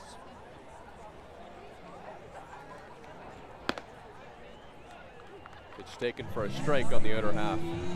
There have been some well-located pitches from Johannes Alvarado in this outing. Yeah, especially after that first inning where things were a little choppy. He's really settled in thus far. Got a strikeout earlier against Williams. And Malik Williams hits this ball high in the air, deep to right center field, and it is gone. Malik Williams with his 14th home run of the season. And the Kitchener Panthers are on the board here in the third. Well, and Alvarado just left that one a little bit too much over the plate, and Williams knew what to do with it, hammering it the other way. It's a really nice swing. That is some monster power, though, to hit the ball like that, a ball that's tailing. It still goes over that big wall in the outfield. Yeah, and to one of the deeper parts of this field as well. He's got such a smooth swing. Like, it feels like he just throws his hands at the baseball, and when he gets it on the sweet spot, it just pops off the bat. Yeah, it's just a very natural, very confident swing. 1-0 to Yosvani Penalve. Breaking ball. Oh, Penalve jumped off the plate, and Alvarado picked the inside corner. Really nice pitch there.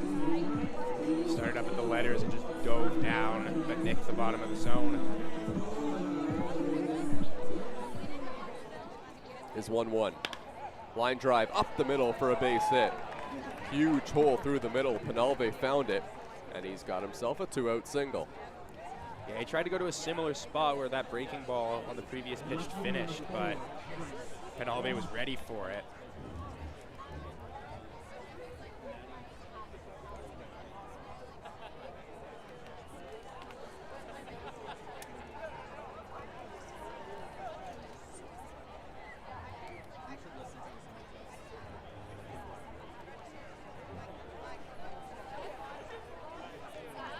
Alvarado's first pitch to Trent Lawson. In there for a strike. Lawson had that towering home run last game.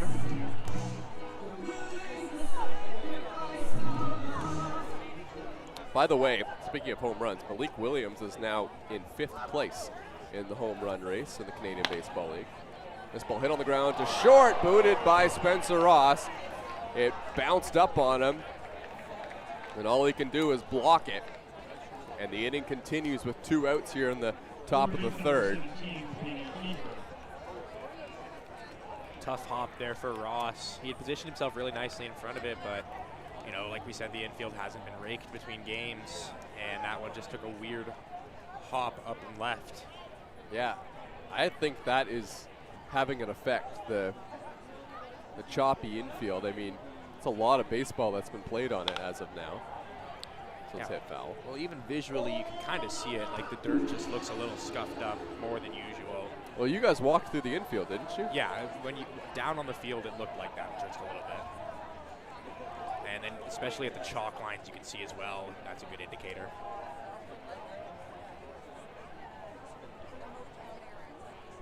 A 1 pitch to Kiefer. Swung on and missed. Beautiful breaking ball there from Alvarado. Consistently impressed by the movement that Alvarado has on that breaking ball when it's at its best. There are kind of times, and we saw it earlier on in the game, where he doesn't finish his breaking ball and it just stays off the plate. But when it moves properly, he's really able to position it well. 0-2. Swung on and missed, strike 3. Another good one from Wilhenis Alvarado. Gives up just the solo home run to Malik Williams. The Kitchener Panthers just get 1 in the 5th, 5 or in the 3rd, 5-1 Maple Leafs. Here's we head to the bottom half.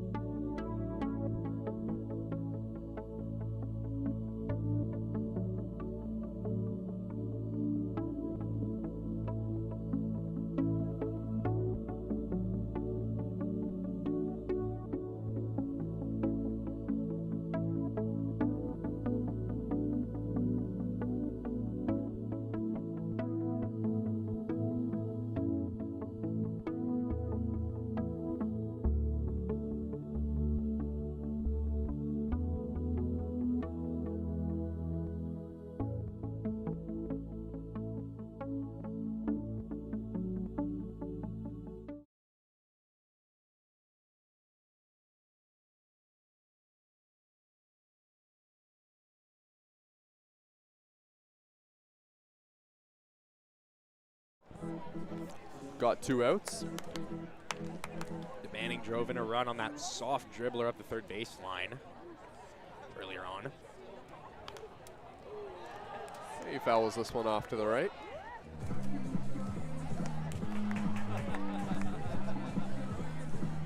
Then eventually came around to score as well. Part of that 5-run first inning. Here's the 1-1 pitch. Manning takes upstairs.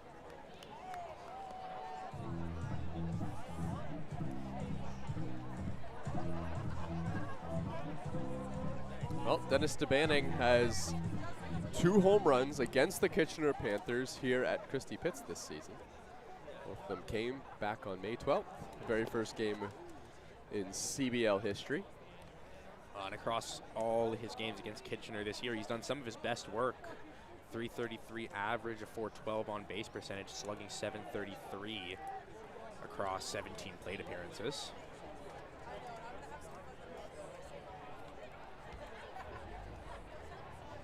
(3-1). Inside, ball 4. Dennis DeBanning draws another walk. He was hit by a pitch back in game 1. And he's aboard to lead off the 3rd inning. Yeah, very patient at bat there from DeBanning. A couple of borderline pitches that when he's not at his best, he may have swung at, but managed to hold up on there.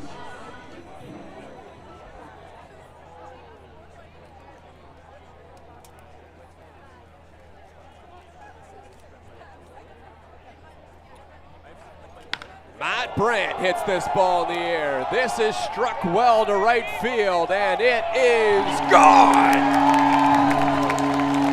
Matt Brandt, a 2-run home run, and the Maple Leafs lead 7-1.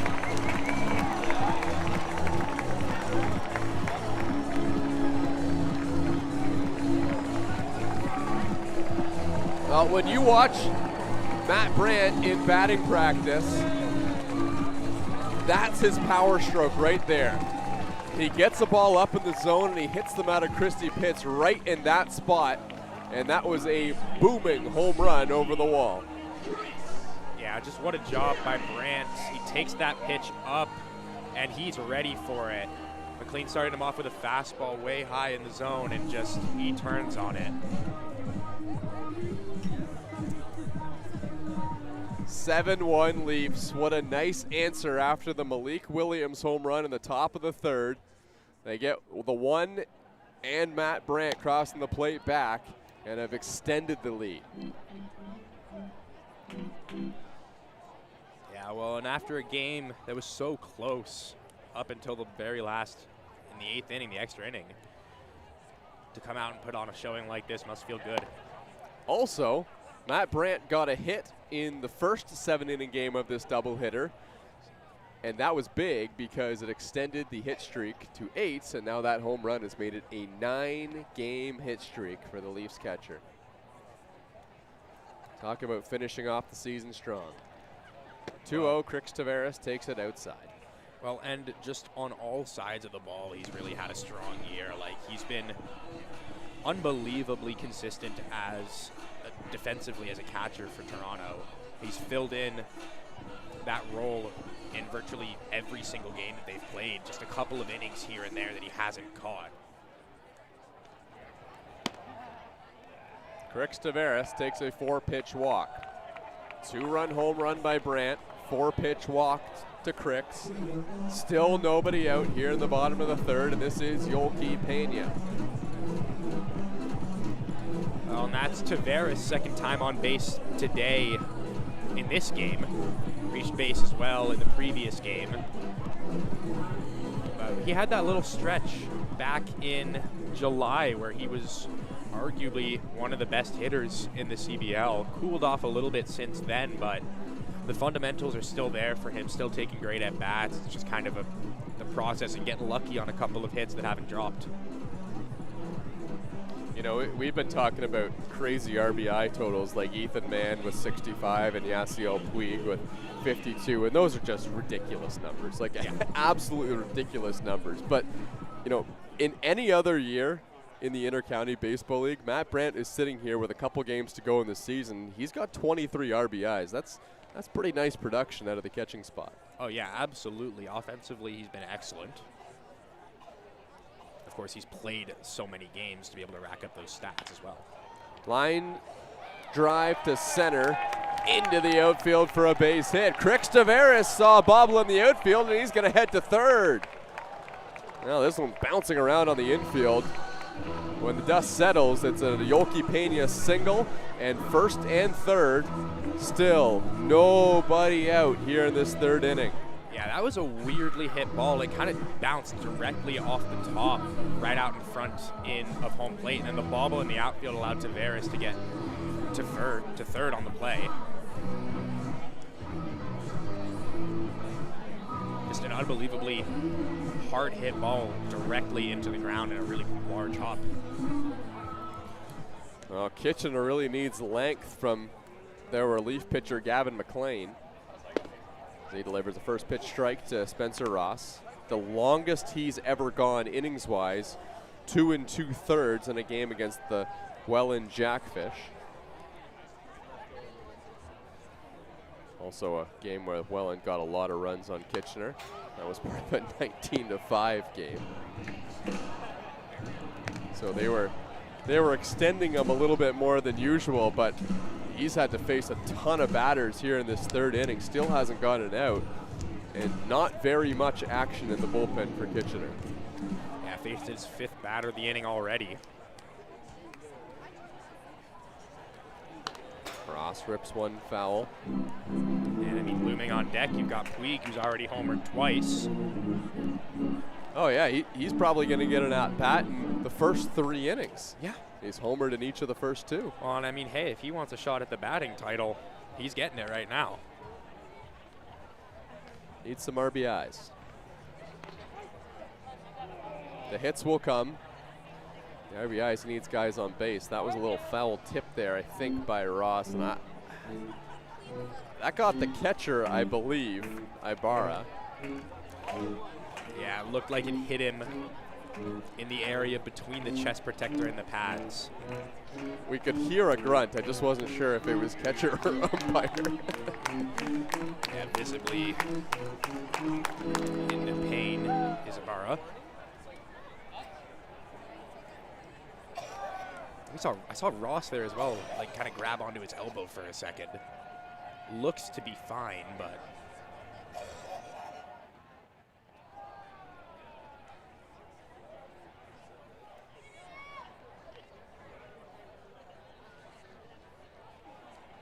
Oh, 2 to Ross. In the dirt. This one skips to the backstop, but not quite far enough. I shouldn't say to the backstop. It actually didn't get all the way there. But not enough to score Crix Tavares from third base, although Yolki Pena does advance to second.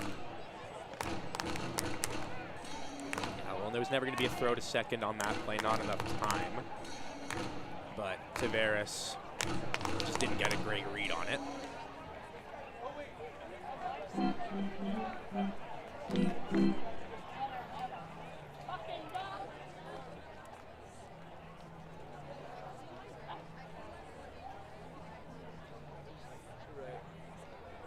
One and 2 on Ross. In the dirt, Crix thinking about it. It got just as far as the last one, and Tavares not going. Probably the right call. Yeah, pretty much in the same spot as the last one, a very similar play. But Ibarra got to it really quickly. Just wasn't able to snatch it with the glove.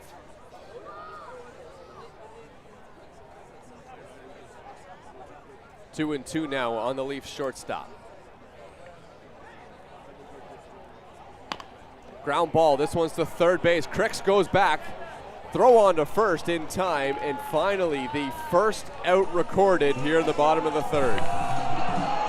Yasiel didn't even think about home plate. Well, he just came out of the dugout running. He knew. He didn't even look. For the 4th time tonight, Yasiel Puig has the intentional walk, and this time it was absolutely the right decision. Yeah, no question on that one there. just booking it out of the dugout. Well, if you're Yasiel Puig, you're trying to chase down Ethan Mann. He's about 9 RBIs, I think, behind him, and there's just probably not enough runway to go. He would have to have a couple monster games tonight and the next couple games of the season to chase down the Triple Crown. You could be frustrated that you're just getting all the walks, but Yasiel's finding a way to have fun with it. Here's Jordan Mandalay, a great hitter in his own right. And he's going to take a first pitch in the dirt. Here comes Crix Tavares, and he will score. 8-1 Maple Leafs. Crix finally picked the pitch he wanted to do it on, and he comes home on Gavin McLean's wild pitch. Yeah, it looked like McLean just kind of over-rotated, and then Ibarra wasn't able to get a glove on that ball. And what was already a tough situation becomes even tougher with Mandalay at the dish and no double play potential either. Give some credit to Junior Ibarra. He has been blocking a lot of those breaking balls from Gavin McLean, and he finally missed one. Another one that misses upstairs this time. Yeah, well, when Crix Tavares finally got the pass ball that he wanted, he had kind of been flirting with going home on a couple of those other ones, but Ibarra just missed that ball. It looked like it got off the end of his glove. Mandalay takes inside, way inside. This one kicks away.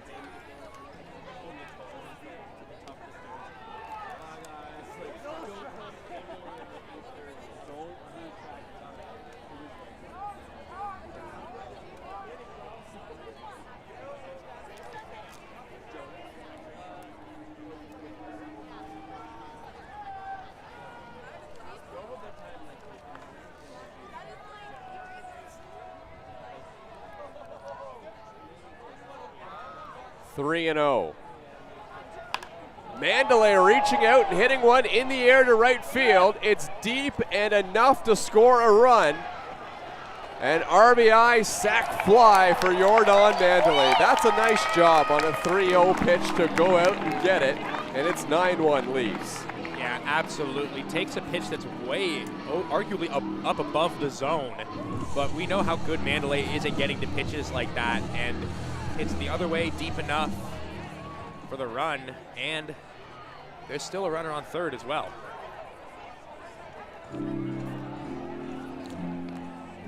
Possibility of a pitching change here, and the call has been made. That's it for Gavin McLean. They were hoping for more length from him. New pitcher coming into the game in just a moment.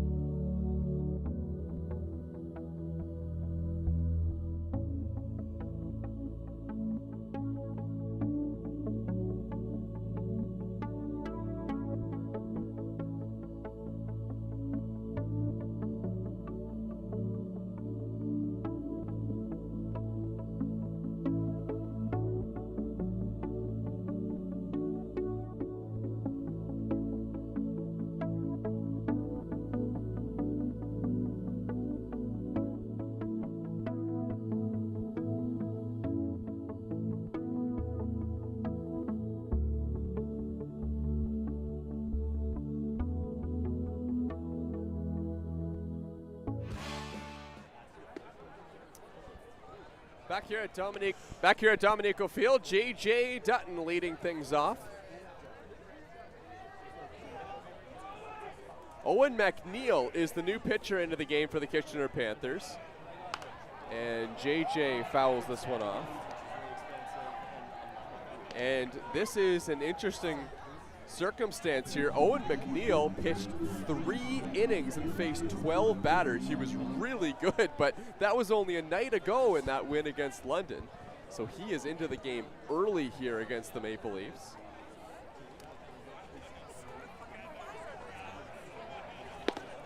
And that is strike 3 called. Makes efficient work. I guess we'll have to come back to him in just a moment.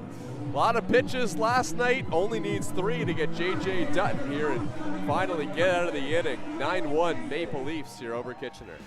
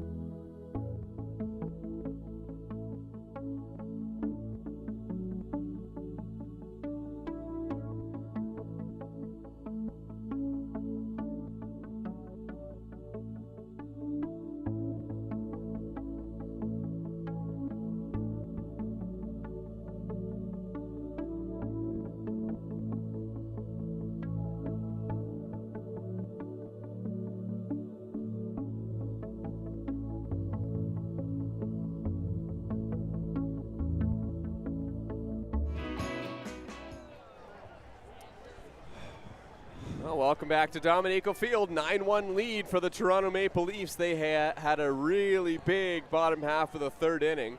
And once again, long rest for Johannes Alvarado, and he's back out on the mound. This has been a weird start for him today in that regard. I'm sure you won't hear him complaining. No, that's not necessarily a bad thing. I mean, too long if it's like a 45-minute inning or something like that. That's a bit of a problem. But one of the worst things that can happen is it's a long inning for a starting pitcher, and then your team goes out and gets out in like 5 pitches, and you got to go get right back out there. That's how you feel like you're starting to get behind the 8 ball a little bit. But he's had a nice chance to reset after every inning, and it's been consistent. So I think this is all right for him. Yeah, he's having like consistent 10, 15-minute breaks between each time he goes out to the mound. And he's also making nice work of this Kitchener lineup when he does go out. Junior Ibarra is the catcher, and he's the guy at the plate facing Alvarado. The count's 2-1.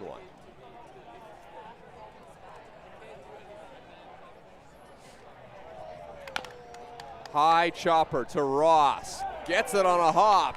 Throws on to first. What a play. I thought Spencer Ross was going to be in a bit of trouble when he decided to take it on the second hop, but he read it perfectly and made a very strong play to Yoki Pena. Yeah, that ball was hit really strangely, and you know, Ross is not a very tall guy out at shortstop, but reads it really well, makes the jumping grab. Yeah, he cut it off on the way up. Yeah, it was awesome.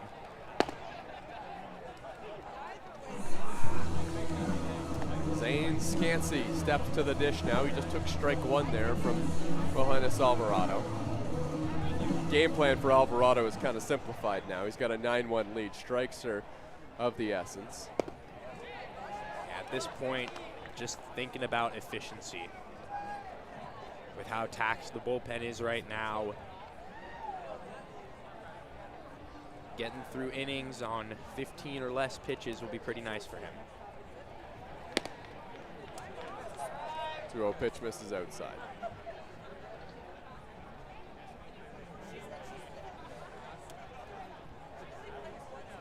Zane Scansey playing his second game in a row of second base. The 0-2 pitch, just high. Scansey grounded out in the second.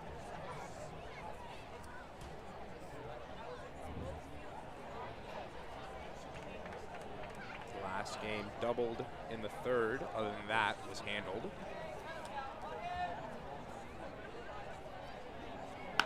And now he crushes one in the air deep to left field, and there's no doubt about that one. Zane Scansey finds the skate park, and it's 9-2. Yeah, boy, he just hammered that one. There's no doubt about it off the bat. You could tell by the sound. Takes the upstairs pitch. Alvarado just missed, kind of middling up in the zone, and Scansey was ready for it. That's home run number 4 on the season for Scansey. Luckily for the Maple Leafs, they've given up 2 solo shots, which they are fine with the score the way it is. Yeah, it looked like Brandt was setting up a little lower and inside on that pitch, and Alvarado just missed his spot. First home run for Zane Scansey since June 10th. That's got to be a nice feeling, but he's on a bit of a run here. He had a triple last game against the London Majors. Well, guess not last game, last night against the London Majors. 1-0 to Jamie Cabral. Oh, misses outside, 2-0. Cabral came in as a pinch runner and eventually a defensive substitution in the last game.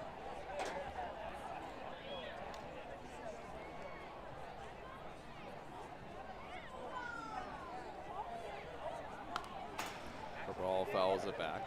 This is Jamie Cabral's first start in the month of August. He's hitting .250 on the season for the Kitchener Panthers, over 46 plate appearances.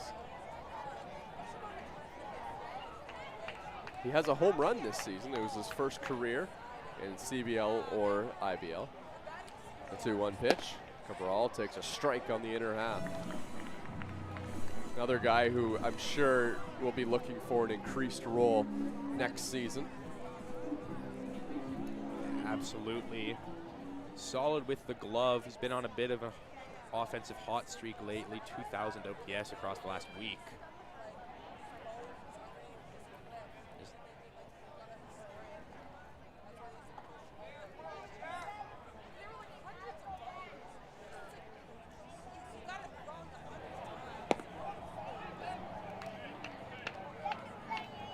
Jamie Cabral's home run that he had this season came back in May in a game in Kitchener against London.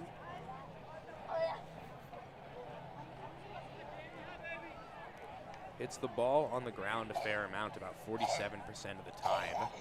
3-2, ground ball. Little tapper, barehanded play, throw to first, not in time. Jamie Cabral dives in head first safely. That was an unbelievable play by Crix Tavares, but he was just not able to beat the speed of Jamie Cabral.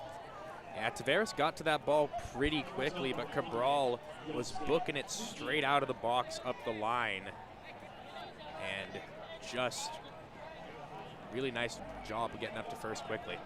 Well, for Crix Tavares' sake, that's unfortunate because that's one of the better plays that you will see in the Canadian Baseball League. That was really sharp to throw that ball so quickly. And if it was anyone else running up the first baseline, probably would have been out. Yeah, he got to that ball so quickly, read the bare hand. Now he gets to second base and was thinking 3. Brandt was a little slow getting back to pick it up. Got to be careful with Jamie Cabral on the base paths. And he's going to be looking for some redemption as well because he came on as a pinch runner in the first game of this doubleheader and got picked off. So Maple Leafs might be heads up here with him at second base, and he's running around right now. Yeah, tried to steal third.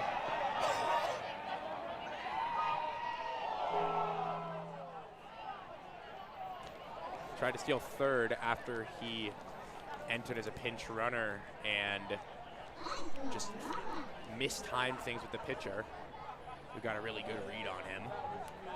Managed to get him at third.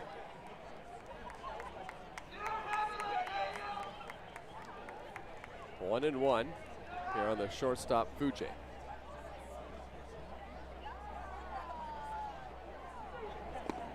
He takes low. Fuji grounded out in the third. Spencer Ross.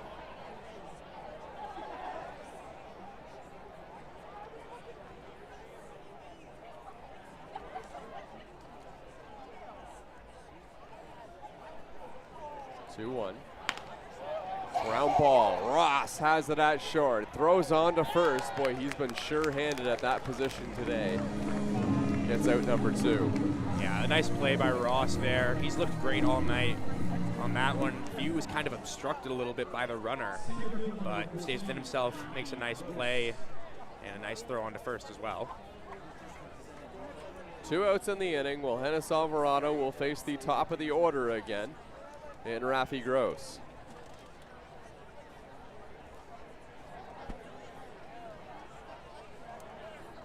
Gross reached on an error in the first, flew out in the third.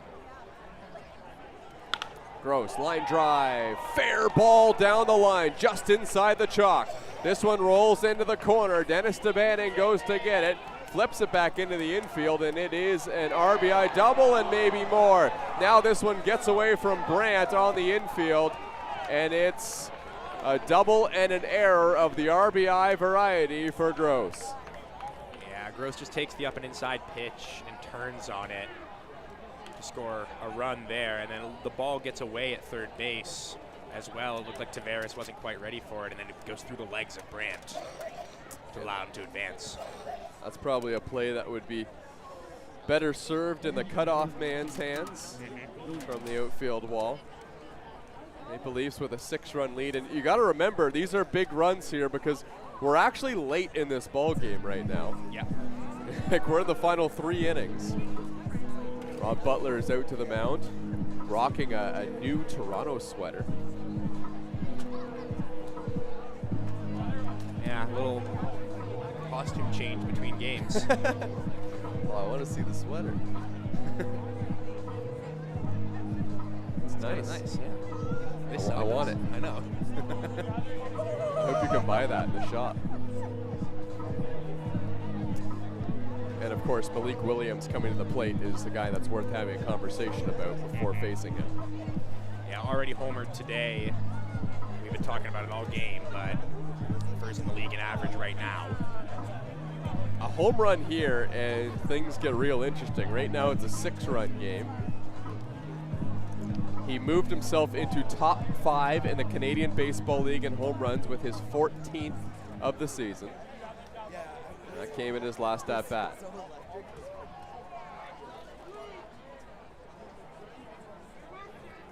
First pitch to Williams.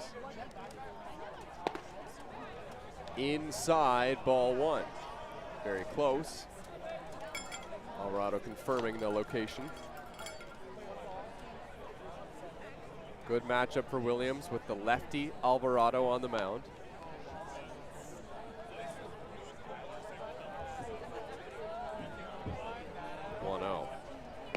Williams takes a strike on the outside corner. Well, if Alvarado's gonna throw that breaking ball, it needs to be around the plate on that outer half. Don't want to leave a hanger to Malik. Yeah, exactly. Like I was saying, his curveball looks best when he's putting it on the corner of the zone, and really when it starts off looking like a ball. Williams hammers a ball to left, and it's caught on the line by Dennis DeBanning. Nice job to hang with, a big smile on his face as he goes back to the dugout. That's one of the hardest hit balls we've seen all night, and it results in an out. Malik Williams lines out. 9-3 Toronto. We take a quick break and be right back.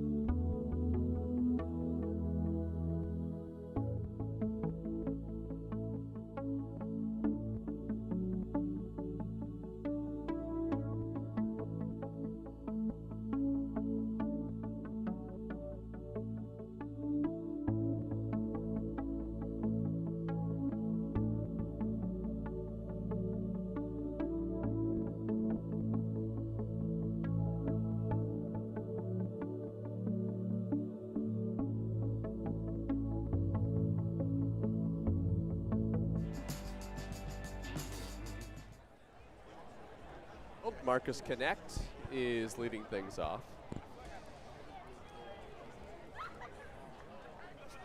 Connect drove in a run on a sac fly, but has struck out twice since. Line drive, ripped foul down the line.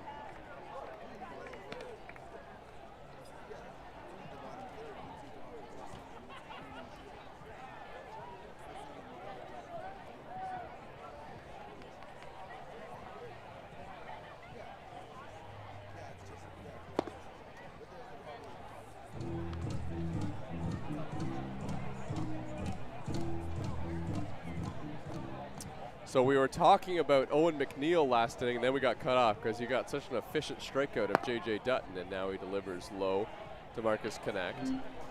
But he pitched 3 innings, got the save and the 7-3 win last night against London, and threw 55 pitches. And now he's in here pitching again a night later against the Leafs. And he delivers ball 4 to Marcus Connect. So that's another pitcher that's going out there and giving his team all he's got. 55 pitches and then pitching again a night later. That's a hefty number. Yeah, well, and especially with how efficient Kitchener was last night and then again earlier today with Evan Morrison. I'm curious. Evan Elliott, thank you. Evan Morrison's doing good too, though. I'm curious as to why they've gone with this pitching choice. I mean, they have gone through 2 early on in this game already. And who are they going to go with tomorrow at 2 o'clock? It's a good point.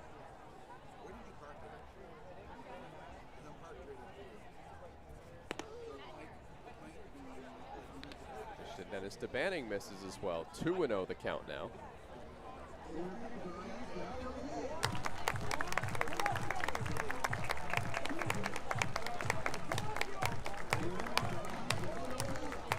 Marcus Connect takes his lead off of first base. Nobody out here in the bottom of the 4th. DeBanning takes low, ball 3. Owen McNeil has come out and had a bit of trouble finding the strike zone here. Entering into his second part of an inning. And it hit him. Owen McNeil hits Dennis DeBanning. He didn't like it because it was a 3-0 pitch. I don't think that's intentional. I think this might be the product of maybe a bit of a sore arm for Owen McNeil. You get that impression as well? Yeah, I think it could definitely be a factor. There's no reason that he would have intentionally hit DeBanning 3-0. And obviously with the knowledge that he pitched a lot last night, it's very possible. It looked like he just kind of, the fastball just ran off his hand a little bit and inside. Didn't necessarily get the release point that he wanted on that one. The man can waver when a pitcher is feeling overworked. That's definitely a factor.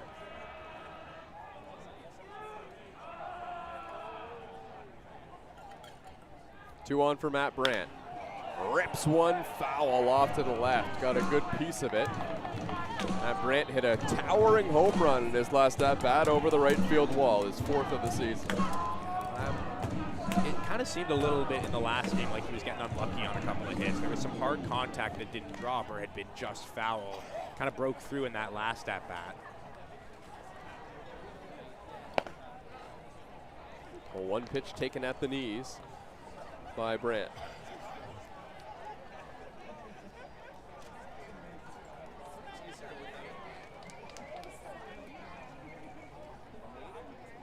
McNeil gets back in the strike column. 0-2 pitch, hit on the ground. Played at second base for 1. On to first, double play. Huge double play for Owen McNeil, the Kitchener Panthers, on a close one at first. And their chances of getting out of the 4th inning scoreless have increased quite a lot. Scansey, Fujay to Penalve. What a job there by Scansey, ranging away from the second base bag, able to switch his momentum real quickly to make a nice throw over.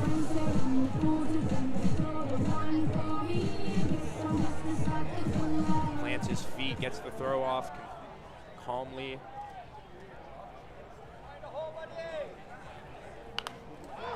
Crix Tavares pops one up. Look out. Short of the booth. I didn't know, though. I lost it. I do that when I'm standing in the outfield a lot, too. Yeah, lost it in the trees above us. I thought it was coming all the way up here for a sec. Landed just in front of the booth. Pitch misses outside to Crix, so the count's now 1-1. It really did look like McNeil was struggling with the command, hitting a guy on a 3-0 pitch, and then gets the ground ball double play huge. Back in the strike zone again against Crix Tavares. The 1-1. Crix Tavares pops it up. This one's on the infield. He broke his bat.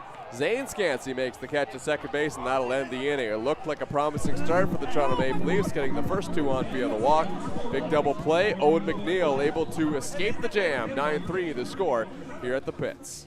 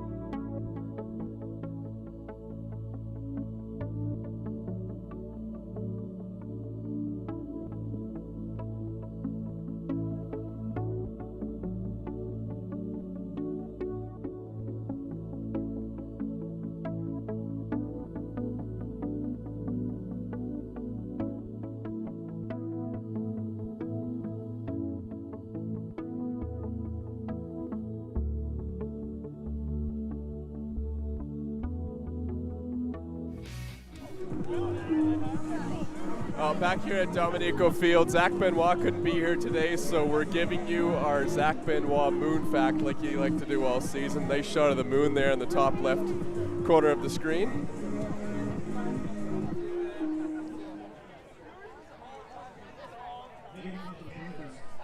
Just kidding, that's the light standard. Gotcha.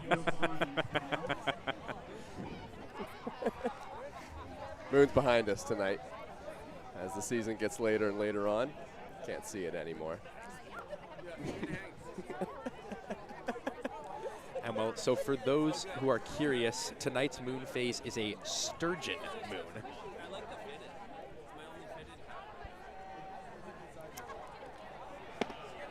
Yeah, I don't really care too much about that. Surprised we could see the moon at all tonight. It disappeared last night. 0-1 to Penalve, swung on and missed. Good pitch there from Welenis Alvarado.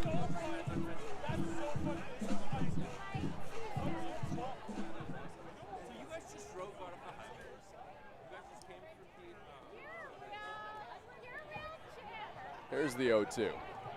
Way inside. Missing arm side from Alvarado. Moon disappeared last night and it never came back. Yeah, artificial light only from now on at night.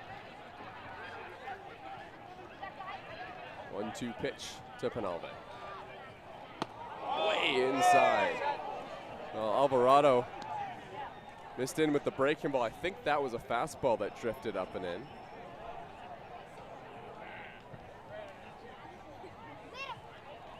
Yeah.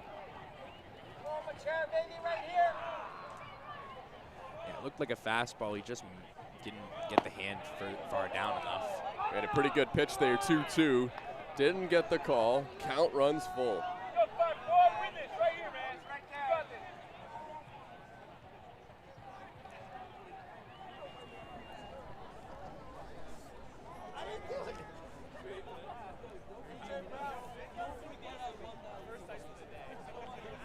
3-2 pitch, hit on the ground, just foul down the third base line. We don't have a accurate reading on Alvarado's pitch count right now, but he's gotten through 4 innings on just 3 runs. With, again, the state of the bullpen, it would be nice hit for him to work through 1 more here. The Leafs have given him a substantial cushion to work with. 3-2. Line drive to center field. J.J. Dutton over, has to play it on a hop. Leadoff single for Yosvani Penalve. Panthers need some runs. Getting late. Remember, it's just a 7-inning game here in the second game of the doubleheader. Yeah, it looked like a breaking ball from Alvarado that just caught the inside corner of the plate.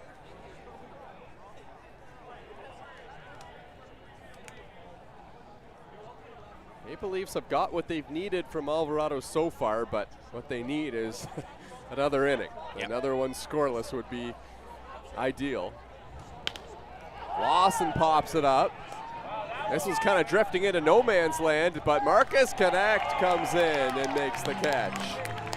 He had to run a long way to catch that baseball. So we talked earlier, we talked a lot about the bullpen, but also, so Kyle Pops was throwing a little bit earlier. He didn't pitch in the last game, should probably be available. He's holding a baseball down the line. And then we also talked a little bit about potentially Ronaldo De Paula, who only threw around 12 pitches in the last game, getting another inning now. That would be interesting. I'm not sure how the team would feel about using a pitcher twice in the same day, because it's kind of an awkward thing where you got to sit down and then get back up. Well, and that's another factor in why. Like, really high risk of injury. Yeah. Probably not worth it. Probably not worth it. That's another factor in why Alvarado preventing runs here would be so crucial, is because if they can maintain a 6-run lead, it gives them the capacity to go with some of their lower leverage options. 0-2 on Kiefer.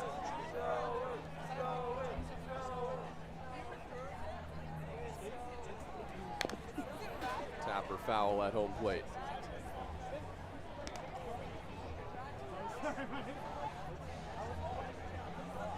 Just a final thought on De Paula.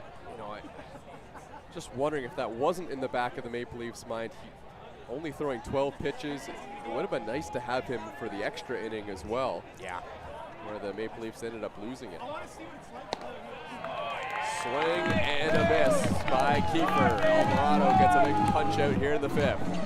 Yeah, nice job by Alvarado there. Tunneled the breaking ball pretty nicely.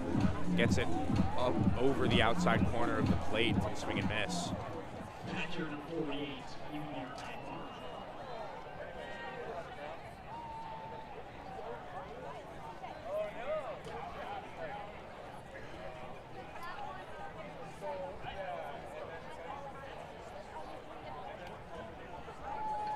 Junior Ibarra at the plate, and he takes a strike.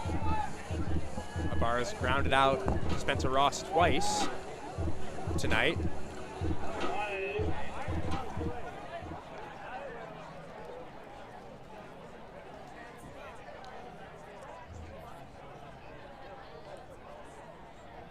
The 0-1.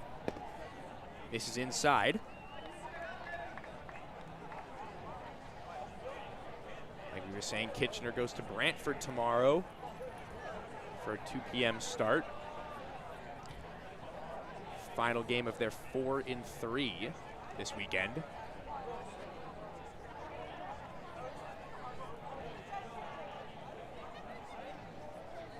The 1-1. This is in again. Very similar spot to the last pitch. And so Alvarado behind in the count after going ahead 0-1. Like we were saying, Alvarado probably not having the season that he expected coming in, but looking to end on a high note here. He's pitched 4 pretty solid innings. That one's fouled back, so it'll be 2-2.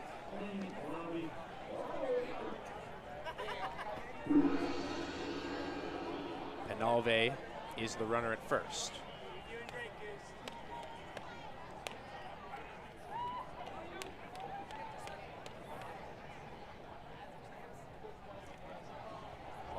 from Alvarado. 2-2. Misses inside once again, so that'll bring the count full. And again, there's been a lot of these full counts tonight. Alvarado's gotten ahead a lot of these batters, which is why he's been able to be successful early on, but a lot of times they've ended up going into deep counts. And of course, the pitch count is a factor here. Penalve will be on the move. The 3-2. Fouled back again.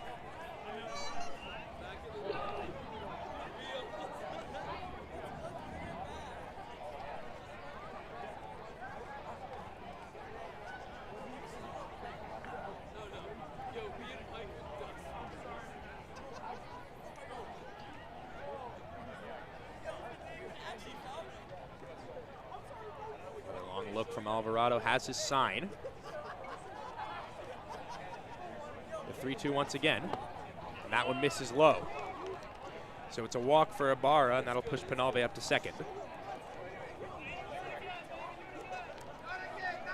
So after striking out Kiefer, he loses the next batter, and it'll be Scansey.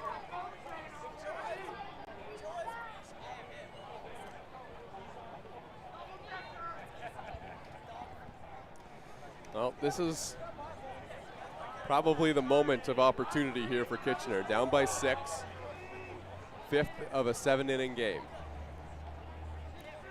2 outs in the inning. And I mean, if Alvarado could get this out, boy, that would be huge for him, just personally for the start and for the Leafs as well. Yeah, absolutely. Just to end the season on a high note and just to keep the momentum moving in Toronto's direction, especially after a tough loss in the first game of the doubleheader. Swing and a miss. Sharp breaking ball late in the outing from Wilhelmus Alvarado to get a strike. Well, it certainly didn't seem like the Maple Leafs were going to come out and have a 9-3 lead in this 5th inning after they lost game 1 in admittedly pretty heartbreaking fashion. Looked like they were going to win. It was a diving catch in the outfield by Jamie Cabral to prevent the walk-off single. Then they ended up losing in the extra inning. So Wilhelmus Alvarado this season has thrown 17 innings with runners in scoring position, has allowed 5 homers and 10 walks. Yeah, that's a number that seems to check out just with the leverage of the situation ramping up. 2-1 on Scansey. Hits the ball in the air to center field. J.J. Dutton going back towards the wall. He makes the catch, and that'll end the inning. Wilhelmus Alvarado gets through 5 strong here at the pits, and the Maple Leafs hold on to the 6-run lead.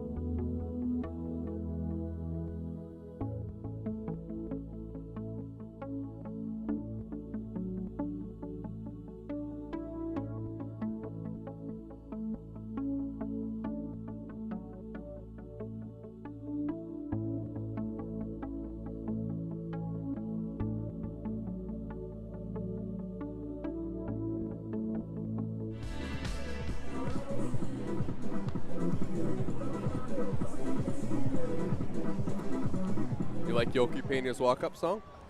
Yeah, I'm jamming out to it. Never heard it before. Can't lie. Yeah, it's good. He's at the dish here facing Owen McNeil. The pitch is inside. Sorry, I was just trying to swallow that fisherman's friend as quickly as possible. That hurts, man. Woo. Trying to get through hopefully 15 innings of baseball tonight. Yep. Pena. A Minimum. little soft liner to short. That one's not going to find the outfield grass. Got by Fuji. I was going to say minimum 15 innings of baseball today.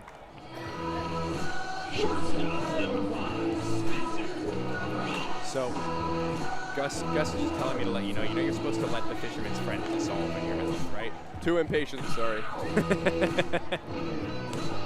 I like to let it make direct contact with the area that's ailing.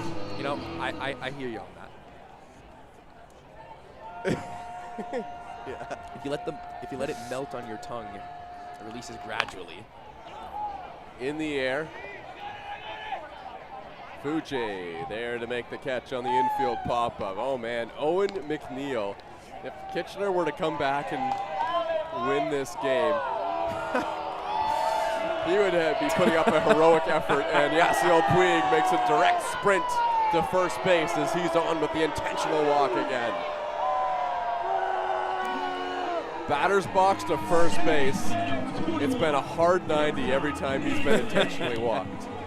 Yeah, well, I was about to say, what else is new? Well, Jordan Mandelay's made some pretty loud contact to center field in this game. If he did that again, that might be enough to score Yasiel Puig if he runs like that on his way to home plate.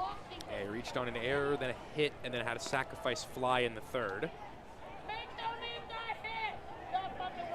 5 intentional walks today for Yasiel Puig. Yeah. I mean, they don't walk nobodies. That is true. Puig is embracing that fact. Mandelay with a big swing over the top of it. So that loud contact, that came 2 plate appearances ago for Jordan Mandelay. He also had a sacrifice fly on a 3-0 pitch that was way up and out of the strike zone, but that's kind of in his spot, up and away. He really likes that pitch and is able to drive in a run. Yeah, he loves taking that up and away pitch and going opposite field. 0-2. Chopper on the ground. He pulled it this time. And throw to first is in plenty of time to get Jordan Mandelay, and that will end the inning. Owen McNeil, he threw 55 pitches a night ago, and he is rolling through the Toronto Maple Leafs one night later here at the pits.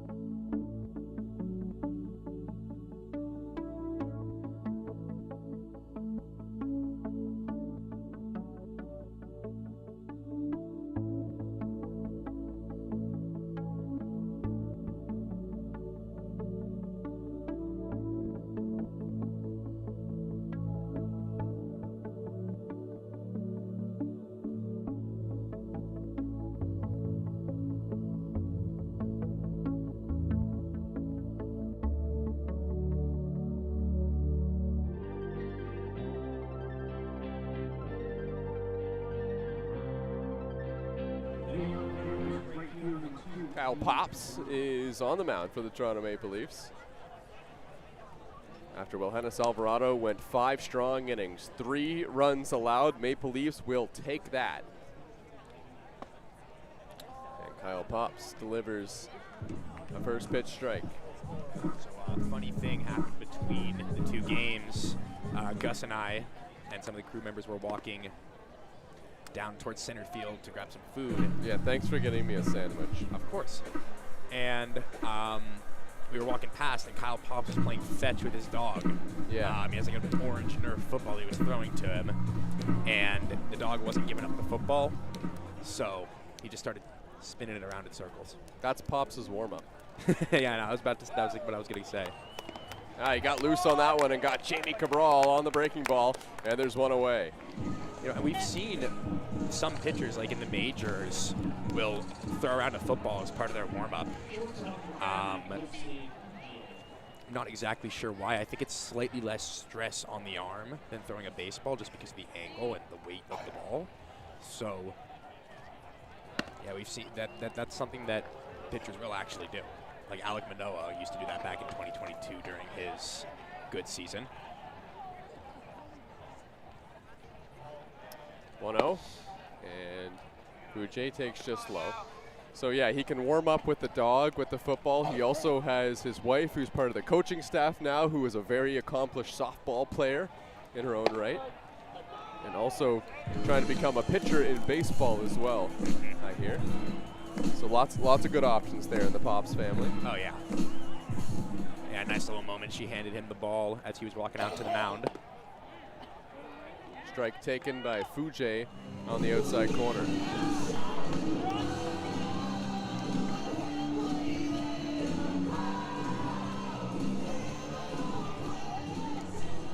The 2-2. Soft liner. Pena. Now Pops covering first, and it's not in time. Pena missed it. It went to Mandalay, who somehow found it, and by the time Pops got to first base, Fujay was able to beat that one out. Yeah, it seemed like Kyle Pops was a little slow off the mound there. Didn't get quite the reaction he wanted to. It got through the glove of Pena, but Mandalay able to back him up. Just not somebody covering first on time to get the out there.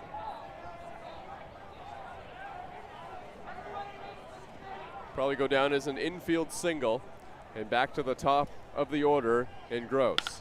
And he lines one in the air. This one is deep to left field and caught on the run by Dennis DeManning. He had to dive for it, and if you see that, Yasiel Puig is right behind him, cheering him on. He was on his way back to the dugout. That is a fantastic play by Dennis DeManning. Yeah, really great play. He was positioned well for it and got a really good read off the end of the bat. And reaches up and grabs it, ends up losing his footing in the process. Now Malik, actually no, pinch hitter into the game as this one pops away from Matt Brandt. I was going to say as well, the DeManning play gets to his feet pretty quickly after as well, just to avoid allowing any question of the runner tagging up.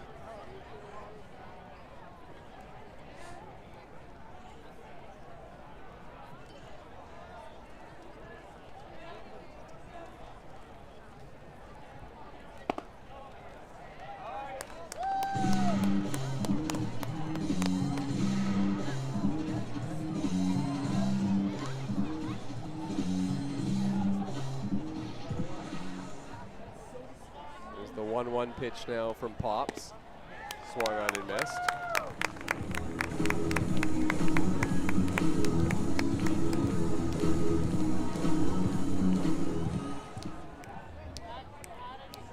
Might be Cam Bauer, who's in the game for the Kitchener Panthers. They've got the gray uniforms today with the baby blue lettering, so we're just trying to squint and see if we can see the number on the back of the jersey.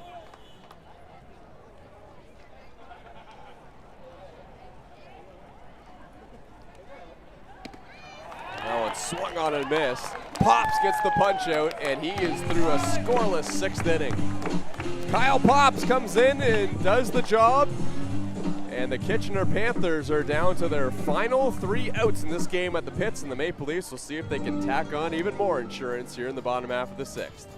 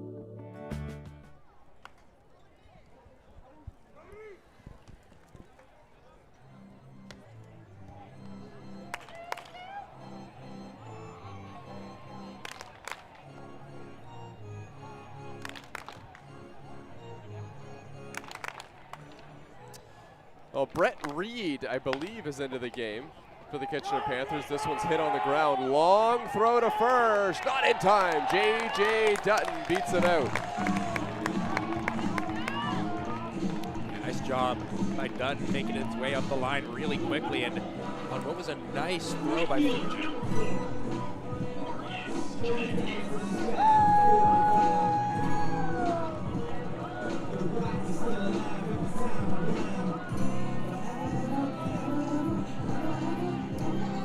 J.J. Dutton earns himself an infield single with the hustle, and that brings Marcus Connect to the plate.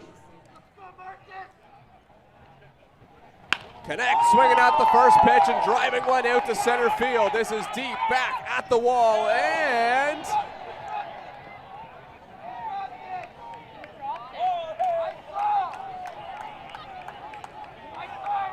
no call has been made yet. We're waiting, and it's gone, I believe. Home run, Marcus Connect.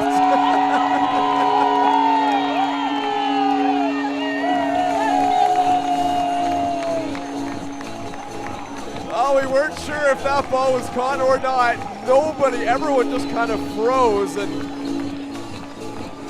it's a home run just over the center field wall for Marcus Connect, but the reason for the pause is that it looks like Rafi Gross may have hurt his hand, and I don't know if that ball was in his glove or not for a moment. It looked very close, but I think he may have hurt himself jumping at the wall in center field. Yeah, I think the delay on the call came from whether or not the umpires were trying to see if he came up with the ball, and then obviously getting hurt, his priority was not to show the umpires the ball, it was to, try and be okay. And so he didn't come up with the ball, so they made the call home run, but I don't know if there was ever actually any confirmation from the outfielders if the ball got over the wall.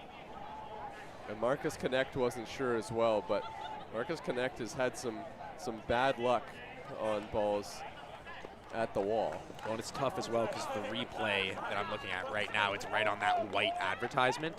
So it looks like it got over, but it also could have blended in and thin a little bit. When I saw it live, it really did look like it hit the glove of the center fielder Gross, who is coming back. I think he may be out of this game.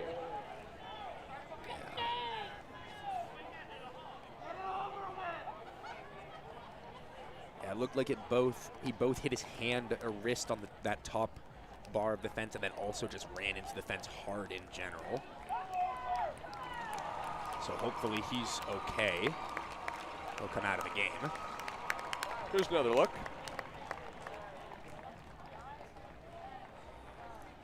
Well, Marcus thought he got it right away. He can't quite see it. Yeah, but it's clear it didn't bounce back into play after, so the ball was gone. It's just a question of whether or not it went off his glove or not. Well, unfortunately, it looks like Rose is coming out of the game. He may have banged his wrist on the top of the wall. So it's 11-3 now, Toronto Maple Leafs.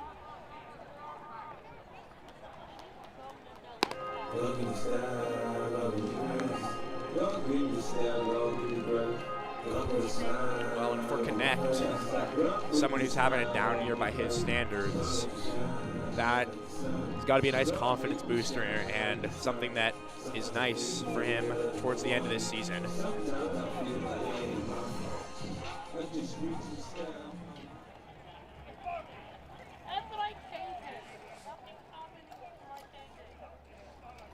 There's Dennis DeBanning, first pitch swinging, and he hits a sharp hit ground ball through the infield, and that's a base hit.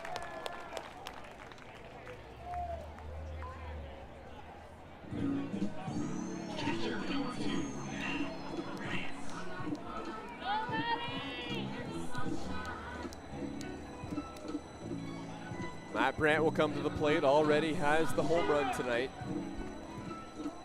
Going to follow up that shot by Marcus Connect. Huge lead now for the Maple Leafs as they get some insurance. So with that Dutton base hit to start off the inning, that was the last domino to fall. Now every single Toronto Maple Leaf has a hit in this 6-inning or 7-inning doubleheader. Very nice. 1-0 to Matt Brandt is downstairs.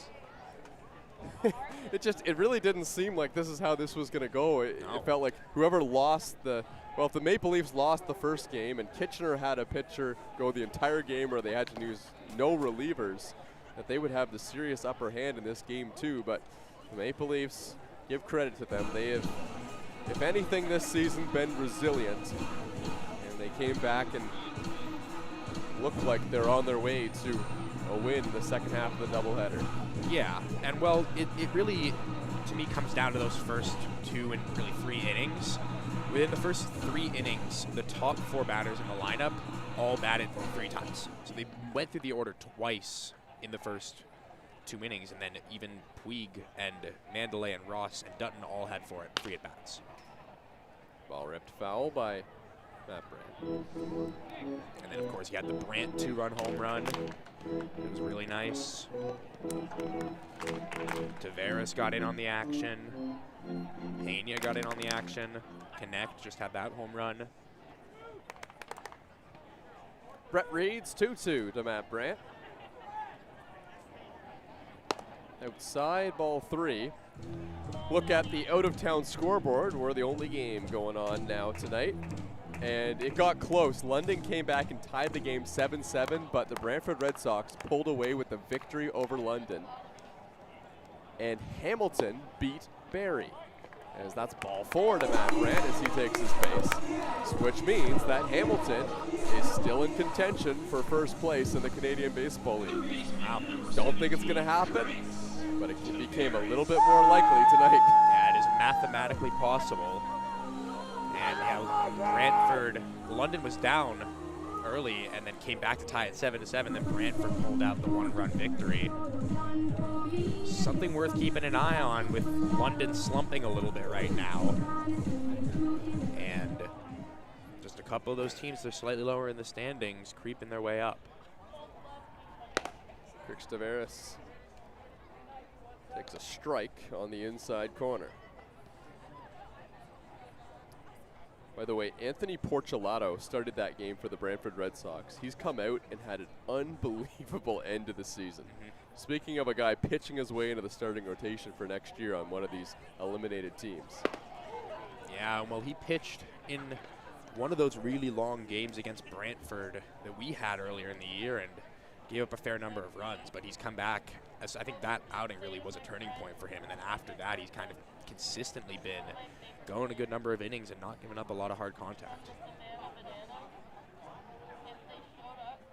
0-2 to Crix Tavares. Check swing tapper. Porcelato's kind of breakthrough outing came against the Hamilton Cardinals. He pitched into the 9th inning.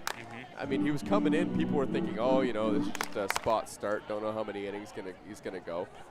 And he shoved, and he's just been pitching well ever since. Yeah, an outing like that can build confidence and can build trust with the manager, which is huge. He's going to be a starter next year. Yeah, absolutely. With the way he's finished this season. And Brantford is a team that needs starting pitching. One of the storylines with them this whole season has been a high-powered offense and pitching that can't keep up. And if guys like Porcelato, a couple of signings come in, Brantford really could be a scary team heading into next year. 1-2 pitch to Crix Tavares is out and away. The other game was Hamilton when they won 4-2 over the Barrie Baycats. It seemed like it was going to be a bullpen day because it was Caleb Sorosky who was the starting pitcher for the Hamilton Cardinals. Their bullpen locked it down. 5 different pitchers pitched in that game. They all shut down the Barrie Baycats. 2-2 to Crix Tavares. He hits one back to the mound. Bounding ball towards the middle. Throw on to first in time as it's picked up by Fujie. And that is the first out here in the 6th inning. Yeah, that ball had been picked off by the pitcher. It's possible they had a shot at doubling him off, but gets past the pitcher, and Fuji is running in front of the bag when he picked up the ball, so no shot to throw back to second, so they'll just settle for the 1 out. But Toronto, a productive out as Toronto advances runners to 2nd and 3rd.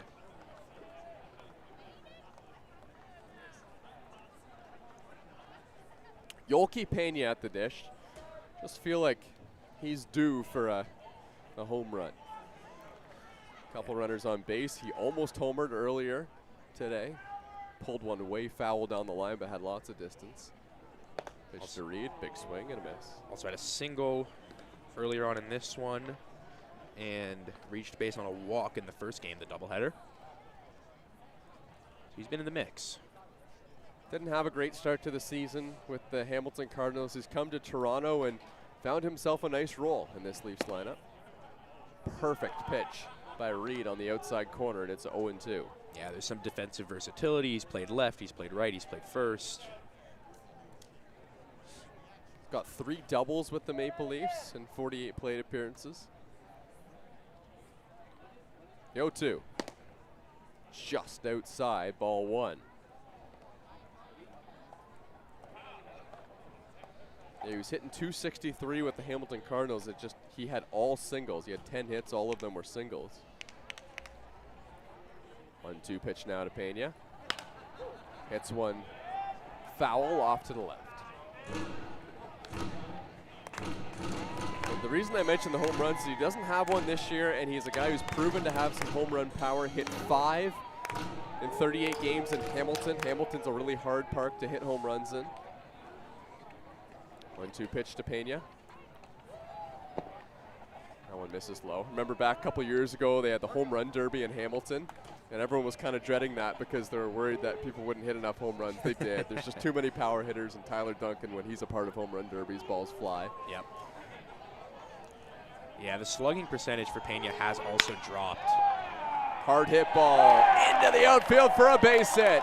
It's a 2 RBI single for Yolki Pena. And the Maple Leafs have opened it up to a 10-run lead. And nice work by Pena there. Takes the ball where it's pitched. Goes the other way for a timely single. And that's a 10-run lead for Toronto. Kitchener down to their final 3. It's a comfortable position to be in. Well, one of the roles of Maple Leafs first base coach Jana Roberts, I was talking to her about this a couple days ago as well, is when there's long innings, she's involved in like grabbing all the elbow protectors and shin guards and everything like that. And she has got a handful of equipment over there at first base now. Spencer Ross is the batter.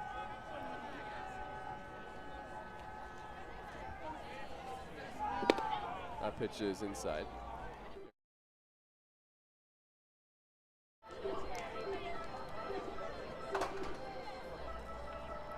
One-0 pitch here to Spencer Ross.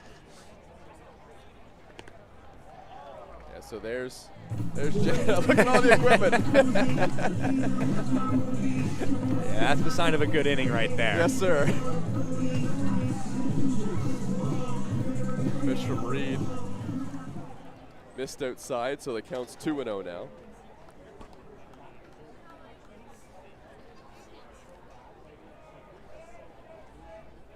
And Ross hits one back up the middle, diving catch at shortstop, throw on to first, double play.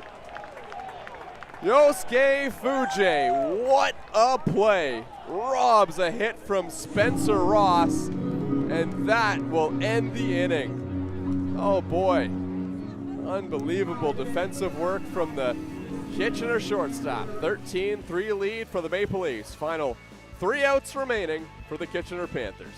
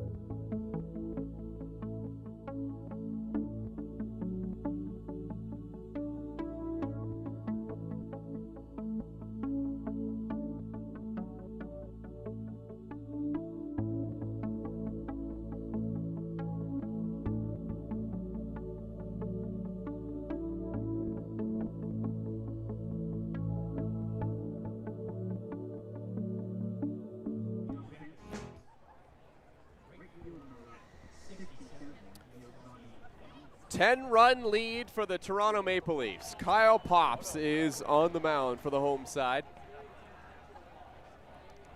Pops is going to face Yosvani Penalve to lead off this 7th and final inning. The Maple Leafs hope if Pops can shut this thing down. Yeah, it's Penalve, Lawson, and Kiefer due up. Penalve's reached base all 3 times, all on singles, and has been stranded 3 times.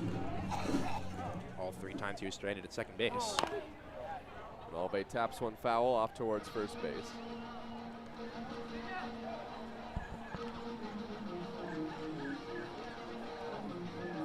Oh, 0-2 the count on Yosvani Penalve.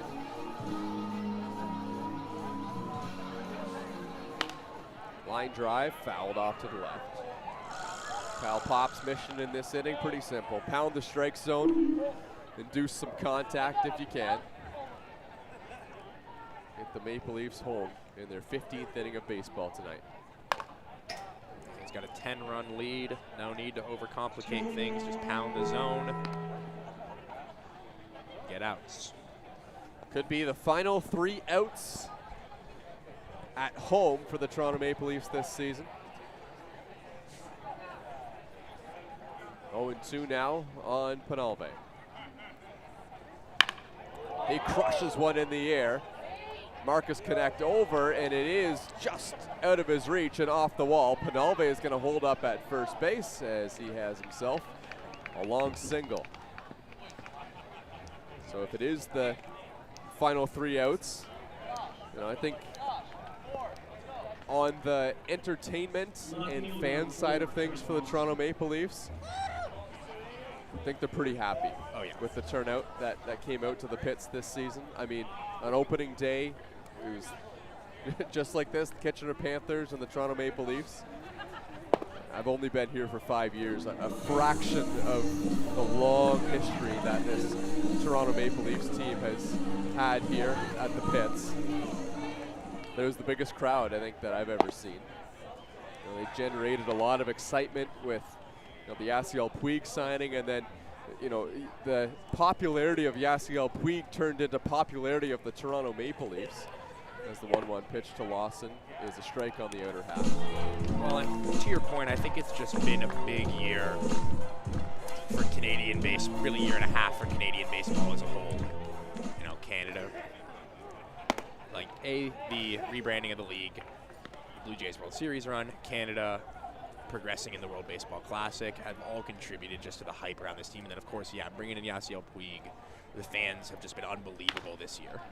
This one's hit on the ground. Spencer Ross has it. Flips to second for one. On to first. And in time. Double play. 2 outs here in the top of the 7th. Nice pitch there by Pops. Hit the lower part of the zone. And just gets the ground ball that he needed. And of course, Pops has 1 out to get here, and he got the save on opening day for the Toronto Maple Leafs. Had a couple of hits and a save to start things out against Kitchener. Petey Kiefer takes the pitch on the outer half for a strike. Kiefer has not reached base yet this game.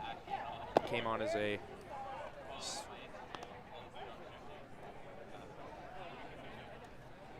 1-1 now, the count. Swung on and missed, strike 2.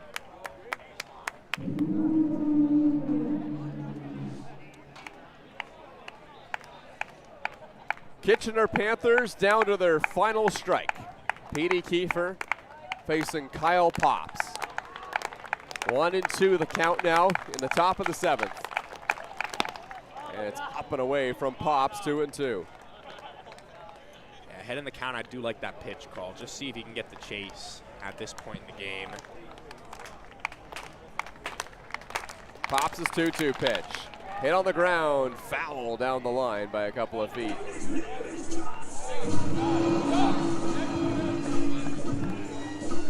(13-3) lead for the Toronto Maple Leafs. They lost game 1 of this doubleheader. Now trying to settle for the split here against Kitchener. Pops misses up and away, and the count's now 3-2.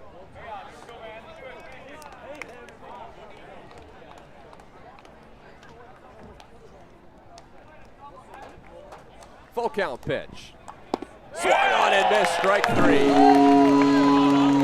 Kyle Pops comes in and closes things down just like he did on the first game of the Canadian Baseball League, and he closes out the last home game of the 2026 season here in Toronto. The final score, 13-3. The Leafs and Kitchener Panthers both win a game in these 7-inning doubleheaders, and that will close out baseball for 2026 here at the pits. Yeah, and it was a great game to close things out on for the Toronto Maple Leafs. Truly just a whole team effort. And I was saying they got through those first 3 innings with the top 4 of their batting order all getting 3 at-bats. And I think those at-bats were a big factor. They just got runs on the board early. Well, Hennis Alvarado looked really, really solid. The curveball was working very nice for him. Kyle Pops limited all the damage. And some great defense all around. Shout out Spencer Ross up the middle. And just truly a team effort all around, a great game, and I think something that they can really build on heading into next year. Maple Leafs still have a couple more road games to close out this season.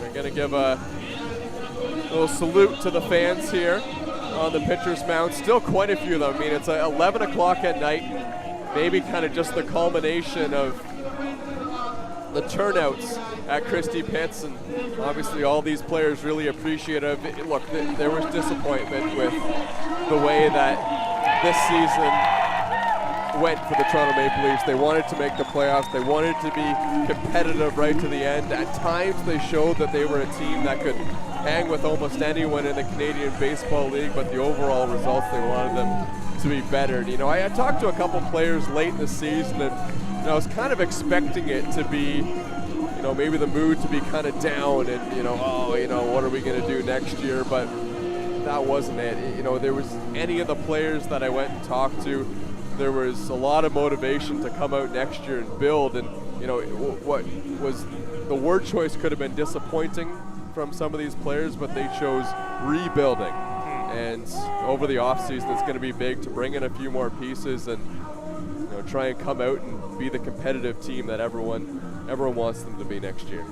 Yeah, I think you're absolutely right. I think that the attitude just generally around with the players isn't one of, like, there's definitely a disappointment aspect to it, but it's also that they clearly see the potential in this roster. They see the talent on the field, and it just never really came together all at once this season. And I truly think tonight's game is an example of what this team can look like when things come together all at once. Well, that man that you're looking at on the screen right now is going to dictate a lot of what happens for the Toronto Maple Leafs next season. Well, hey, look, we've had a blast here on the Toronto Maple Leafs broadcast. There's a lot of hard work that goes in behind the scenes. Like, this is a volunteer-driven broadcast, so, you know, a big shout out to everyone behind the scenes that's put things together for the Toronto Maple Leafs this season. Like, there was some long hours. We relished the times when we were here until midnight and watched the lights go out here at Christie Pitts. And that will close things out for the Toronto Maple Leafs here. They get the 13-3 victory here at the Pitts. Have a couple more road games. But from us here on the Maple Leafs broadcast, we will see you next year in 2027.